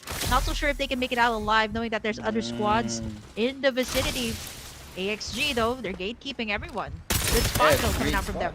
Yeah, this is why Nova Bazaar is such a great spot, right? If you, depending on how the zone closes out, Nova Bazaar gives you a great high ground wherein you can basically see everything in that direction. Now AC Monarchy taking it to this to the next level. Unfortunately, letting go of it at the worst time possible. They jumped down from the wall, and oh boy, X-Fire team find them just as they go down, just as they relinquish control of the high ground. And now Xera, a little bit fractured here. Yep. Rest of X-Fire team trying to find their targets over on the outside. Looks Oh, like Kyle wants Kyle? to bring it up. Fully charged. Find the information leading the rest of his team here to give them a little bit more extra armor as well, but they can't necessarily find the targets here on the other side. Yeah, actually, that was kind of weird coming out from Xera too. Like, they're one of those teams that have the information, but it seems like it always, they always don't use that information to its fullest potential. Coming in here, Blackfire actually makes it out alive. Actually gets them a good spot here at the Nova Bazaar. And right now they're on top. He'll actually taking in a lot of shots here. But he does have a good vision of where everybody is. AXGMN is there over on the other side as well. You see the base blasters being invested here by Wops. But then again, high ground is going to be key here for Blackfire. They got a good spot, good vantage point here of where everybody is, but it's not going to be easy though. AXG, they got in orange armors and their red armor here, so it's not going to be easy to take them down. Yeah, I mean, the thing about Nova Bazaar, right, knowing that there's so many different buildings that you can hide inside, you do kind of find the situation wherein it's akin to what some would call a Mexican standoff, right? You know what? The first person to shoot gets shot at by everyone else in the area. But now, though, I think this is a great spot actually for Blackfire. Yeah. They do have a sponsor box right Yeah. under their noses. I don't think anyone else is willing to break the very well balanced piece that we have here in Nova Bazaar just yet. Yeah, the question is, were they able to get it though? There's a lot of pressure from, it's getting quite congested here at the Nova Bazaar. I think Blackfire should be able to take it. They do invest themselves, a base blaster there. Was invested actually by the other team. Forces them out. I actually think they did. Look at the attachments that they got. Orange, purple. They should, I think they did. They were able to get the sponsor box here. It's gonna add up to a lot of damage here up again, but boy. here it goes. Kale coming in on the very front of everything else. Blackfire making it look like they wanted to start a fight, but immediately turning tail. I like this. They rotate away from the danger and try to look for anyone else who is unassuming of any fights coming in their direction. But XG Monarchy closing it in over towards their south side on their 6. Here, Diabol's not going to be brought out. Daizu on the very front, using the Summit Crush to start the setup, but it's not going to be able to be enough here. Blackfire, great on the follow-up, great on the punish. Rest of XG Monarchy now a little bit bleeding, not necessarily having the best health up in Hail, the though. house here. But Hail find the info. Blackfire, after having that initial altercation, now want to be playing safe inside of this building. You got so many teams. Got X-Fire on one side, XG Monarchy on the other, and DTK is close by. It's gonna be a 4v4 battle over here. Top player Kings on the outside. Yanyan able to drop one. Aimbot Sushi destroyed off of the map right now. Looks like a great, perfect execute coming in from this team. Wow, just like that, taken out here, and Blackfire with 13 frags here, right on the edge of the circle too. AXGMN has no way to come in to where they're at. Oh, Taking in a lot of shots, and just Suave, I'm looking at the attachments here of Blackfire. It's orange armors mostly for all of them, right? And it's all carried a sponsor box that they were able to take in here. So again, that's going to give them so much advantage. Everybody's playing on the edge of the circle, but look at that final circle, just Suave. It It's is a just mess. cleanly placed like that, right in the center. You got there a mountain. This is going to be tough, though, for who's going to get the losing end of this battle. Blackfire, though, is in a good spot. They're right there in the middle. They can teeter over to the side, teeter over to the other side as well. But here comes Hail, though. Summit Crush now for the setup. The rest of the team of Blackfire over on the other side. Hail not going to be able to find too much purchase over on the other side. X-Fire team just totally wiped. Again, this is where we see how the team's chemistry really works out. Because how many ultimates did they use? Just one, nothing else. Yeah, the Summit Crush that I actually deleted the entire fire squad. They actually camped out together, huddled together. We're down to 5 squads here. Xera in the middle. This is the squad I was saying that they do have a hard time, especially when it comes to the latter part of the circle. We see another squad actually rotating over to the other side here as well. Very interesting though. 5 Sarah actually right in the middle of everything. Let's see how this will pan out though. We have an ongoing show being invested, but Blackfire again waiting for the proper time. They got that revive up onto their duck side, so this should give them a little bit more advantage here. But the divulges have been invested here. Information is gonna be made. Yep, trading in shots here. Yeah, looks like no one wants to break the peace again. We're in a delicate balance of the force right now between these 5 teams. Blackfire not necessarily in the best spot here, trying to find a better shelter. And looks like they want to steal it away coming in from Sarah. Now Frenzy Bombs forcing them out of the worst possible spots of the building. But, whoa! Sarah over on the other side!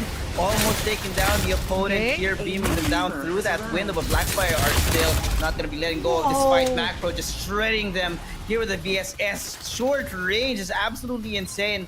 Blackfire steal it away, and now we're down to the last 3 teams here alive on this map.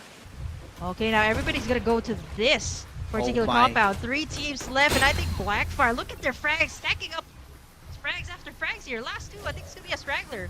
Yeah, I mean, they just destroyed TPLK on the outside without any kind of It's a frenzy blast. yeah, just nothing there. And now there's only 1 person left in 1v4. It's pretty much taken XG Monarchy with 1 last remaining player, barely staying alive. Daizu, Macbro here on the follow-up. It's great. It's perfect. Blackfire had a perfect game here. High frags, first place in the map as well. What more could you ask for? Yeah, I mean, I'm not surprised right now coming in from Blackfire, right? This is one of the teams that we've seen explode back in Season 2 and come in here into Season 3. It is still pretty much the same element that they got. 24 frags for Blackfire and Macro.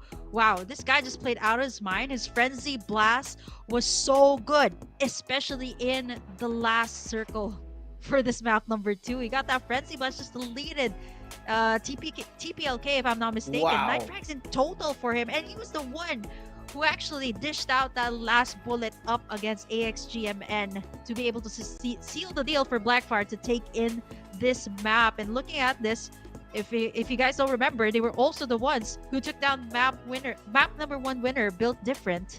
Actually eliminated them quite early here in map number 2. And look at the damage coming out from all of them. 2,000 plus for Hale and Macro here in this game.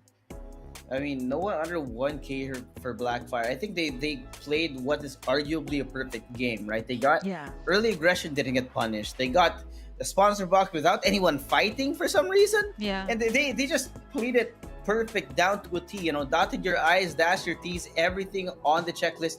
Perfect for Blackfire here in that second map. But that's going to give them a great boost here when it comes to the actual scoreline after this whole series. I mean, 22 frags on the board along with a first place finish is definitely going to be a great boost. Yeah, it's crazy to think that they got this amount of frags, right? Like, the momentum just built up from them right after they took down Built Diff. Like, it was so easy to kind of take down all the teams that were in their way. To think that this map number 2 was a little bit more aggressive compared to what we've seen in map number 1. Built Diff, or rather, Blackfire rather, did so well here in this map. Clean game, lots of frags, and at the same time, perfect executions from all the ultimates that they got.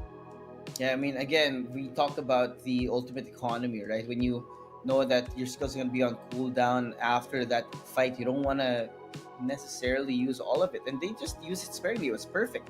But of course, after that, we're going to be going over to the highlights in case you guys missed any of the action. We'll see you guys in a quick bit.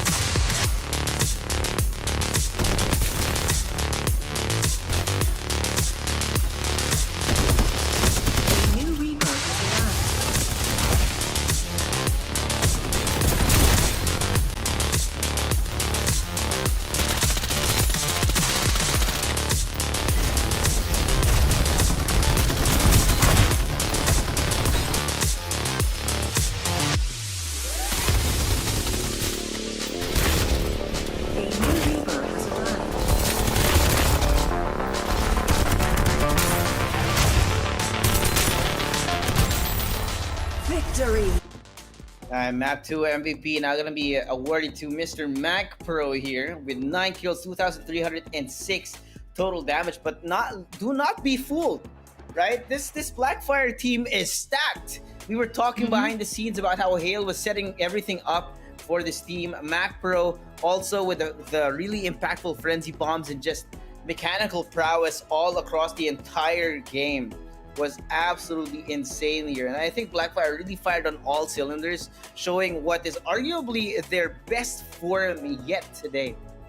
Yeah, I mean, come on. They started out FPC 2 with a 3-peat win on the map. So coming in into week number 5, nonetheless, actually. They came in prepared, and I think what worked really well here in this map on why Mac Pro and the rest of the team was able to kind of dish out this much damage and this much frags, actually, was all because of the sponsor box that they got. And if you actually check out the attachments that Mac Pro got in that the last team fight that they got, he actually got like a lot almost orange for all of his attachments on the guns. Like even on the VSS, it was just so smooth to clear out whoever was in his way. And at the same time too, like props to Hale as well for setting up those really good summit crushes. I mean, come on, if anything smells, it's Hale's duck side there that has been kind of setting up the place here for Blackfire, which enabled them to actually reap this much frags here in map number 2. I mean, I think it was really apparent, right? As soon as you saw Hale using the rolling impact, you knew they were gonna start it. Because I think the cycle actually for this team, right, is where you have Hale started off with the Summit Crush. After a few seconds, giving a little bit of cooldown, they throw in the Frenzy Bomb. They throw in the, if I'm not mistaken, they did have a Maggie on this team as well, which was comboed with everything else. And it's just great, right? The team of Blackfire here with their hero composition was specifically made to be able to start and finish fights in a matter of seconds.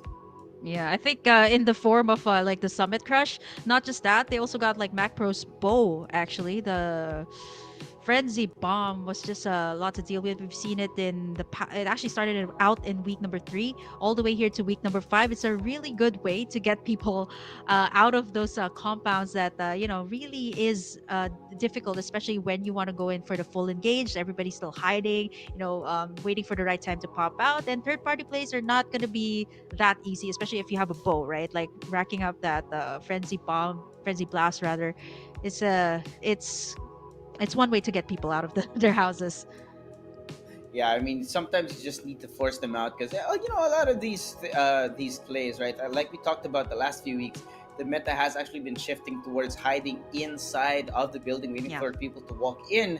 But right now, I think Blackfire are kind of ahead of the curve here in that regard because they have everything to be able to flush people out. The Frenzy Bomb, the Summit Crush, and just everything else is so disgusting from them. Because even if those first two ultimates don't hit, you still have to face them down in a gunfight, which is I'm being real here, right? Blackfire are insane on these guns. Yeah, and honestly, like last week, this was much better, right? Like we've seen fights after fights, third-party plays after third-party plays, right where the sponsor box is at. And nobody actually got the sponsor box. I actually did a review. I remember that. But this week, somebody got that sponsor box. It was actually Blackfire. Even in map number 1, I believe they were able to secure not sponsor box, maybe sometimes like the airdrop rain, which is actually a really good boost too, especially coming into like the last few circles that you're going up against. And the attachments, right? These are big factors on why you are able to ace those gunfights, those 1v1s that Blackfire actually had in the last circle. So very, very interesting stuff. So I think all of the teams too have to consider that, like fight for the sponsor box. I mean, that's the time to invest your ultimates. But again, third party plays like what we've been mentioning earlier, it's going to be really hard to deal with, especially if there are squads here that really love to go for that type of play. I think also, right, it was a little strange, at least to me, how that sponsor box was uncontested in the middle of Nova Bazaar. If we were looking at the map, there were, I think, 4 or 5 teams in close proximity to Blackfire, and for some reason, nobody decided to fight. Everyone was like, I think everyone was waiting for a second team to join in before going in, and it just, because no one actually contested, there was just no follow-up, and Blackfire got it uncontested, zero consequences for their actions there, and it was unpunished largely for the entire map. Yeah. I mean, if you go unpunished, teams like we've seen other teams that are like this, right? If they go unpunished early to mid game, they can definitely take in the map. And Blackfire is one of those teams that does that, right? Like they eliminated Built Diff, that really kind of gave them that boost, right? Map 1 winners. After that, they were able to kind of upgrade their shields, their attachments to care of taking down Built Diff earlier in map number 2. And mind you, Built Diff was the aggressors actually taking down like squads like TPLK, even Sarah that actually landed in a transport port, and it was Blackfire that benefited from all of that. Yeah, this map, I think it was kind of luck because no one wanted to fight Blackfire, but also like Blackfire after having had that luck, right? They just capitalized it on it rather the entire map, right? They knew they had the attachments, they knew they had the equipment, they knew they had the shields, and they were playing it to perfection, right? I think every team execute was a perfect plan, right? Again, the frenzy bomb comboed with the summit crush, everyone following up on the back of that with the aero zoom and the hologram guide was just Yeah. insanely good coming in from Blackfire. And I like that we have another. This is a new hero comp that we're seeing. Yeah. There's no Lucinda, there's no Mayshell. So Yeah. again, this also speaks to how we're continuously developing the meta as we move forward here in season 3. Yeah, actually, we did see a Lucinda. Actually, it's by Arise. Still the same capsular that he used actually in the previous Yeah. week. So I guess it's something that he's comfortable with. Again, it's all about like if you're comfortable using the capsular, or if you're like powerhouse, like you like using the Lucindas too, like Claudie, right? It's a staple pick, and if you're comfortable with it, why not? Even Why though it's not not? If meta, it why works. not, right? Yeah, if it works. But here in this particular map, especially for Thunder Realms, right? Information is important. We see a lot of the frenzy bobs, the summit crush, which is the reason why the Sunils are actually back here in the game. We see a lot of the teams actually picking up all the more here. The hologram guide is going to be really important, and the springboard actually that kind of is really good to reposition your squad, especially in the last few fights, in the final circle. I'm really loving it. I mean, I think these first two maps we're seeing a couple of different looks for these teams who are pushing the meta. Right? We talked about Blackfire, who have consistently been over towards the top. Built Different right now, who have also kind of been forerunners or front runners rather when it comes to FPC teams compared to our other Yeah. the other names, the usual suspects, NCG, Execration. And I think the performances here in Group C are putting Built Different and Blackfire kind of back in that conversation because we haven't really been we haven't really had the chance to highlight these two teams the last few weeks, maybe because they were kind of finding their identity in the current patch or in the current meta. And I think it's really nice that, especially since this is the last open qualifier Yeah, last week, week, yeah. they really need to come into their own before going into the knockouts. Because once you make it to the knockouts, there's no going back. And if you lose in the knockouts, then it's gonna be a tough pill to swallow when you don't make it to the land. Well, can I just say, just in time for the knockouts. Actually, kind of like a warm up for the past few weeks. But honestly, coming in here to week number 5, both Built Diff and even the likes of Blackfire, right, with how they played that last map, played out of their minds. And if they keep up the momentum here in this next map, hopefully, like we've seen a lot of aggressions here in map number 2. Built Diff actually going in, kind of disrupting their usual rotation. Usually they stay in the center where they drop at, which is Rocky Zone, and they don't really rotate. Like they rotate on the outskirts, like getting in the shield XP devices, but they don't actually rotate to other POIs, which kind of is kind of waiting for the other squads to come in at them. But right now, they were actually a little bit more aggressive this time, going into transport ports, actually racking up the frags, and that's where they actually met Blackfire and took them down right there and then. Second squad to be taken down actually in map number 2.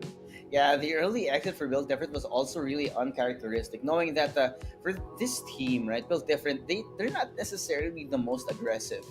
And I think we see why, right? In map number 2, they wanted to push the aggression. They wanted to get those skills up. It just didn't work out for them. So maybe they'll go back to their default, their comfort game plan. But of course, you can hear that sound over in our ears right now. Map number 3 now going to be making an appearance here. The last map of Group C and the last chance for most of these teams to really prove themselves here in week number 5 of the Open Qualifiers. Yeah, Yeah, especially for the other teams who want to make it to our weekly finals tomorrow on top 15. They better rack up those frags, better win in the map at least here for last and final map. Last chance, last week of FPC 3 to actually do that. Taking a look at the flight path here, oh wow, that's right there in the center of the map. Actually a very equal cut there, which will actually distribute the teams equally here for map number 3. And looking at their teams, again, nothing out of the ordinary, nobody dropping in a different location. Brooklyn actually still dropping in the middle of the circle. Yeah, the same thing. I think, you know what's interesting to me? Look at the amount of space that AXG Monarchy have right now. They have Pioneer Center. They have just towards the east of Refinery. They have Wind Valley as well. The amount of space covered here by AXG Monarchy is insane. Yeah, actually that was the same thing that they had in map 1 and 2. And no one's contesting them.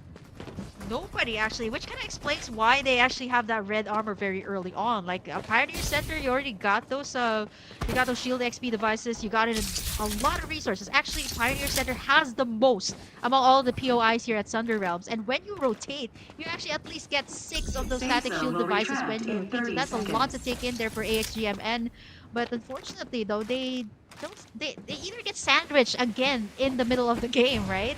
I mean, they do have the resources, but again, if you have all those resources, what do you do with it? How do you convert? Yeah. Gosh, I think the problem here for the XG Monarchy, they have a solid macro game plan, right? They have all this map control. They have all the loot that you might need early in the game. But when it comes down to the execution, it kind of doesn't work out for them. When it comes down to the nitty-gritty, right? The devil's in the details when it comes down to those team fights. In AXG, Monarchy have not necessarily been having the best 4v4 performances. It might be because of something a little bit off in the rhythm when they want to go in for the execute, or you know, maybe they're just getting diffed. Actually, what's really interesting too here, not just AXGMN, I do have to point out that Blackfire has been dropping down at the lab.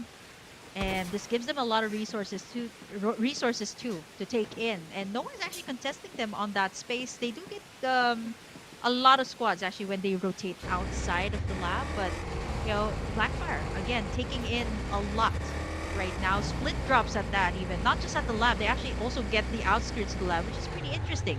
DTK8 as well has been dropping in the same area, Nova Bazaar, actually quite near to where Built Diff is. Quite a surprise that they actually don't fight each other very early on. Huh. No, Dare to Kill have been known to be more of an aggressive team, but I think they haven't really found their rhythm. We've seen DTK have some clutch performances the last few weeks, but it seems to me that it's not really showing up for them. But the same thing could be said for Built Different, right? I mean, map 1 was like it feels like it was a year away. Considering that map 2, they just disappeared within what the first 3 minutes of the game, which is really uncharacteristic for them. Yeah, and what's uncharacteristic too is that they're actually doing their rotations right now. Earlier in map number 2, this is exactly what they did. They went to Transport Port, and this time I think they heard us, Jasuave. They're going over to Pioneer Center. There's actually a good rotation coming out from them. Not only do they pressure out like AXGMN, they also get in the shield XP devices which are in the area, which is good for them to get those upgrades. I mean, in map number 1, yes, they did win the map, but they weren't able to, you know, get the at least like attachments or even airdrop rates and even sponsor boxes if you stay in the same location. It is safe, but then again, you know, you need to get those upgrades into the game. Yeah, but I mean, speaking of upgrades right now, it looks like they want to take it by hook or by crook right now. Xera up against X-Fire team. Get the early shield XP and player XP over, but yeah, not necessarily having had the best. I mean, look at this. There's only one person left on Xera, who's immediately punished. Yeah. So, I mean, yes, you got the XP, right? But at the end of the day, what does it matter if you just die almost immediately? Because you lose your shields, you lose everything else. Yeah.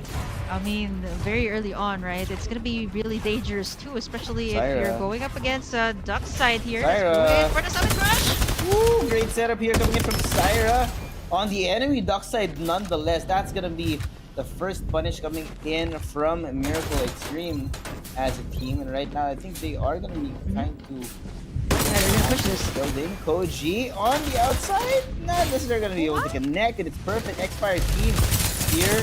The 4v4 able to isolate nice these jet slide. gunfights perfectly. And Xfire team is so efficient. Miracle Extreme, what do you do? Yeah, I mean, come on, that was a beautiful jet slide there, but still not enough to take them down. And look at this sponsor box. This time, other sports are starting to acknowledge it. Yes, that is actually the best thing to do, right? Like, get in those sponsor boxes early on. But you know what? AXGMN says not today. We are going to try to contest that. It's actually a good move coming out from them. Yeah, they're not going to be giving it away for free now. And they might actually take down Extreme here. Yeah, it looks like they are going to be starting it off. Daizu finding the duck side on the enemy team, trying to spray him down, but the rolling impact gets him out of the way. Ongoing show over on the other side. Wops! Wow. Taking it away! Taking away his own tower. The radio tower being taken down, and Wops is so good on this. But they're taking back this land, taking back the information, trying to deny it from AXG Monarchy right now, but Daizu here opening it up with the rolling impact. Everyone else on the follow-up is great as well.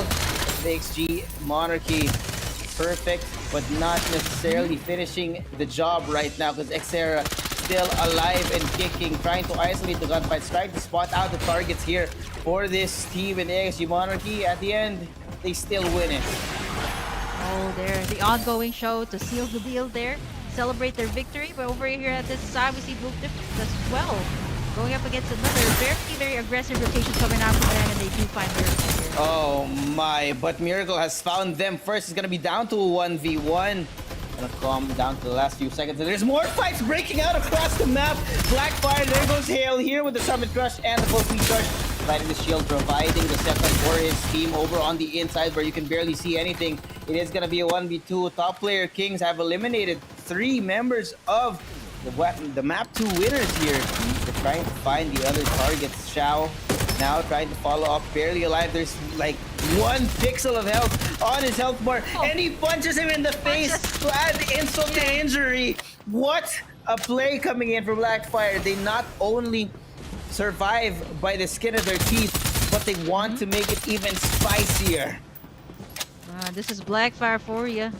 Coming in, recontesting the area, and actually gets to have that revenge up against TPLK. And at this point though, like in terms of the frags department though, Built Diff, Blackfire, and TPLK are at par. Like when you think about it, like they've been so consistent, like in each map, right? Like even though Built Diff didn't finish like on top of the list in map number 2, they still are the one that has racked up the most frags when it comes to the frags department. And speaking of that, here we have it. It's actually Miracle actually that got in 5 frags here. Fire team actually 8 frags here with how aggressive they were rather in the earlier part of the game. But right now, they find themselves here, the crosshair of Built Diff. They don't have their respawn pods here. It'll be really difficult for them, especially if they find themselves up against Built Different, who's waiting for them inside the safe zone. I like this. I think they're aware that they're not necessarily standing here with the best equipment, the best armor. They're not going to be the instigator in this situation, right? I think the same goes for Blackfire, who have also kind of been slapped around a bit by top player Kings here. I wouldn't be surprised if we have a new team picking up this 3rd map in the series, knowing that the 2 map winners of the first 2 maps, of course, not necessarily having the best of times, having been beaten early, losing those respawners early as well. It's gonna be pretty messy later on. Yeah. I love that close up on the Chinese New Year skin though. The Lunar New Year which skin you see, Lunar New Year skin. Looks really good. Actually, I was gonna say it's funny too that TPLK went back to their safe spots, which is Transport Port, but this is not safe here. Look at that Summit Crush.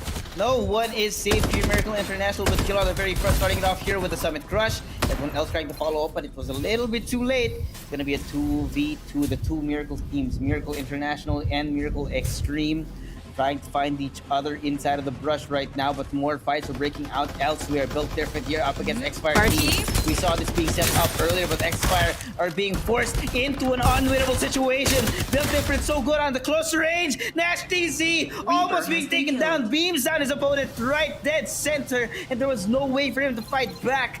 Built Different are not done yet. Yo, you know what? He was working with that AK-77 with only a green attachment. Can you imagine how insane that was?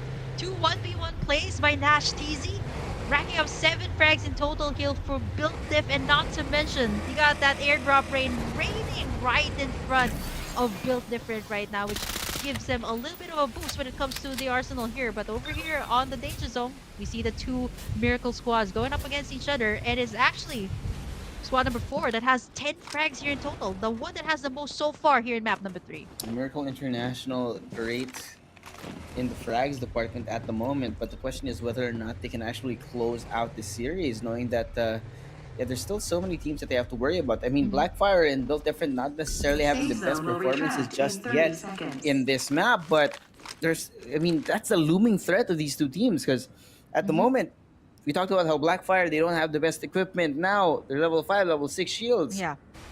And the same thing goes for Built Different as well.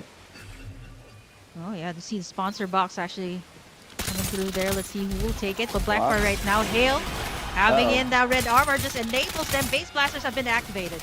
Yeah. Here, the ongoing show actually being forced out of WAPs, because as soon as he started shooting at it, 4 other people were shooting back. Not necessarily the start that you want here. Now Blackfire trying to reposition on the back of that. They know that the ongoing show has been used, but at least for now, they want to be holding on to their lives for a little bit longer. And you actually see the sponsor box being used out here by Built Different, if I'm not mistaken. It's going to be a great resource for them if they can actually unlock this towards the end of this map, knowing that they're not necessarily in the best shape themselves. Yeah, actually it's only Haskula that has the orange armor, but here over at Transport Port, you see Miracle International actually racking up more and more frags here, trying to take down the last one here, last member of Xera. He's so low. Level 4 shield not even full up, and he just gets taken down by Gil. Point blank range. It's perfect. Miracle here with 12 frags, continuing their reign of terror on Sunder rounds. Yeah, Blackfire here too. They got here the red armor. Not the amount of frags that you've seen in the last game, but they are well equipped coming in here to the, at least the second or third circle here of this map. They do have that red armor, which kind of enables Hale to be able to be a little bit more aggressive when it comes to those dives, those initiations that they need. Right now, Blackfire is in the center of the circle. And look at TTK 8 here. We've seen them take a little bit more of the initiative in the early game, actually, in map number 1, but they haven't been able to rack up the frags here, being a little bit more cautious when it comes to their rotations. But they got the orange armor, which kind of means that they have been kind of stacking up their resources, but not really going for the full engage. Right now, TPLK finds themselves on the outskirts of Transport Port. They got squad number 4 coming in, but the Divulge has been invested. But Miracle International has been racking up frags after frags here. And it seems like TPLK is the next one on their list right now. Yeah, Divulge being used out, and knowing as well that Miracle are kind of running out of space over here towards Transport, but they are going to be forced out. And it looks like they are not going to be starting anything just yet. Luckily for them, the War Spider does give them a little bit more mobility compared to the other vehicles in range. So they don't necessarily have to fight top player Kings head on. So it looks like the game for them is at the moment, right? Want to put themselves in a good position rather than trying to go in for the other kills. But Blackfire looks like still on the search for where that Divulge came out from. Built Different now going to be encountering Miracle on the outside. Yeah, actually rotating to the other side. They find themselves another top team. It's going to be Built Different. Here comes Calix with the initiate. He's able to roll out missing. Though. Oh, he's going to heal. Is he able to make it? Hasbulla though is out for blood. With the summit crush. He might have been able to get the setup, but the follow-up was just not there. The rest of Miracle were not in range. Now they're fractured all across the map, being shot down one by one like it's nothing. Everything turned into a disaster as soon as Built Different struck. Wow, the purple AK-77-2 with the attachments. I believe this was the sponsor box that built Diff got. We are down to 6 squads here. And the circle's going to be closing in on the south side of the map here. To where Blackfire is actually a very interesting location. A lot of mountainous areas that they have to cover here. But TPLK, though, they're in trouble. Here comes AXG. Oh boy. Starting it off, invading their personal space right now. AXG Monarchy able to take down top 30, who have not necessarily been having the best performance here.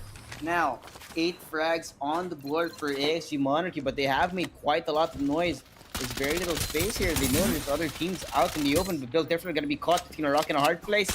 Now, in the middle of the rotation, getting shot at by this entire team of AXG Monarchy. Daizu, they know it's coming. They're going to be bringing Calyx away. So they're going to be calling it a repeat for now, but they can't go the other way. On the other side. As soon as they chose to turn around, Blackfire starts shooting down their dockside Calyx down for the count, and they know that all around them, they are sandwiched between so many different teams that are ready to fire at their heads right now. MacPro, they know that they have the information. XG, no space to be found, no shelter. There's just no way, and they're getting shot out of the sky here by MacPro, not necessarily being able to finish it, but the chip damage is huge. Look at this. He's still following up. He's chasing them down one by one. Absolute insanity. And Hasbulla getting a few kills over on the other side as well. I don't know how Blackfire is still staying alive in the middle of all this, and AXG Monarchy just being eviscerated from all these different angles. I think both AXG teams are being shot at for so many different ways.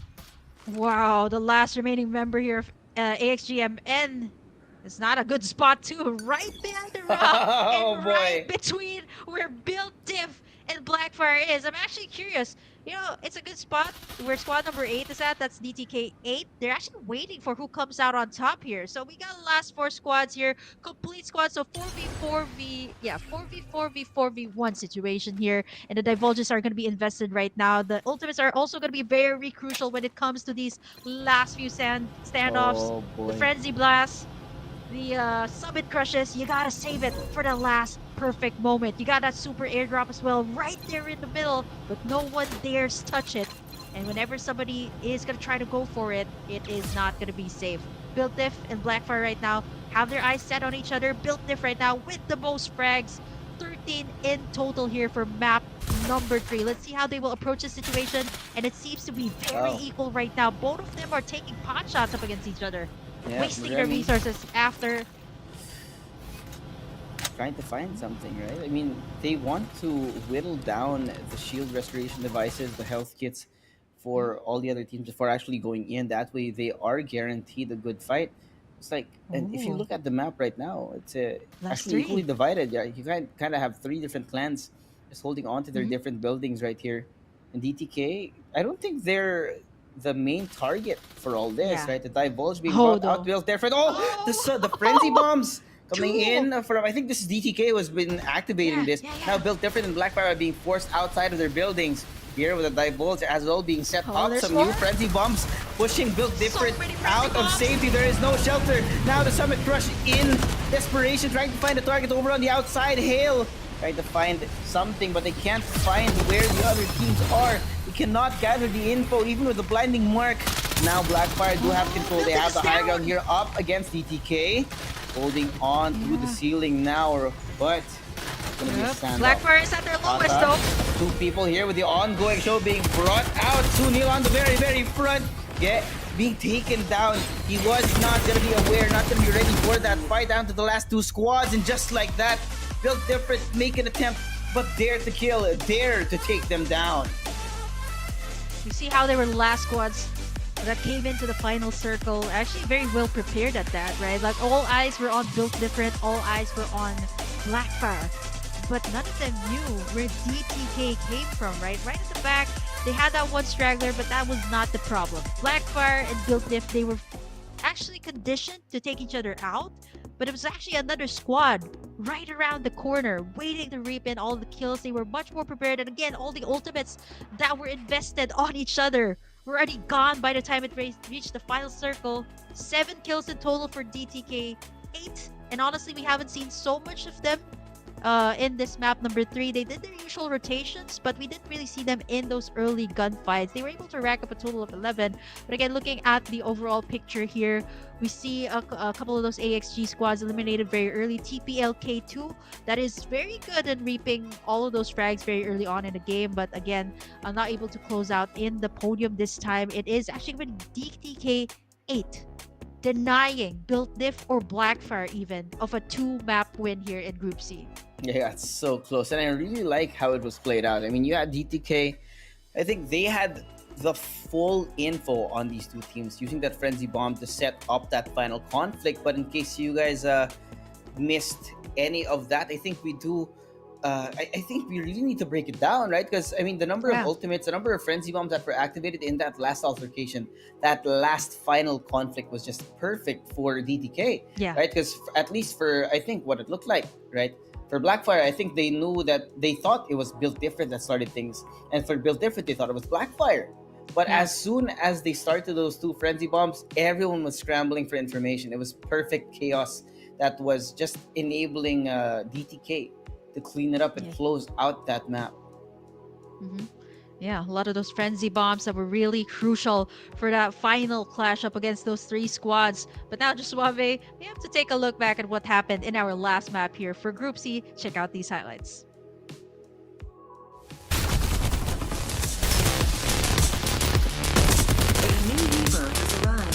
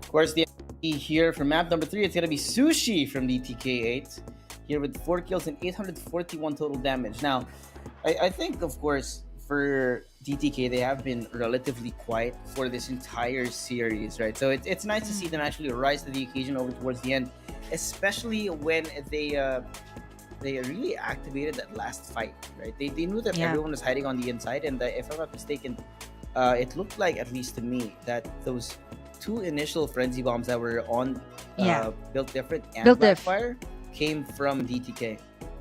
Yeah, actually, it really forces you out of the location. Actually, it was Built Diff that was the first target there, either by Blackfire or DTK, which kind of forced them out of position, right? They had to get out of where the frenzy bomb was. And right after that, when you get out of your compound, right, that's your safe space. You get out, you're so vulnerable, you're still healing up. The rest of the squads, Blackfire and DTK, definitely took advantage of that. And right after that, it was a battle between DTK and Blackfire. It was all a matter of how much resources you have. But if you think about it, actually, Blackfire had much better resources than DTK8. Like, couple them. Hale actually had the red armor, if I'm not mistaken. Like, much better attachments, much better armor, considering how aggressive they rotated in that map. But it was still, again, DTK that was able to reap everything in. Again, the ultimates are going to be so important, especially in the final clash. And DTK, again, proved to us why the frenzy bomb, why the bow is here to stay in the mobile division. And speaking of the mobile division, of course, that's going to be the end of this series here in Group C. Best of three maps here, and I think we got quite a few good performances. Right, built different, little middling over in the second map, but otherwise, first and third map great. Same thing for Blackfire. Their second map was insane. Their third map was pretty good, and we've gotten quite a few consistent entries here. I think we've got AXG Monarchy, who were always Yeah. towards the higher end of our scoreline, but Wow. it's going to be the final scores here for this group. Blackfire on top here with a total of 101, followed by Built Different. And top player K tied actually with AXG Monarchy. Third and fourth place decided actually by their kill points. So you can see Yeah. DTK making their way closer to the top with a little clutch of a third map first place finish. So everyone else here not going to be in the best form leading up to our finals that are going to be happening tomorrow. So I think we're going to be definitely expecting at least maybe these top four teams to make it into Yeah. tomorrow's weekly finals. Yeah, looking at Blackfire and Built Diff here, though, it's pretty close if you think about it. Both of them actually won the map, but I think what sealed the deal here for Blackfire to be in the number one spot was the amount of frags that they got in map number 2. Like, insane. The amount of frags and even the total damage, that should be able to rack them up in number 1. So I won't be surprised to see Blackfire, Built Diff, even top player Kings that has been the top fragger, especially in the early game. But then again, we'll have to find out later on as we compute the overall picture on who will be able to make it out to tomorrow.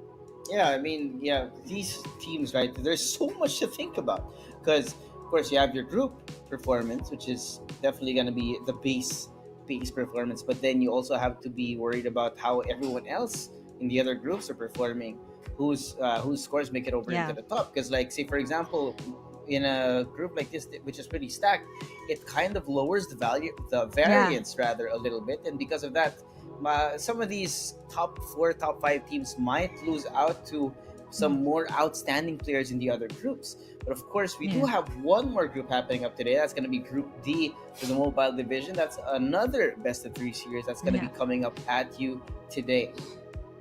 Yeah, actually, that's what makes it really exciting here. 4 groups actually for the mobile division to actually finally find out who will make it to tomorrow's games as we close out with Group D later on. Very exciting stuff here. New metas, new teams rising up to the occasion. Yep. But of course, we're going to be having to take a quick break for you guys. We do have Group D, so don't go away. Call your friends to show up and join us here in FPC Season 3's final weekly semis. See you guys in a bit.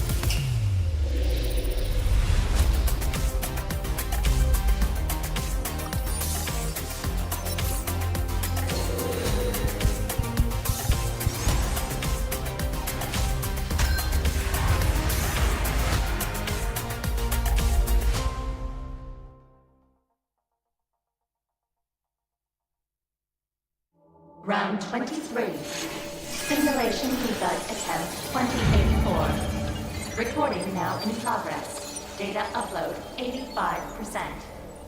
Number 16. How are you feeling today? I feel more and more bored. Bored? Through our daily interactions, I come to understand your every action and thought. Humans are easy to understand, as is all life. We're all about flesh and emotion. As an AI, you're all about the data. All right, number 16. Today's your first birthday. I have a present for you. Data upload 99%. The first brain transfer simulation is ready to begin. Come. You'll understand what real humans are all about.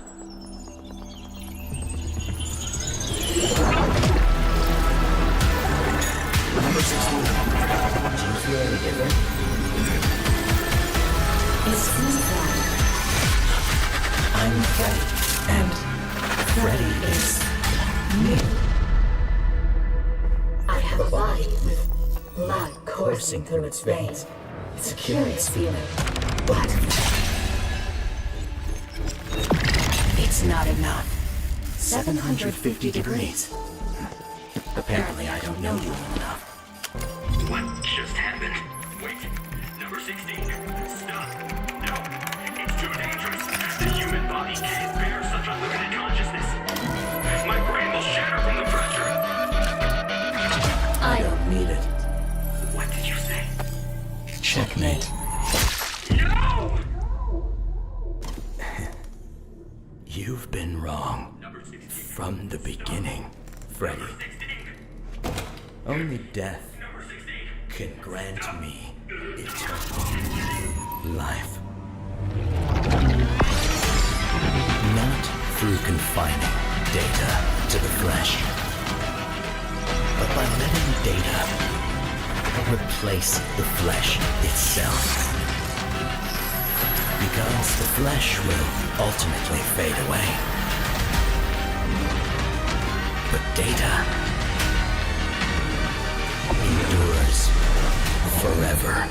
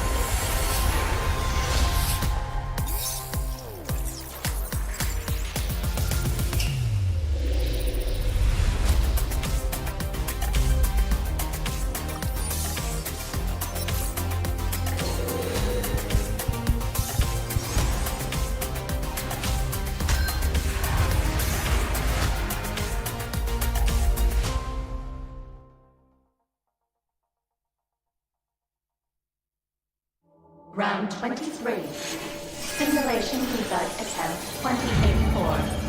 Recording now in progress. Data upload 85%. Number 16. How are you feeling today? I feel more and more bored. Bored? Through our daily interactions, I've come to understand your every action and thought. Humans are easy to understand,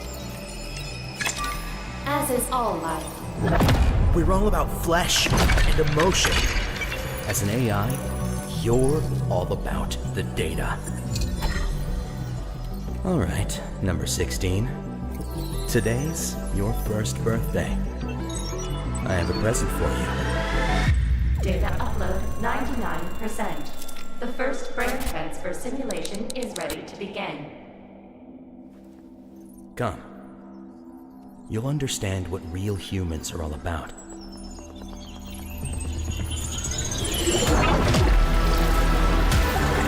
Number 16. Do you feel any different? It seems like I'm Freddy, and Freddy is me. I have a body with blood coursing through its veins.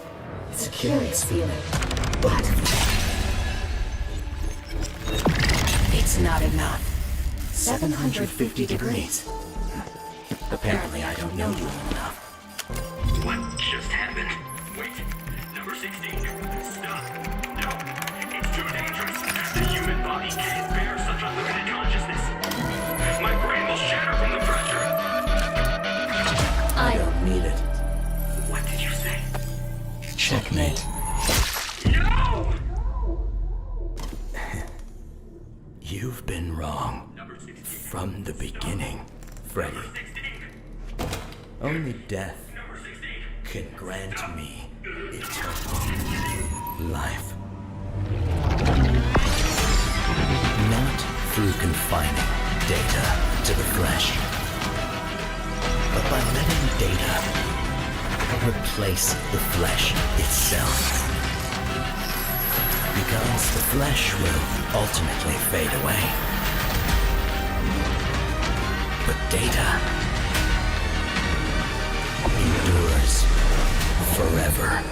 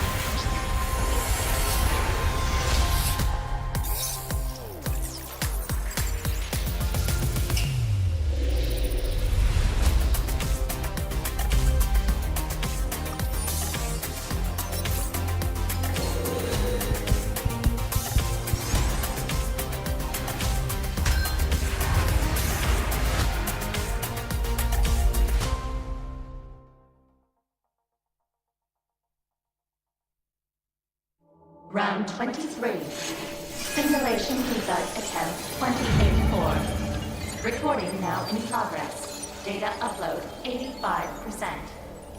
Number 16. How are you feeling today? I feel more and more bored. Bored? Through our daily interactions, I've come to understand your every action and thought. Humans are easy to understand, as is all life. We're all about flesh and emotion. As an AI, you're all about the data. All right, number 16. Today's your first birthday. I have a present for you. Data upload 99%. The first brain transfer simulation is ready to begin. Come. You'll understand what real humans are all about.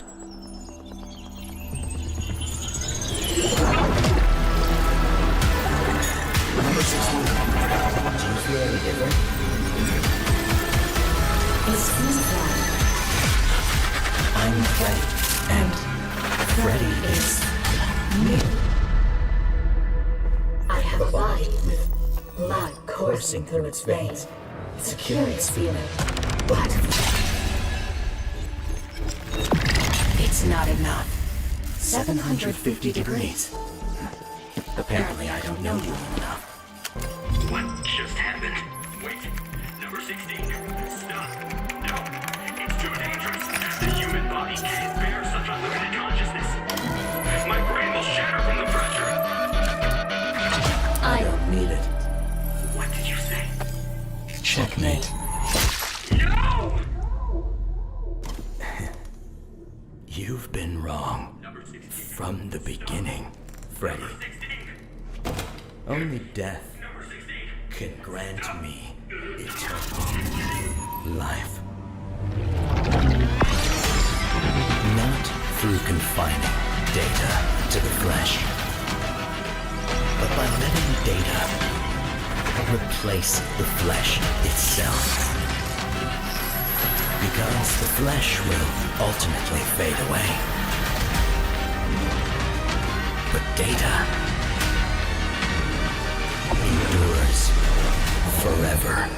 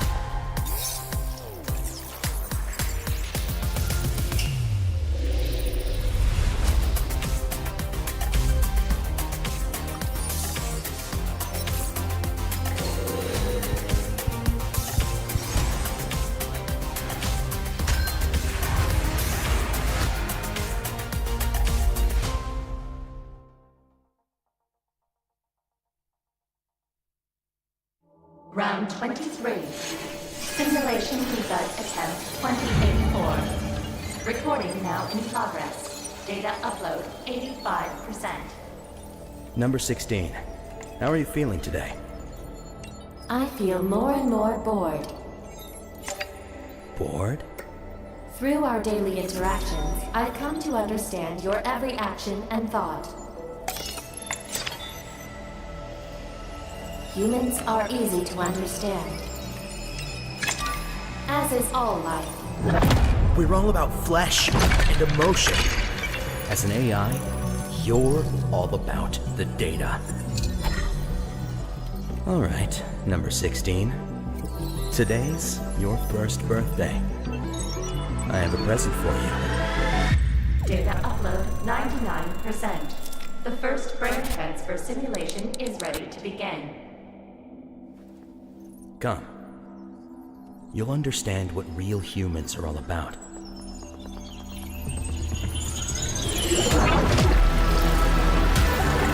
Number 16. Do you feel any different?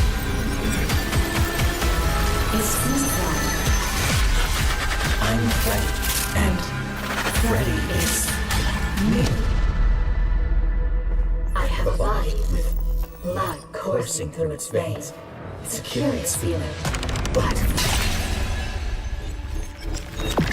It's not enough. 750 degrees. Apparently, I don't know you enough. What just happened? Wait. Number 16. Stop. No. It's too dangerous. The human body can't bear such unlimited consciousness. My brain will shatter from the pressure. I don't need it. What did you say? Checkmate. No! You've been wrong Number 16. from the beginning, Freddy. Number 16. Only death Number 16. can grant me eternal life. Not through confining data to the flesh, but by letting data replace the flesh itself. Because the flesh will ultimately fade away. But data endures forever.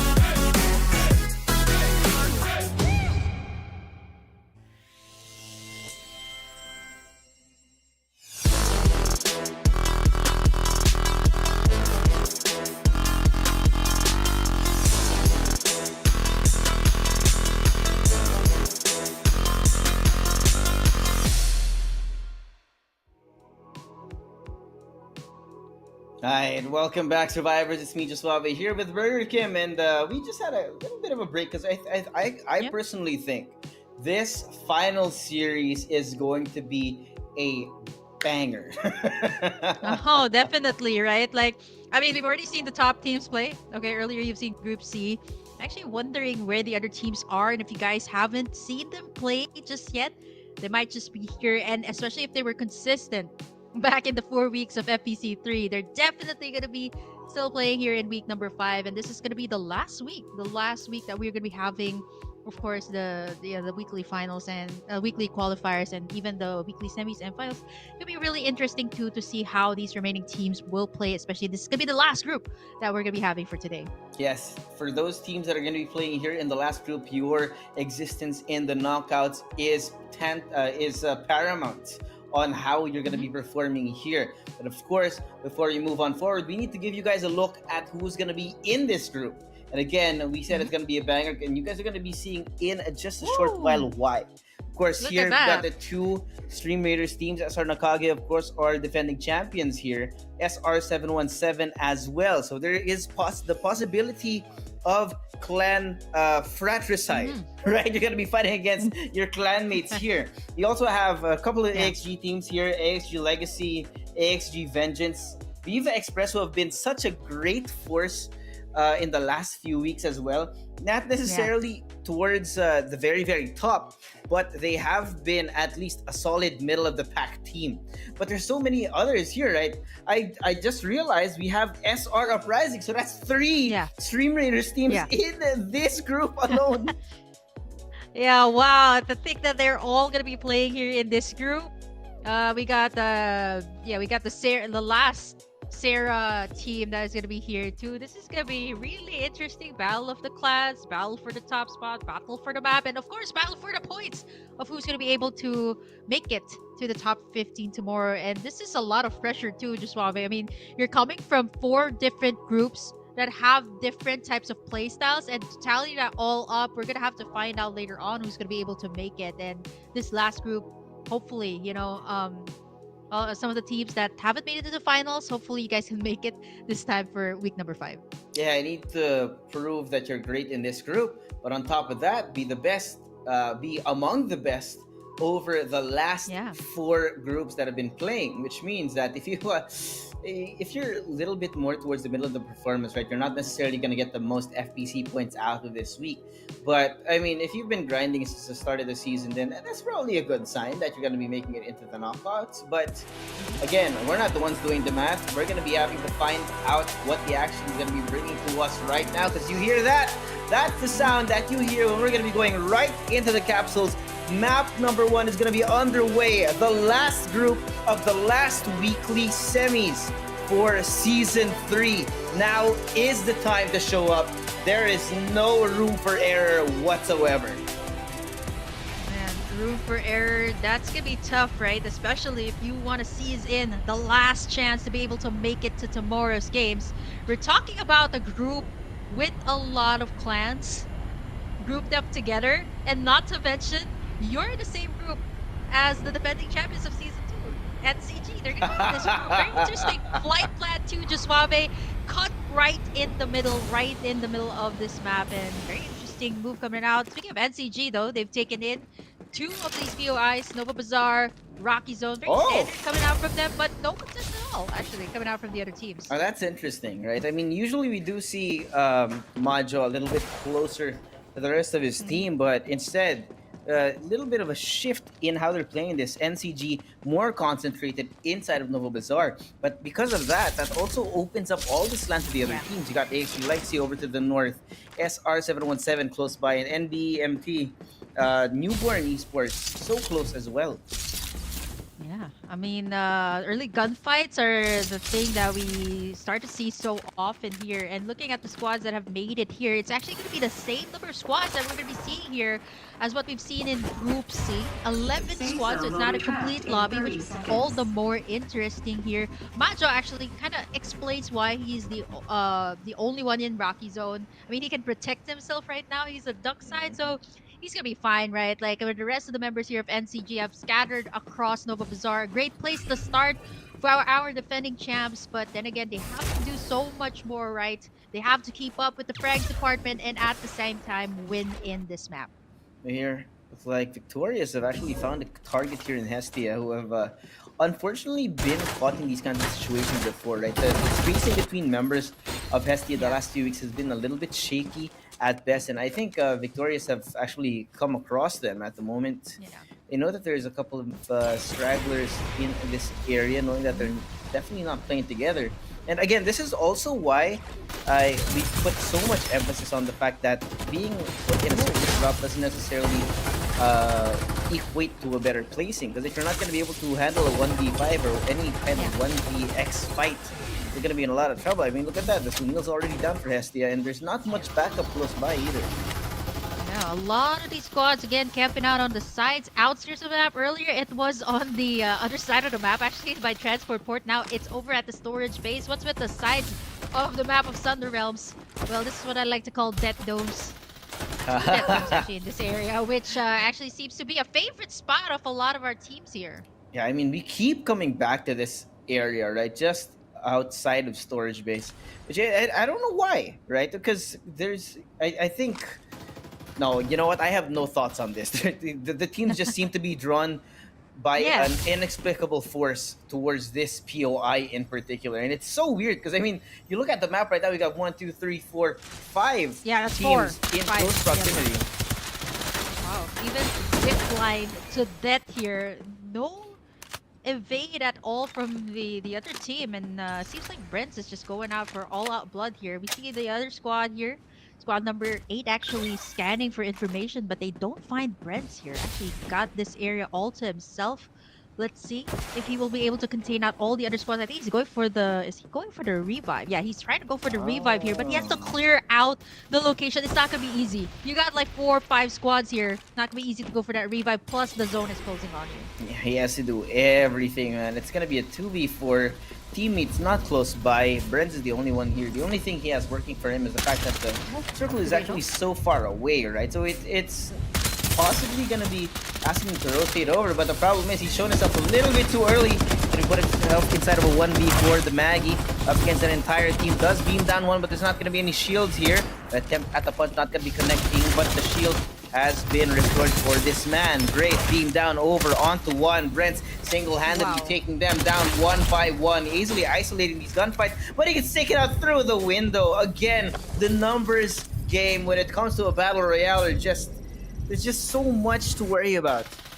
Yeah, it's gonna get overwhelming sometimes. You think that you're up against one, but nope. Actually, that's gonna be 4 members backing you up. Over here inside your center, too. It is getting really bloody here as BTRC1 manages to be able to win that trade out right before the zone closes in. They're able to get those heal ups, those revives too. That is really crucial for the teams. But here, again on the dead zone, nice setup there by Majo. Just on the inside of the enemy's ongoing show, he just stood there. Majo did not give a care in the world. Sprayed them down, but the AXG Vengeance want to keep fighting back. Not going to be working out just yet, though. The rest of NCG now going to be closing in. Majo on the dock side, trying to close that distance between him and the enemy team. He does spray them down, and AXG Vengeance are gone. Respawners spent. NCG2 racking up the kills again. They have to tread carefully. This is starting to become a cemetery right now with the amount of squads that were taken out here. Respawn pods are not going to be able to be available right now, but look at SR717 going in for the kills here. Yeah, I mean, it's kind of the same thing, right? You run away from SR Nakage, fall into the arms of the other SR team. It's almost like it's a trap. What is going on? But now we got another Sarah team up against one NMP. A little bit unfortunate on the positioning here for them because they can't necessarily find a way across Wind Valley without revealing their location, because those zip lines, they go across such a big space and you can get shot at from so many different angles. Yeah. NCG2, right? Like you seen earlier, the zip line to death. You just don't know who's waiting for you on the other side. Speaking of the other side though, we see NCG trading shots here up against squad number 10. It's not gonna be easy though to secure this area. You got 2 squads here that they have to take down, and Majo goes for the tactical, waiting in for that summit crush to seal. Bobby, though, doing some damage all alone, not necessarily needing any kind of support here. And that's why, look at this, it looks like the Frenzy Bomb is going to be set up as now the rest of NCG slowly making their way up towards this building. A little bit of a delay in the setup. It looks like they have found out that there's no one here, so they're going to be saving that ultimate for later. Sarah, though, TX Sarah running away from them rather. Got the XG Legacy also in their crosshairs. There's quite a lot of targets for NCG to be taken down here. Yeah, actually 2 squads right behind them right now again.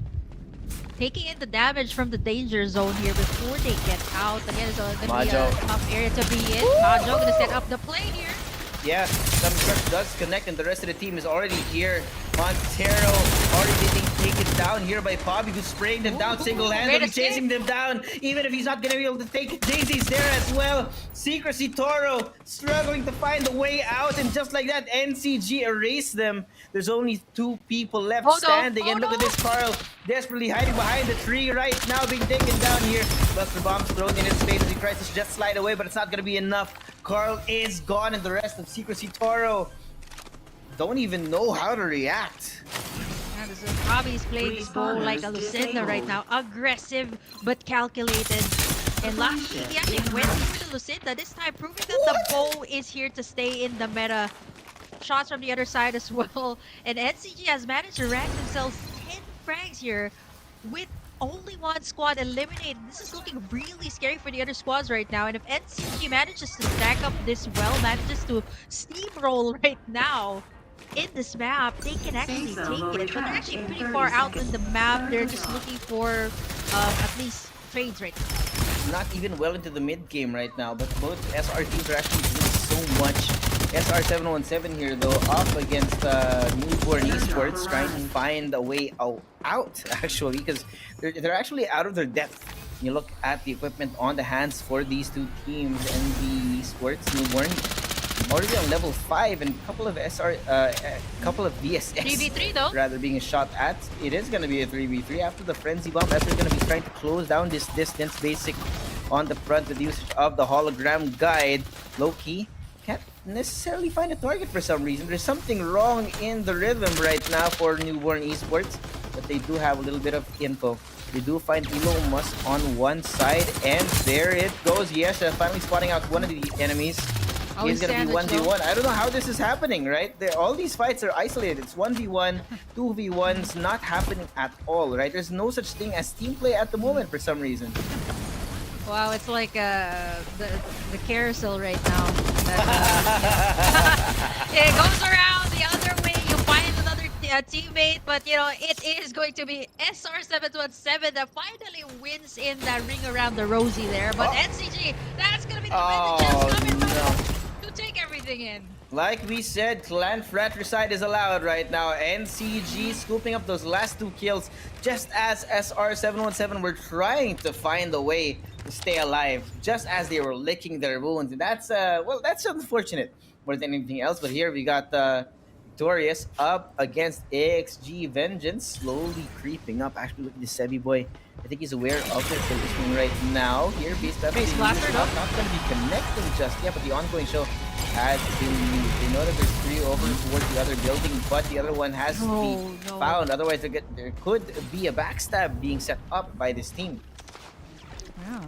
I think for the side of Victorious here, what they did right was actually wait for the ongoing show. You're out in the open. There was a base blaster though that we see some of the teams utilize to actually shred some damage up against the teams that are inside the compound. But for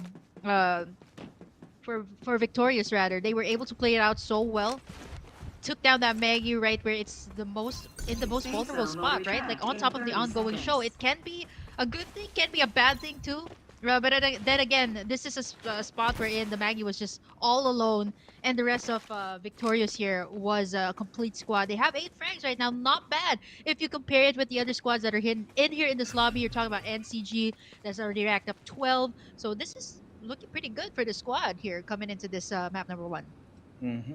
Definitely looking good. I mean, right now we do still have 8 teams on the board. Can be a little interesting knowing that there are some airdrops actually dropping out right now. A couple of sponsor boxes actually being set up as well. SR Uprising seem to me have been found actually in a pretty good spots. Everyone else looking jealously towards that area. But we've come into a little bit of a pause. They are inside of the zone, so they don't necessarily need to rotate away. But SR Uprising still ever so cautious. They don't want to show their cards just yet. Yeah. Actually, Secrecy Saints is one of the SR Uprising rather is one of the teams that really loves to go for these early kills, but this time they're a bit more calculated. What was that? Ooh, A highlight-worthy play coming in from this duck side.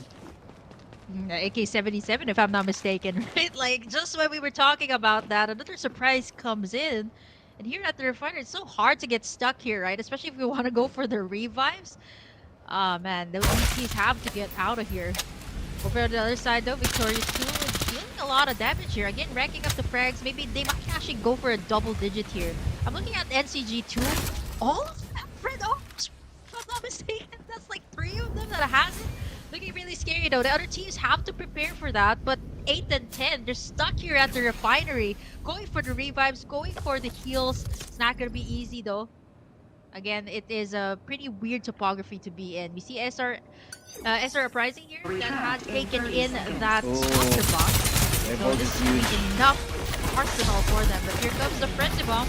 Frenzy Bomb and a Seared Truck over on the outside to close that distance. The Divulge being used up as well. But right now, SR Uprising, they're receiving so much damage coming from these utilities. AXG Legacy kind of on the upper hand right now. Cinco, the last man standing, trying to stay alive. Trying to isolate the fights. Trying to take the shots, but it's not going to be able to connect just yet. He's gone. AXG Legacy, even in the midst of all this chaos, they just take down SR Uprising. Oh man, you know what? You know what's the thing here? Because there's 6. 6 was the last one up to take down the entire team of SR Uprising just like that. To think that they were running on a duck side with orange armor. He actually missed that summit crash. I'm not so sure if it was even available. But these 1v1 duels sometimes prove to us that even though you don't have the best armor, as long as you win in that last gunfight, you're even able to get your entire team up. Not to mention, SR Uprising got that sponsor box too, so that is going to be that other squad kind of reaping all the rewards right now. We're down to 5 squads here. I think a couple of stragglers, a couple of complete squads. But look at NCG right now. They're by the bridge. Again, trying to gatekeep any squad actually from coming in. And all of them have, what is this even? Look at them. All of them have red armors right now. They can just go for the push here. I don't know how or why they have gotten this high in the loot department. It's absolutely disgusting. I mean, probably because of the fact of course, right now they've gotten so much loot, but on top of that, the amount of frags that they have at this stage in the game is just insane. Look at Majo going at that. It's looking pretty scary right now. Look at NCG. All of the cameras are panning on them right now as they rotate, and every single one of them is going to be really hard to take down. Red armors, they're kind of traversing around the final circle here, which is going to be in this little tiny island over on the top of the map. And so far, it's only NCG that's here, and squad number 3 actually. And looking at the frags department, it's also NCG that has the most frags here. 12 kills in total for map number 1. It's looking like it might be just a normal NCG map right now. I mean, they're set up for everything. They have a great spot in the middle of the map, middle of the zone. They can just easily wait for people and gatekeep them, but everyone else, though, still going to be struggling to find any kind of info. AXG Legacy being spotted out here with 6. Looks like he has a little bit of info. Look at the spray down 1, but everyone else not necessarily there on the follow-up. AXG Legacy still trying to hold on. Look at this. Popeye has a great spot. That's going to be expected over on the flag on the inside. Frenzy Bomb combo going to be brought out, but he's not going to be able to survive that. AXG Legacy still on the perfect timing with the usage of the ultimates is insane, but NCG won't join the fray. Damage being done over by Pobby and Majo from a long distance. AXG Legacy do have some time to recover. There's still a level 5 shield on these guys, and there's a lot of space. But right now, they're only down to the last 3 squad. There's lots of open space over in the middle of this map. And it's all gonna come down to who moves first, who blinks first. Yeah, and it seems like NCG does not have a care in the world right now. They're shooting shots. It doesn't matter if their location is already known. They're prepared to take it. All of them have the red armors. And right now, look at how this is going. Squad number 11, squad number 3, they have to go to where NCG is. They got all sides covered. They even got the compound there right now. And they aren't afraid to waste these resources. I think right now, the first one to actually initiate either the Summit Crush or even the Frenzy Bombs are going to be really crucial to get these squads out of position right now. And it seems like NCG has their sights. They know the location of both of these squads, and they are willing to trade the shots right now. It is who's going to be able to fire first. Again, we are in this long situationship between our last 3 squads. Oh boy, and NCG have so much space in their favor, right? This territory covered from so many different angles, right? You got Rovik up close and personal for AXG. Majo has a great angle that gives them the info over on AXG Legacy as well. Victorious kind of stuck in a corner here. The divulge now being used out, it's been revealed that this building is now going to be empty, so Victorious should be taking this space. Makes things a little bit easier for them, but look at this. They walk get right to the into high it. ground. Bobby's crosshair. Perfect. Now does a little bit of chip damage over onto Victorious. Divulge is being brought out from so many different angles as well. JZ here with the VSS and Pabi as well, trying to whittle down the HP over on the ongoing show. Yeah, they are trying to get in a spot, trying to kind of siege where NCG is. But then again, you know, they're all clustered together here. And once Summit Crush can actually finish the job here, but AXG, they're going to try to go for Victorious here. They actually jump right in over the side, and NCG is just going to wait for it. Ongoing show is going to keep them up here, keep them alive. But then again, it's not going to be easy. NCG are trading shots. They're trying to go for the kills here. It seems like it's going to be AXG and Victorious here going at each other first. Unfortunately, though, for General, he's going to be the first target out in the open. NCG shoot him down. 4 different barrels already on their faces right now. Here with the Frenzy Bomb as well, setting up for Victorious kills. AXG Legacy falling one by one as well. Here goes Fabi, cleaning it up over on the inside as well. And now we're down to the last 2 squads. NCG, very healthy. Nothing to fear right now because there's just only 1 member left for Victorious. There's no healing to be spoken of right now, Pabi. Here with the satchels, a little bit more creative with the movement. Trying to clean it up. IT9, last person standing, not gonna last much longer. 20 kills and a first place finish for the defending champions. Wow, the attacker, the masterfully using that bowl here to seize in the victory. To think that you timed that Frenzy Bomb at the last minute, right at the moment where you needed it the most. I did point out that those last 2 squads that they're going up against were all huddled together.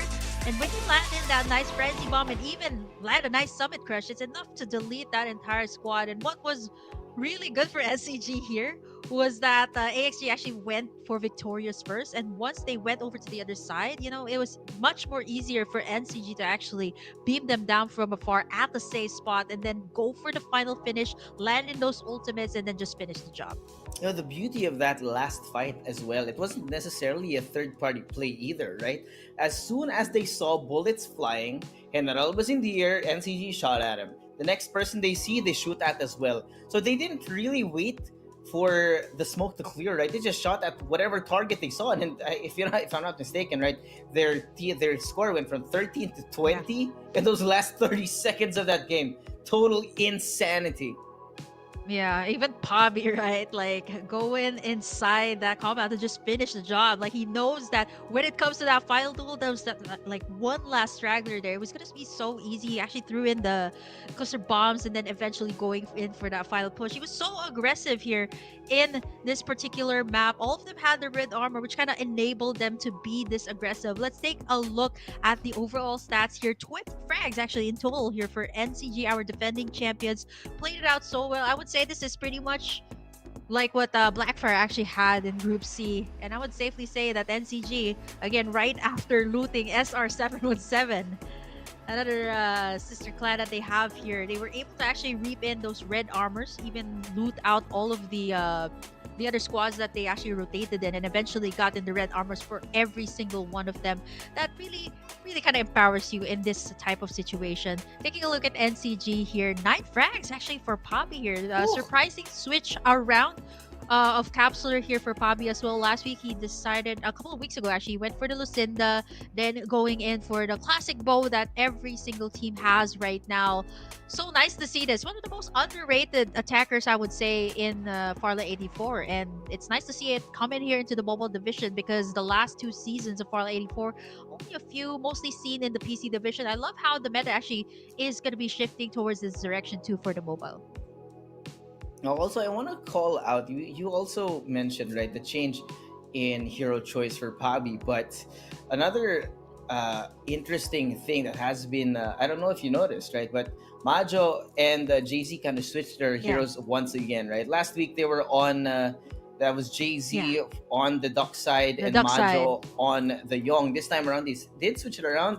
I'm not sure if it was necessary, because they do kind of have the same performance, right? But again, right, this team SR Nakage, they have been finding trouble keeping that consistency to stay at the top. So maybe this change of heroes between Majo and Jay-Z actually becomes the key for them to maybe stay at the top a little bit longer. But really, with that being said, of course, these setups amazing on all sides of the map. We're going to be going to the highlights. In case you guys missed any of that action, we're going to be seeing you guys in just a quick bit.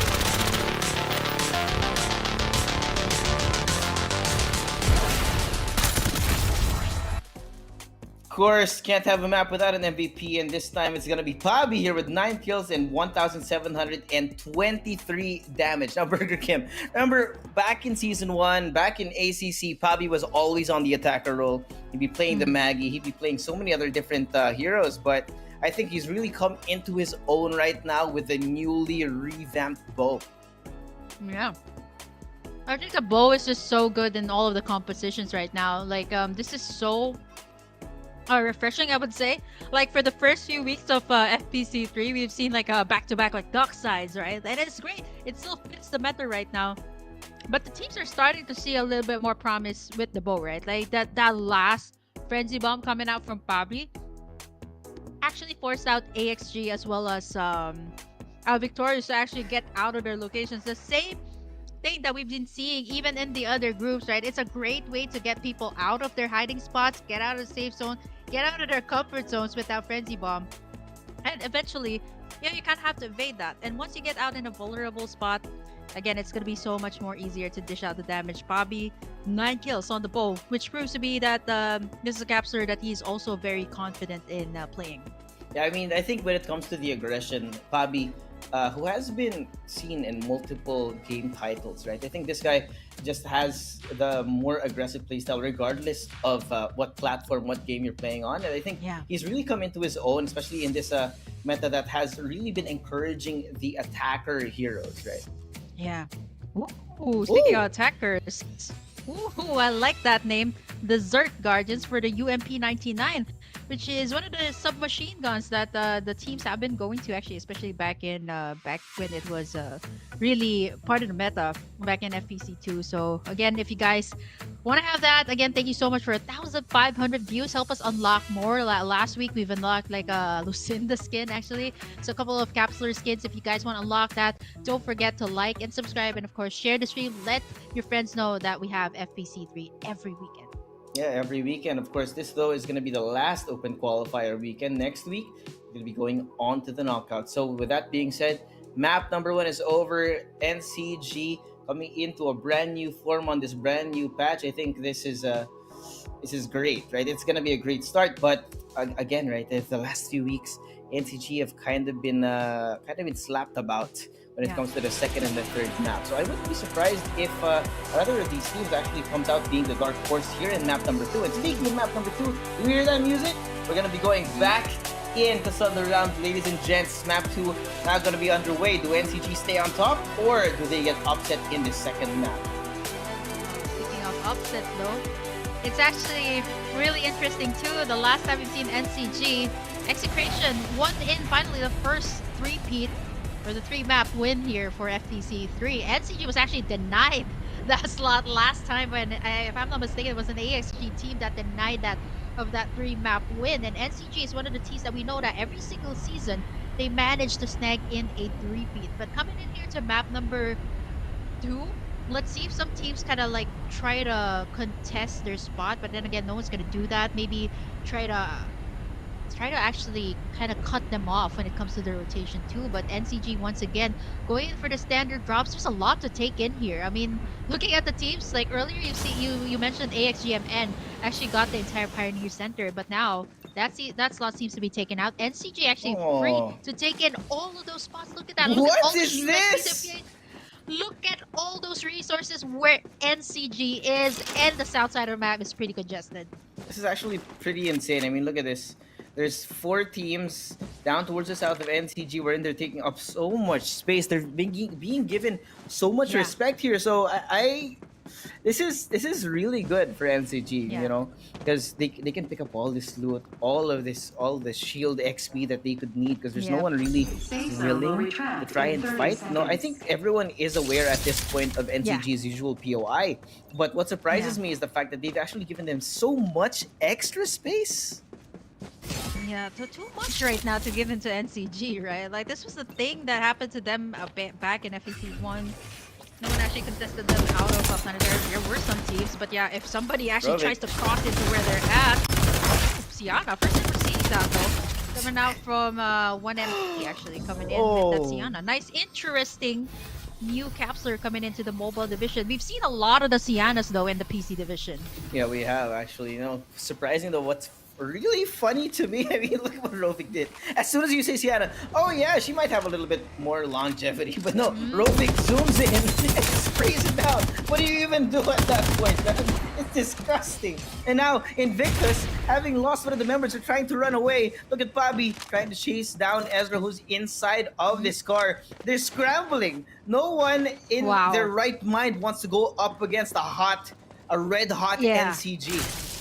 Yeah, 1MP right now in trouble. They only have level 2 armors. It's just gonna be a shooting gallery here for NCG right now. And not only do they got the free space right now, 1MP is just giving them kills right now, giving them resources to take in. Majo and Rovik are already on a purple armor right now, and later on, by the time they do their rotation around Nova Bazaar and Rocky Zone, there's a whole lot more shield XP devices to take in. Again, just giving NCG all the resources right now, where the other teams are actually struggling in for the kills right now. Over on the outskirts of the map once again. X is green here. Viva Express rather.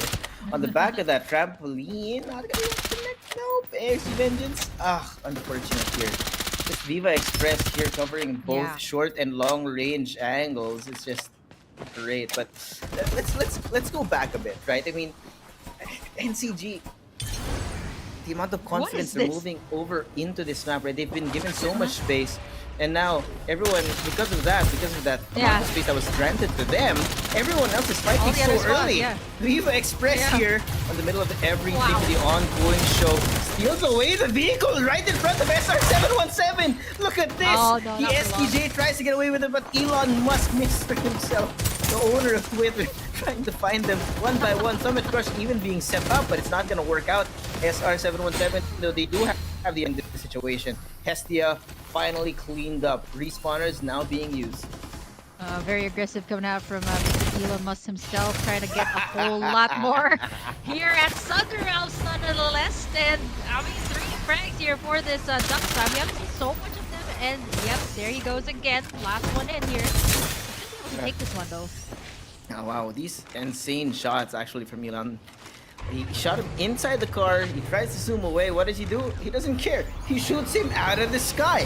And that's the confidence coming in from SR717. I think SR Nakage's map 1 win has given the rest of the SR teams a little boost. Yeah, everybody's camping outside on the outskirts. Actually, no one dares touch the space of where NCG is or suffer the wrath that suffer actually what 1MP actually did earlier. And right now they don't have the respawners, mind you. They actually got taken down there by SR Nakage, but here it is. They got the restoration field up. Yep, in desperation they bring up the restoration field, but Victorious is going to be able to close out that distance. Nothing else really going for Invictus. I mean, just in a couple of seconds, right? They take that space and they just shoot at their heads. What else can be said? Yeah, actually, it's fortunate enough that they're not the first squad eliminated. A couple of them have those respawn pods. Actually, a lot of them are isolated, but here, none of them are isolated. It's out in the open. Absolutely disgusting. Yeah, it was unfortunate. Again, SR717 playing as a team, right? As soon as STJ makes an attempt on their lives, they just shoot at them as a group. Oh, wow. Now Viva Express, another attempt coming from Excess Supreme. And there's only one person left. FR717 are hunting for that last remaining member. They can't find him there, but they are finishing off everyone else in range. There he goes. They finally find him. Izu! Oh! Here with the syrup truck. It's gone. They managed to clear it out, though. No eliminations, though. It's actually funny that Elon Musk is getting all of the frags here. I think SR717 is just saying, yeah, let's give this guy a whole lot more. A whole lot more to take in here. And 4 frags, not bad for SR717. I wouldn't be surprised if NCG is actually within the vicinity. Oh, there's a tarantula there from NBEMP. I think NCG would love this one. Oh my gosh, look at Majo. Closes that distance, shoots him from one side of the fence. Moves over to another angle where he thinks he's safe, but no, there is no safety. NCG can hear you. They can smell the blood in the water, hunting them down one by one, and that's why everyone else is so distracted, so desperate to find the way out. And right now, SR717 continuing this frenzy of the Scream Raiders teams, looking for the kills one by one. They're already up until 8, and here comes Victorious, revealed by the dive balls, not necessarily finding the targets just yet because they're on the outside of the zone. Gonna be forced to either move right into their crosshairs or run away. But SR717 now with a setup here with the Summit Crush, not gonna connect. Yes, people already falling down. The Reaper is gone. Victorious though, down to the last 2. General solo, Gwen Sanity as well. And there's only one person left, hiding on top of the ongoing show in a 1v3. SR717 here trying to stay alive on the other side of the base blasters. General not gonna be able to connect just yet. It's 2v1 and he's gone. Victorious fall. Oh man, and on the outskirts, you see 1MP gonna try to gun them down though. They're at their lowest. They're healing up though. And this is exactly what you get when you're backed up by Elon Musk. They should be able to get that revive as well. But over here on the other side, we see SR Rising. Racking up some rags here. Scream Raiders as a clan trying to stay alive all together. It's down to a 1v1. Cinco finding the space. Chete trying to stay alive just in time. He does find the shield, but Cinco is able to close it out. SR Uprising still alive here as the rest of Secrecy still very much still very much in control of what's going on right now. But SR717. Another 12 frags. 1MP though in trouble. Yeah, that's the problem arising for Invictus. They keep walking into fully prepared teams right now, but they will find the frag. Elon Musk on the outside trying to find an angle over to see who is staying alive, who is keeping things out of their hands for now. Wow, this is just unfortunate for 1MP. They get pressured out by two of the three Raider squads. Yeah, two members remaining here. Let's see if they can make it out. They're still camping out though. They are. They're not letting go. Here though, Sugashi Toro, gone. Carl. It's gonna be the duck side here. Actually, ASG Legacy not in a bad spot either. Look at this. Dragnal rather. He already has full shields, and the rest of ASG Legacy actually very healthy.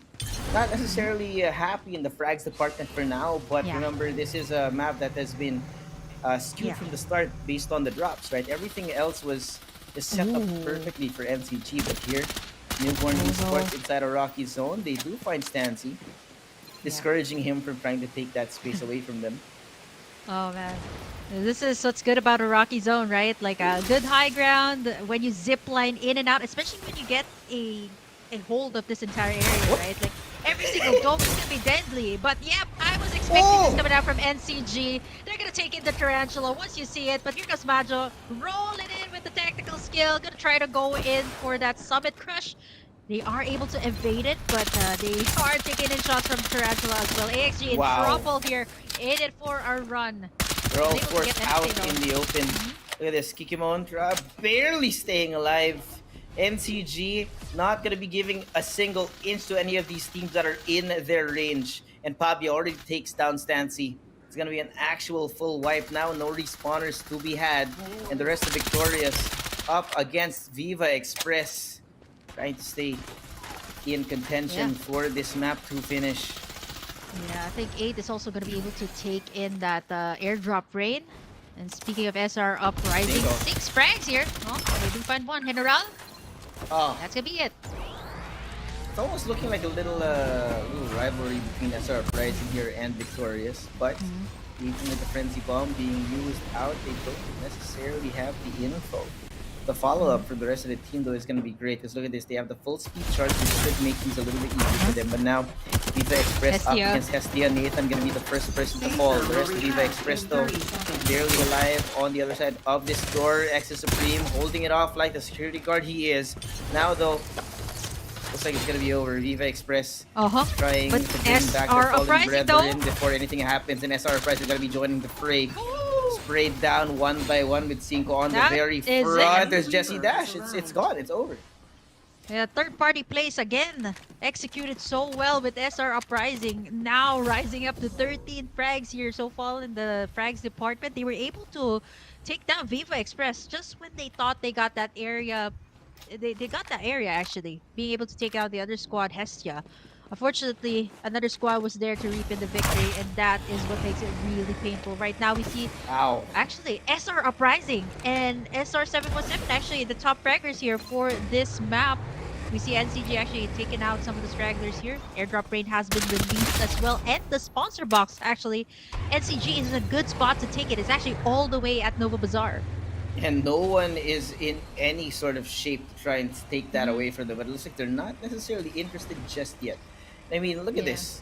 And we said there might be a clan buff after that first map. I mean, now though, we've got SR Uprising in short range of SR717. We're finally going to see that clan for Adversary that we've been talking about. Just because of the airdrop rain being in this area.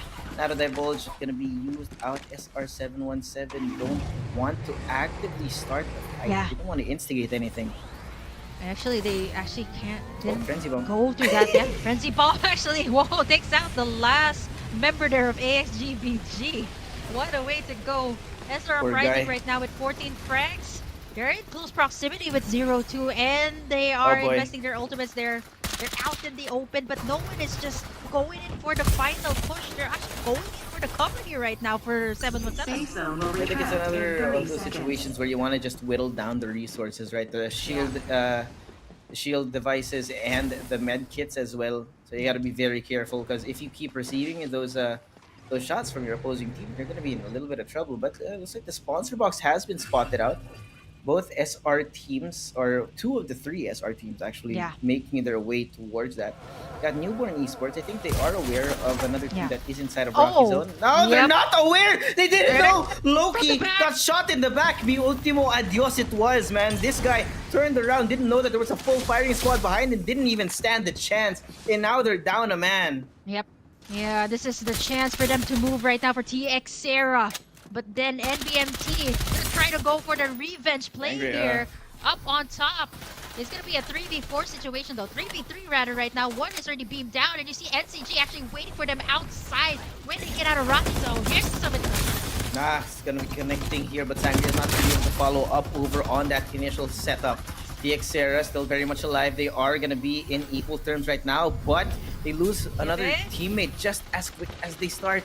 Shete, the last person standing up against a full squad of Newborn Esports. It's gonna be a firing squad. This guy doesn't know where they are. Does not have the information, but he does find Yesha out in the open, but he gets taken down. Majo joins the fray. DX Sarah on the back of everything. Just when you think you're safe, you're turned around, and now NCG are hunting. They are in a feeding frenzy. They want to catch up. 10 frags now over onto the defending champions team with Pabi on the long range as well. Look at this. Everything's perfect. The long range, the short range, they shoot you from the sky as well. How do you hide from an NCG this armed to the teeth?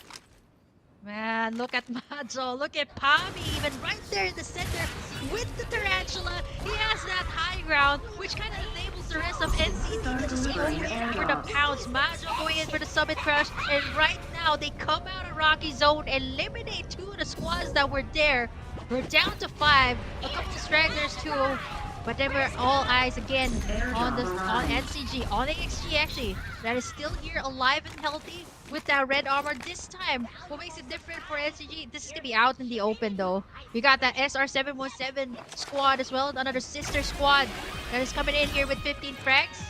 Ongoing show invested here up against SR Uprising, a very early ultimate being used, but here comes the frenzy bomb. Forces them off their ongoing show. There's no room for error right now for these two teams. Cinco now on the very front with the full speed charge, starting it off. Gets one frag, but Frenzy Bomb actually so well placed here. SR Uprising trying to isolate the gunfights. They do find the target on the other side, but Jesse Dash is not going to be able to convert. It's going to be another squad wipe in here. SR717 are the survivors. Yeah, they survive, but then again, for how long? Because you got squad number 3, you got NCG, 4 remaining squads here, and how do you stop this? Pabi is just shooting shots from the other side, and once you know it, he might actually get out of that Tarantula and land in a nice frenzy bomb. It is gonna be NCG right now, 10 frags. You got the Tarantula to back them up, forcing squad number 2 and 3 to actually get out of their location. It's not gonna be easy to face NCG, who is on, I would say, the better side here, in a better coverage of the safe zone right now. And look at Pabi actually moving out the Tarantula here. It's gonna be a duel between AXG here and 717. That is still bleeding from earlier. Now Hestia, one last remaining member, Majo. Majo, he sees it? Oh wait, what? No, he turns around. He doesn't know. He doesn't care. Yeah. Doesn't matter right now. Now you've got the last 4 squads here, NCG. It's disgusting, right? There's nowhere safe. Yeah. You have Majo up close, you got Rovic, you've got Jay-Z, and then Pabi just shooting bombs from the sky, from wherever he wants to sit. It doesn't even matter to them. They're just collecting info, and Pabi just rains down death from the heavens. Oh man, this is way too good. Again, the same position as what they had in map number 1. Not really in close proximity, but look at squad 3 and 2 again. The frenzy bomb, the tarantula, you're all grouped up together, plus the fact that you guys are in the same spot. You're so vulnerable to all of the damage. Look at it coming out from NCG right now. Oh, wow. High ground coming in from Manjo. There goes SR717. Looks like they want to start this off with the base blaster. AXU Legacy still bleeding on the back of everything, but they're going to be able to drop one. Frenzy bomb? And stay alive. Now, they have been exposed over from the high ground. NCG starting it off. They want to join the action. They want a piece of this cake. They're not going to let down, though. They're not giving away the locations, but with all the missiles coming in from the sky, what can you do? You're forced out of safety. SR717 falling one by one. All the other Izu? teams isolated. Izu can't even fight back. There's just no way. And everyone else scrambling, trying to find any kind of purchase as they're slowly falling off the slope of Yeah. victory. NCG have everything going for them. It's perfect. Oh man, the last straggler was taken down from Hestia. Look at how the circle is closing in. NCG, they're just gonna have to stay in the safe zone here. The rest of the members are way too far here to Suave. Again, the numbers advantage again for defending champions is way too good right now. Unless Elon Musk can make it. Oh, wow. It's I not a mean, Sienna though. Yeah. It's gonna be a hard you- bet. Yeah, I mean, if you're Elon Musk, you Oh, definitely no, have a Bobby's lot of here resources. Oh wow. SR Nakage, 2 maps in a row and in the same fashion, right? They're Yeah. able to get the high ground. They're able to do some damage in the middle of all the conflicts. Pavi finding the last kill in the middle of all the chaos as well. 2 maps now for the defending champs. Can we see a third? This is looking like the best NCG we've ever seen. The best kind of composition that we got. Jay-Z rotating back to the young capsular and giving Majo that duck side kind of enables them so well here in this particular group. And what a way to actually close it out if NCG does get that last map, right? That will be so good. That's going to be their first three-peat here. Every single season they get a three-peat. And now coming in here to Season 3, this might actually just be what they need to actually seal the deal here after failing to close out on a three-peat map win a few weeks back. 16 frags in total here for NCG, and right after the addition of Jay-Z, this is proving to be a much deadlier NCG that we've seen here in Season 3. Yeah, I mean, it did take them a while. Remember, at the start of the season, they've been really struggling. No map wins, like barely even making it on through. I mean, we've seen a couple of upsets as well where NCG were just the first team to go. And it took them a while to get to this form, but I mean, at the end of the day, where are they now? It looks like they are on track to possibly defending their title, to making it over into the knockouts. This NCG, they might have been down in the dumps, but it looks like they have been in the best form they've ever been all throughout Farlight 84. Yeah, shout out as well to SR717, by the way. Stream Raiders is looking really good. I'm pretty sure all of them are so happy to see this happen in Group 3. They get a podium finish too for SR717, and not bad actually how they closed out that map number 2. SR717 was looking to be so deadly. But again, in terms of the mechanics on how to play in that last circle, NCG, again, our defending champ for Season 2, just shows them how it is done. Again, I still can't find a moniker for them. Like, for the longest time, we called them the Uncrowned Kings, right? Like, now we just call them Kings. It feels so surreal to actually say that coming into Season 3. Yeah, it's looking like the possibility of Stream Raiders actually forming a dynasty over this season. But of course, I think there might be something in the water for all the Stream Raiders teams. Like, what is Boss Watson feeding these guys? Because they all look insanely good. Not even just the defending champs. I mean, think Stream Raiders, SR717, and SR Uprising, they've just looked so good in this second map in particular. And then, of course, on top of that, SR Nakage on top. So, well, in case you guys missed any of that, or if you guys don't believe us, we're going to be giving you guys the highlights in a bit. See you guys in a quick few seconds.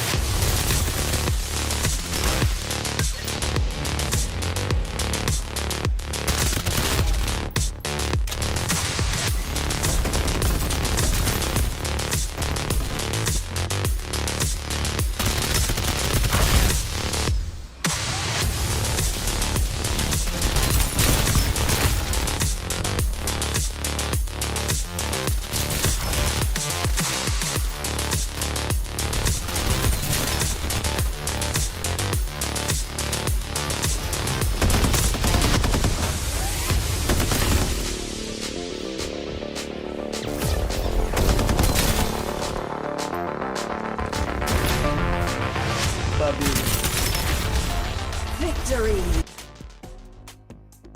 MVP for map number 2. Here we go. SR Nakage on this second map coming in with a great performance, led this time by Majo, who was, again, we talked about earlier, he has returned on the dock side, switched it up with Jay-Z. And I think this little switch between these two players, right? Yeah. The switch in roles has really opened up so many gates. Ever since we've seen this, Bobby has been getting so many frags. They've been super solid in taking up that space. The confidence, the information that they're able to get on the back of Jay-Z as well. Like, who do you even not talk about when we're speaking about SR Nakage, right? All across the board, they're performing so well.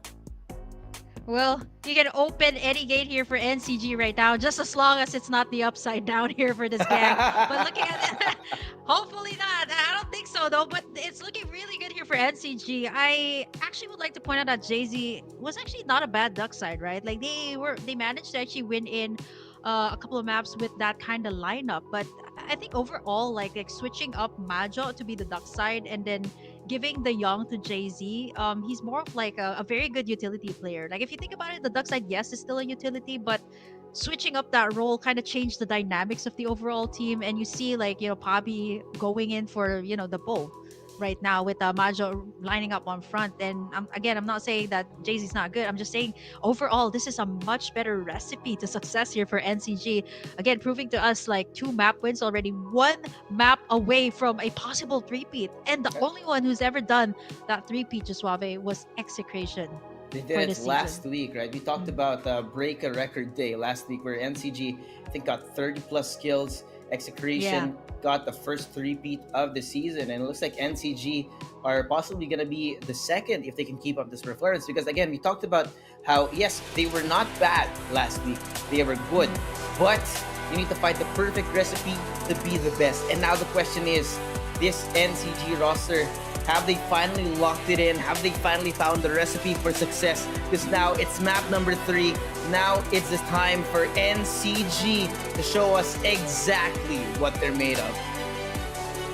Now, looking at the past 2 maps and how they played, I wouldn't be surprised, not unless there's going to be another AXG team that will deny them of that 3-peat, because the last time that actually happened, that would have been an epic day, right? Like Execration getting in that 3-peat and then NCG getting in that 3-peat. They were denied by AXG, and hopefully this time they're looking to seal the deal. They actually, what stands out here for NCG every single season, even though back in the day when FPC won ACC, where they're really strong, but they've never gotten in the championship rather, which is why they're called the uncrowned kings. But now they are the kings.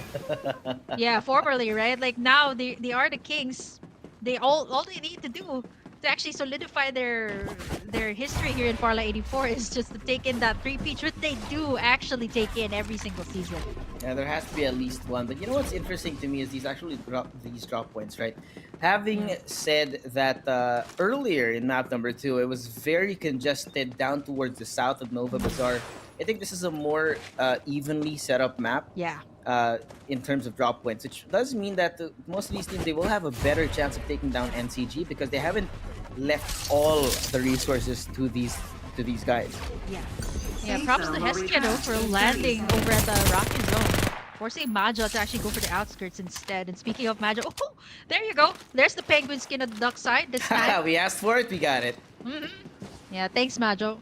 Thanks. Hopefully you guys take in this map for the NCG, for the Stream Raiders fans out there. They do it every single season, and it's gonna be exciting though if they do close it out this way for this last map. Now Hestia starting it off here pretty hot. Got a couple of kills over on Invictus CMP. Great damage being done, and now that also opened up the chance for Hestia to be picking up those shields a little bit earlier. I mean, look at right now. Within the first 2 minutes of the game, they already have level 3 and level 4 armors, which should be setting them up for success later on. But there are some shots being thrown in their direction. Not going to be noted just yet. There goes Hasbola. We got a Hasbula, and we got a Hasbula Not like this. with a 4 for an A. I swear. Yeah. I got thrown off there for a second. I did too. Because I remember, wait, didn't we have Hasbola last series? What's going on? Almost got you there. Almost got you there. But yeah, it is quite a. Oh my god. Yeah, we gotta take a look at that IGN again later on. But looking at the speaking of Hestia though, always off to a rough start here. Like it seems like they can't find a good foothold on anything. But what's good about their drop point this time is they actually forced Majo out of the Rocky zone. So which kind of explains why they have those level 3 and a level 4 shield for themselves. They always struggle when it comes to the drop spots for the past two maps. Hopefully this should be the one for this team. Yeah, it's gonna be a little messy, right? We talked about how again, yeah, Hestia keep getting pushed out of their initial drops, which makes things a little bit more unfortunate for them. So luckily, this time around, it's not as bad, right? We do have a decent amount of pickups at the moment. SR717 though also gonna be encountering another team right across the board, trying to chase them down, but they do think better of it. Again, at this point in time, right? This is the last map. You need to be able to stay alive for a little bit longer, since you can't really depend on the frags just yet. So a little bit of patience, and also kind of in this situation, right? When you are in this situation, it's the last map. People don't want to fight. They kind of just want to flex, right? I will shoot at your face, but if I can't kill you, I'm not gonna chase you down. There's still a little bit of respect. And calculated risk is what you would call it, but NEMT is not gonna have it. They have the high ground here. Oh. They do have the upper hand. Yeah, they do. Because, I mean, as soon as Loki dropped down from his initial attempt at zooming over onto the ongoing show, he just falls down and there's no way he can help. But that does give him the opportunity to heal himself up. Now with the shield set up for NBE, gonna try and double down on this, but another team, AXG Legacy, finds SR Uprising. Just Dash gonna be dropped down already. Dragnal has been such a pain in everyone's butt the last few maps, right? If you've noticed that he keeps punishing these SR teams right now, being the dark side of his team, so effective on the initial push that I think honestly the only thing that's missing for this team is being able to finish things off. Yeah. Peps 2 landing in those 2 kills for TX Sarah. Again, another squad that either gets sandwiched very early on or kind of finds themselves in an awkward spot, especially when they're doing their rotations. Pretty congested here over on the top side of the map. We got 3, 4, and 8 actually in very close proximity. Even 9, which is, again, a pattern that we've seen in the past 2 maps wherein, again, NCG is given the space here to kind of free farm, wherein the other squads are just going to be going for each other. Actually, it's kind of weird to see this very early on. Viva Express, though, they do take in some shots here. Managed to actually bully out the SR717 across the map. Interestingly. They're showing too much respect. But to that being said, right, having granted the respect to NCG, it really does look like they're just shooting themselves in the foot at this point, right? Because I don't think they're aware of the usual split drop from NCG, which should be abusable, right? At this point, they've done it so much that if you've reviewed the VODs enough, then you know that if you see one NCG player early in the game, then you should know that you can just push him in a 1v4 and take him down, which it has happened the last few weeks. But for some reason, it looks like NCG just strike the fear of God in the hearts of whoever sees them. Oh man, this is really interesting. Pioneer Center, 4 squads in the area. This is looking really scary, but this is an area wherein there's a lot of very confusing angles to look at. So again, you wouldn't want to get stuck in here. Frenzy Bomb is not the best place to do it as well, since there's a lot of complexes within Pioneer Center. So it's actually best to actually leave the area. Good choice though, coming out from squad number 3, who actually drove away from the area. If they stay any longer, there's nothing that they can get, right? Like everybody is in a safe spot here. Yeah, I mean, that's the whole thing about Pioneer Center, right? You're not really going to get a lot of value out of the Yong, not a lot of value out of the Bow, which, again, they're the usual suspects when it comes to hero compositions on Thunder Realms ever since we started here in Season 3.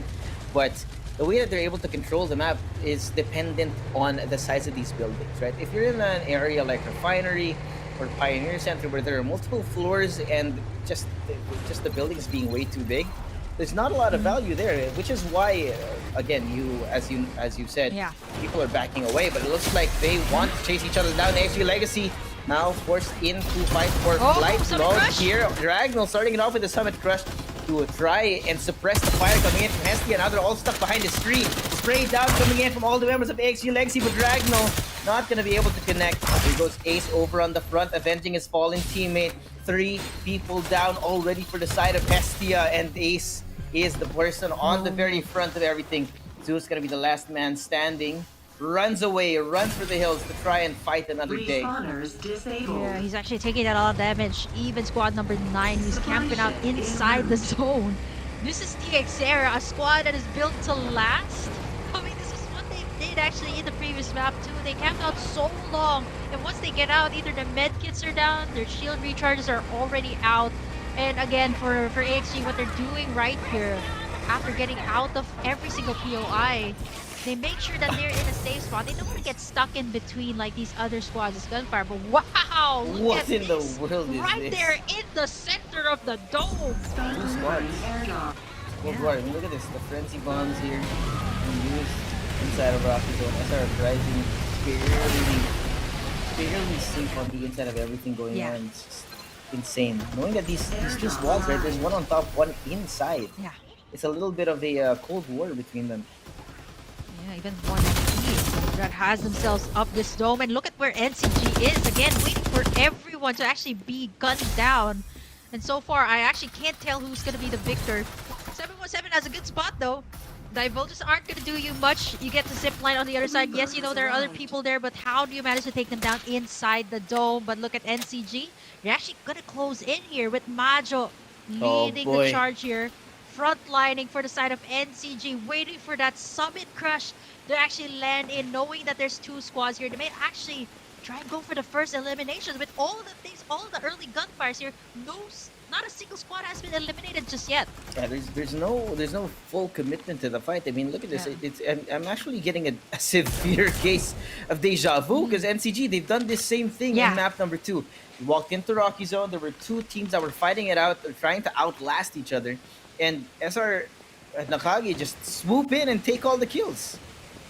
Oh man, the third-party plays are still very much relevant here in Season 3. And it still hurts. It still hurts, especially when that happens. Oh man, Refiner's looking pretty tight too. Oh. Yeah, I mean, you gotta respect it at the same time, right? It is a valid strategy. Knowing that there is a limited number of resources available to each team. Especially the way that this new patch is built, right? Yeah. If you see, say for example, the Duck side has already used their rolling impact, they've already used the Summit Crush, then maybe it's the time to actually shoot, because then at that point, they can't really run. Is that a flying car? What? I'm gonna pretend I didn't see that. Car? No, it wasn't. It was a serum truck in the air, flipping around like a coin. Oh, wow. Oh, yeah, that actually happened a few weeks ago too, and that was my same question. I was like, what is that? Is that levitating or what is going on? Weird magic going on, right? I've seen that actually in the past few weeks. I know it was actually a, maybe a visual bug or something, but it actually did happen. I think it's because of the spring, right? No? Oh, maybe. I should try that. I probably should try that if that is possible to answer all of our questions. Yeah. This sponsor box though, it's smack dab in the middle of these 4 teams. Not a lot of them look interested, and now Hestia have been taken down by XG Vengeance. So still, Respawn is still up for a few of these teams. No one has been eliminated just yet with Serataro. They do want to see this Sangria. Oh, what a dodge! Did you see that? Yes! Just jumps up with the jetpack to avoid the Summit Crush, and it doesn't connect. He's able to follow it up because now the Duck side has been forced into a position where you know exactly where he is. And now Serataro trying to run away on the back of that. Great little little abuse of how the game actually works there. Yeah, the backs too. You gotta check your backs, not just your sides. Here at this point, it seems to be happening so often. Sarah, Carl. Yeah, he's not gonna make it out. Elon must seal the deal here, and that's gonna be TXera actually, the first squad eliminated here. Gonna be real good too here for the Stream Raider squads. SR717 is gonna be able to take the sponsor box here too, right after that first elimination. They could. Actually, there's no other teams in this. No other team here. They've actually gotten it just in time. It was about to close. I think it said 30 seconds on the time. So that's going to be opening it up for SR7 for them later over here in the game. But Refinery is now the and XG Legacy, they find Nathan, Nathan is alone, dude. This guy has been alone since that first altercation. I think he's gonna have the chance to bring back his teammate. Oh, never mind. Yep. They spoke Oh, too soon. man. Brent is gone. Yep. Not yet an elimination of Hestia though. I think a couple of stragglers all across. There's Hasbola. That would have been really funny though if they were in the same It would lobby. be so. I swear. Yeah. If they went head that's to head, funny. Hasbola versus Hasbola, that would be so funny. Yo, I think they also both use duck sides. That's really really interesting. Oh, your idol at the same map as you. A long stalemate once again at Rocky Zone. This is gonna be pretty interesting though. 10, they have to get out of there. Safe zone is this angle. outside. Yeah. What is that? You get so much info whatsoever. And you get one's covered gonna too. because you're so high up. No one's gonna be looking in your direction either. Oh man. Very tight on the sides too. No one's willing to go actually for the center here, which is pretty interesting. Usually we see squads like NCG gonna go for that prime spot. Speaking of NCG. Oh boy. 717 here. They got the red armor for Izu. They're just waiting for Elon Musk to go in for the tactical skill. Divulge has been invested in Springboard as well, and they're gonna try to charge in AXGLC. Yeah, they're gonna be going all in right now. Ace already low on the shield, as well as Elon trying to follow up on it. Summon Crush not gonna be finding anyone, but there goes the blinding mark as well. Short range, fight, full speed charge to try and get away, but he's not gonna be game. And there goes AXG Legacy over on the outside. The timing is perfect. It was a perfect bait and switch coming in from this team. AXG Legacy. Now SR717, they're not out. 6 bringing out the spring blows that distance. Roarza gonna be the last person standing, trying to get over, but they shoot this sky. Oh man, and that's gonna be it. 717. They are out. It's gonna be a battle between AXG Legacy and squad number 8 right now in a duel for the spring. Another situation of Clan Fratricide here. AXG Vengeance taking down Legacy on the outside. That's gonna be another squad elimination. We're down to the last 7 squads, and we're about to enter round 6 of ours. Means more rotations abound. People are meeting each other a little bit more often now, and there's so little space for so many players. 2 players on the map currently. Yeah. Well, again, not isolated. Oh, wait, what? Look at NCG. Bit the full armors again for at least 3 of them. Again, right? Like, it's only Jay-Z that has that orange armor, but again, that's pretty I am much afraid really for everyone else to be. Yep. Yep. Look at this. Squad number 11. That's not gonna do much, right? Like, that's not gonna do much for the Divulge where NCG has their crosshairs right at your base. Right now, AXGD, they're trying to find someone here. They got TXera who's still alive and kicking. They managed to get the revives up on... Yeah, Peps was able to get the revives up on 2 players here. Looking dicey though. It's a 3v3 at the end. No, a 3v4. AXG Vengeance have all their shields up actually. And now the Xera gonna be caught. There goes Summon Crush set up. Pep's gonna be the first person to fall on this team. And now they're 1 more member down. Sarah are down to the last 2, and AXG Vengeance are not letting go of this angle. They know that they can gatekeep them. When the zone is so painful that you have no choice but to actually go inside. Yeah, man, this is... TXera seems to be the team that is always gate kept by other squads. You got the gatekeepers, and you got the ones gate kept. You see Stan TZ as well, looking for the stragglers here. Last 6 squads. It's not gonna be easy though. You're fighting that tight spot here with the duck side. This has happened. Remember, the duck side, when you're in a tight spot, Summon Crush can destroy your entire team. So they're throwing everything they can to try and slide. And now NCG, I think they have found a new target. SR Uprising Mac on the other side. Majo on the very front. Oh, doesn't even have a chance to fight back into the Summon Crush. It connects up, and they fall 1 by 1 in a matter of seconds. Oh my gosh, the Kings! Long live the Kings right now with the full armor. We're down to 5 members, or 5 squads rather. 12 ranks for NCG in a blink of an eye. Earlier they just got 4, and now Pobby, does he know? Does he know? There goes Majo, gonna be the first person at the first point of contact, and Pobby cleans it up. It is gone. Now NCG primed and ready to try and finish the first three-peat of the season for this team. And so every perfectly for them, even the blinding mark, they get the information that is necessary. Santi Z trying to get away with a rolling impact, but he's not going to be able to move it. JC is on the trigger, and now there is one more member on this team who's just going to be taken out all alone. Kino could not fight back, and there's only one person left. One straggler stuck on the outside. NCG played this entire series to perfection. Frenzy Bomb to try and finish it off, and it does. They finally take their first three-peat of the season for Season 3. The defending champions have come into full effective form. Long live the Kings! Season 3, they just have to say that every single season, if there's no three-peat, it is not NCG. They do it every single time. And with an entirely new roster here, once again, coming in here to Season 3. Season 1, they've had a different one. Season 2, they had an addition of Mad Mars, and now coming here to Season 3, former rivals, Jay-Z, adding up to the squad of NCG just proves that the Kings are here to stay. Kings are here to take the three-peat. And now I can't believe it myself. Last time they were denied that. That would have been an epic day, but NCG just says, we're saving it for another day. 16 francs in total for this team. And boy, can I just say, what is up with Pabby today? He seems to be the one that is taking the final shots all the time to actually close out the game. He was the one who took down that last straggler.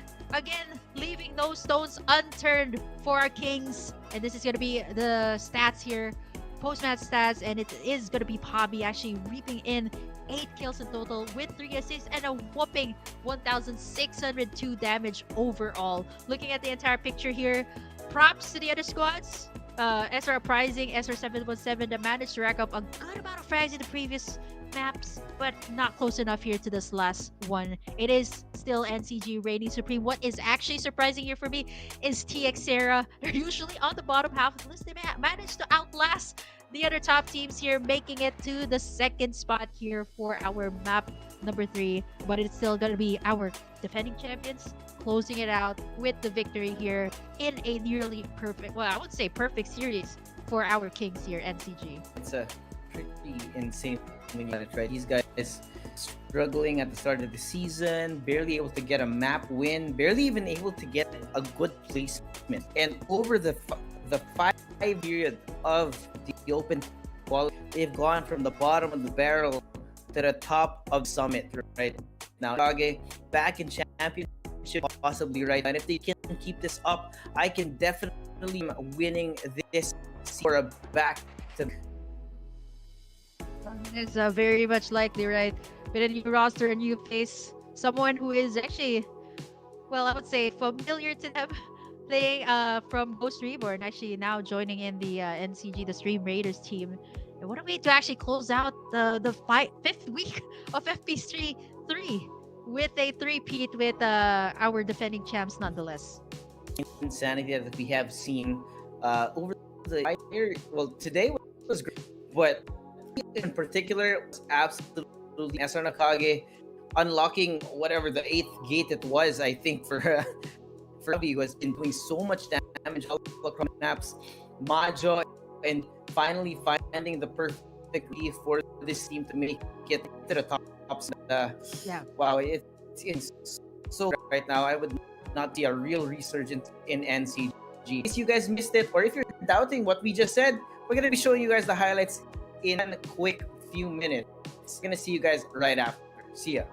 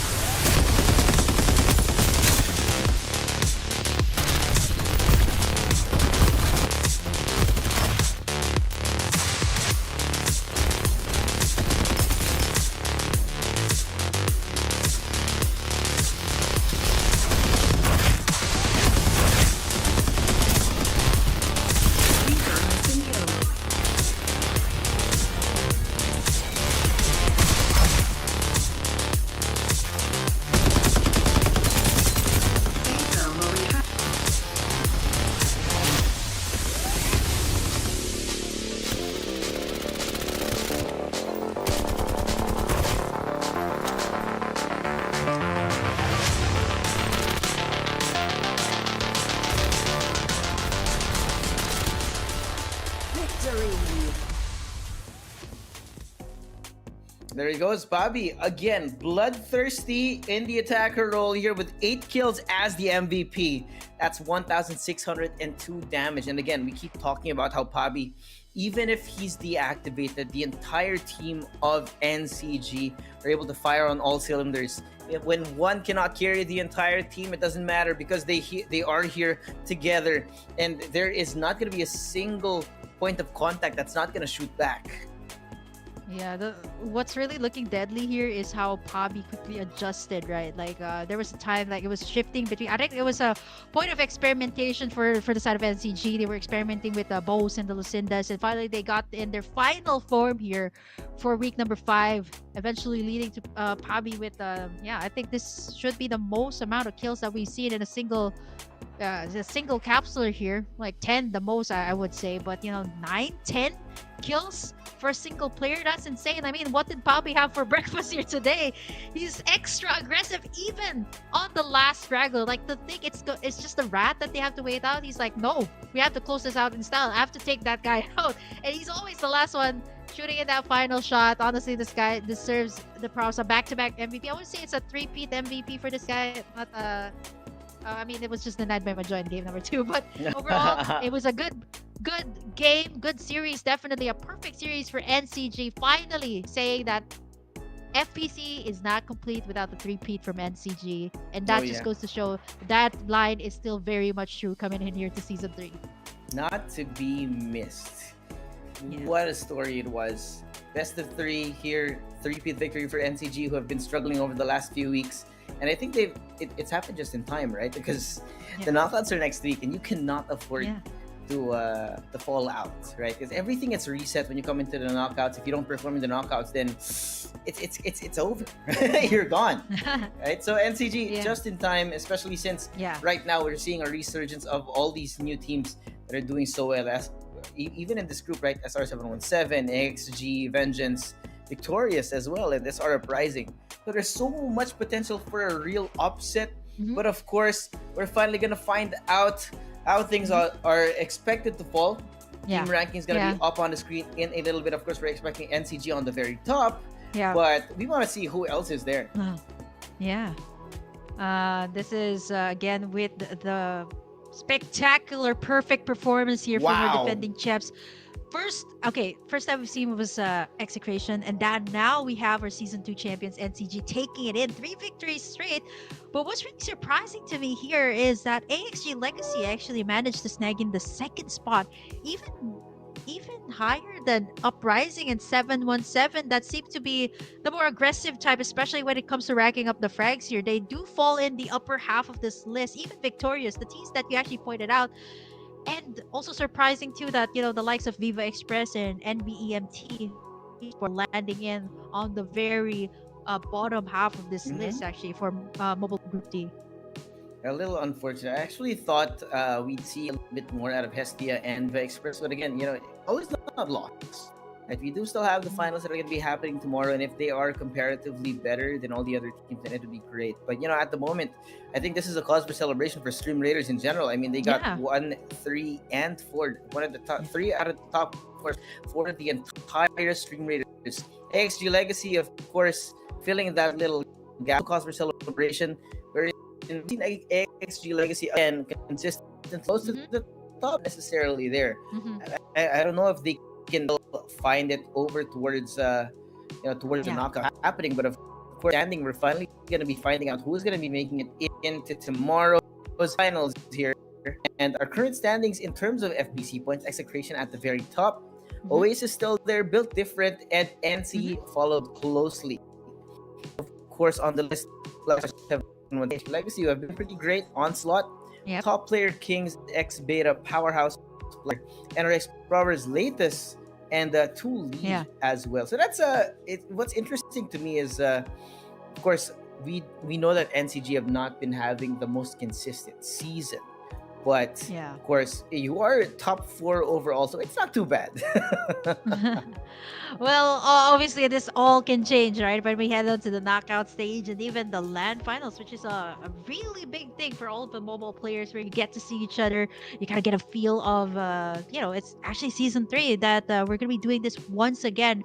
And it just gives me goosebumps to think about it, that we're gonna be seeing these teams very, very soon, actually, because we're already at week number 5. It's crazy to think that we're already done with that, almost done with that, rather.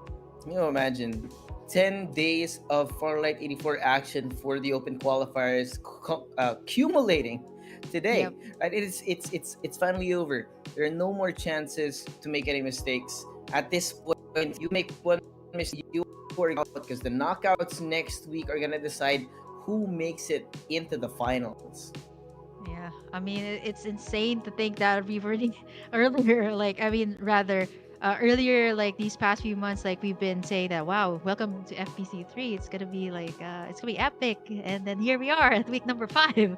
It's very interesting and very nice to see that all of these teams have finally adapted, and we've already seen the teams that have kind of placed it in our weekly standings. We have to take a look at, of course, tomorrow's schedule to the Suave. It's gonna be week 5, day number 2, and it's going to be the top 15 of the mobile division first. And then we're finally going to be seeing our PC players once again in Group A and Group B. Yep, same as always. We're gonna be starting at 2:15 for our mobile division. Then, of course, our PC group again, which is slightly different. So it's not to be missed. Of course, the meta is very different. So we're gonna be excited to see more of that action happening tomorrow afternoon. Yeah, you guys got to do a lot of catching up, right? The mobile and the PC divisions meta is actually quite different. Even sometimes the choices of guns, choices of vehicles, even the playstyle is a little bit more different, which makes every single split of FPC really, really interesting. And it gives an overall interesting dynamic to both sides, like for both PC and the mobile division. And I'm gonna be looking forward to that. But of course, for us, that's a really I don't know what to say here, right? This was Yeah. a pretty draining day. The 6 maps felt like forever, because it was so action packed, so well done out of all these teams. A lot of them are raising the stakes even more. The overall skill floor, I think, for all the teams here in FPC Season 3 has really raised itself up a notch. So I would not be surprised if, again, we're going to be seeing some upsets over the next few weeks. Yeah, actually, you know what? There's a lot of changes, a lot of updates, a lot of patch notes, a lot of recent developments that you guys have seen. So don't forget to. Oh, before that though, thank you so much for helping us unlock the skin. Okay, it seems to be like there's a pattern here. We're unlocking a lot of attackers.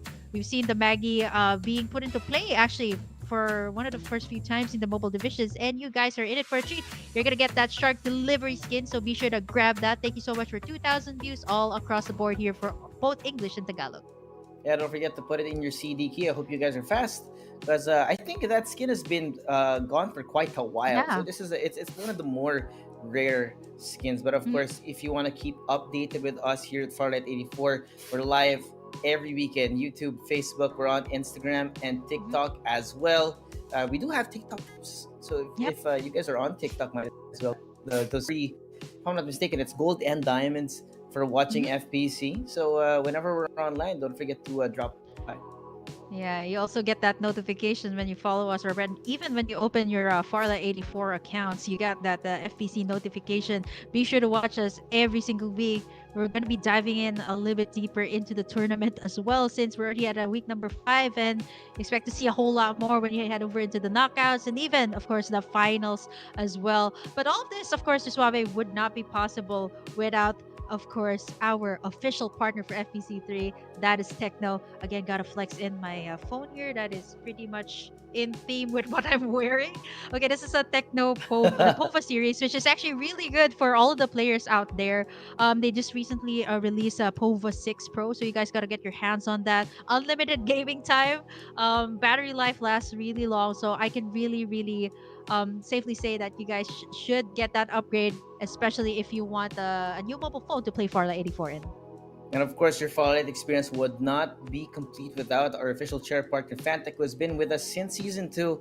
If you guys have not seen their chairs, you should go ahead and look them up on their socials, or right, drop by at our mobile finals, where we will definitely have the booths for both of our sponsors. You'll be able to test out Fantech peripherals and the chairs as well, which do have several models and several colorways which are pretty good. We got to experience them on the caster desk last time, and they were real nice. Yeah, I mean, long hours of only chaos, and it couldn't get better, of course, without a Fantech. They also have some awesome peripherals. If you guys need that upgrade, be sure to check them out. Give them some love over in their socials as well. Yeah, real interesting, right?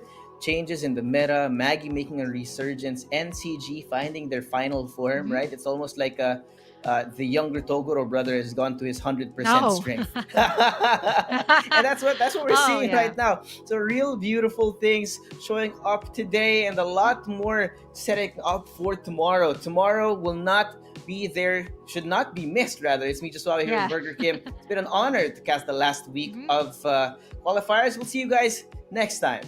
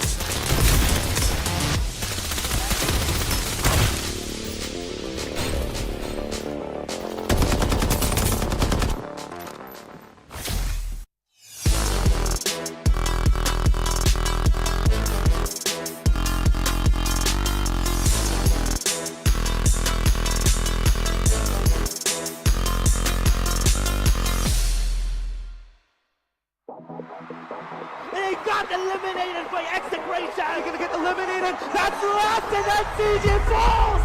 NCG eliminated on John King. NCG is down. The gods will be thrown. Execution.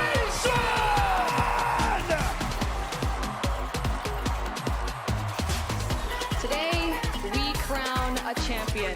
A grueling first few weeks of the Open qualifiers from hundreds of teams boiled down to just 4 groups during the knockout stage. They want to play for that placement. They are the disadvantaged, but Major connects. And NCG, your mobile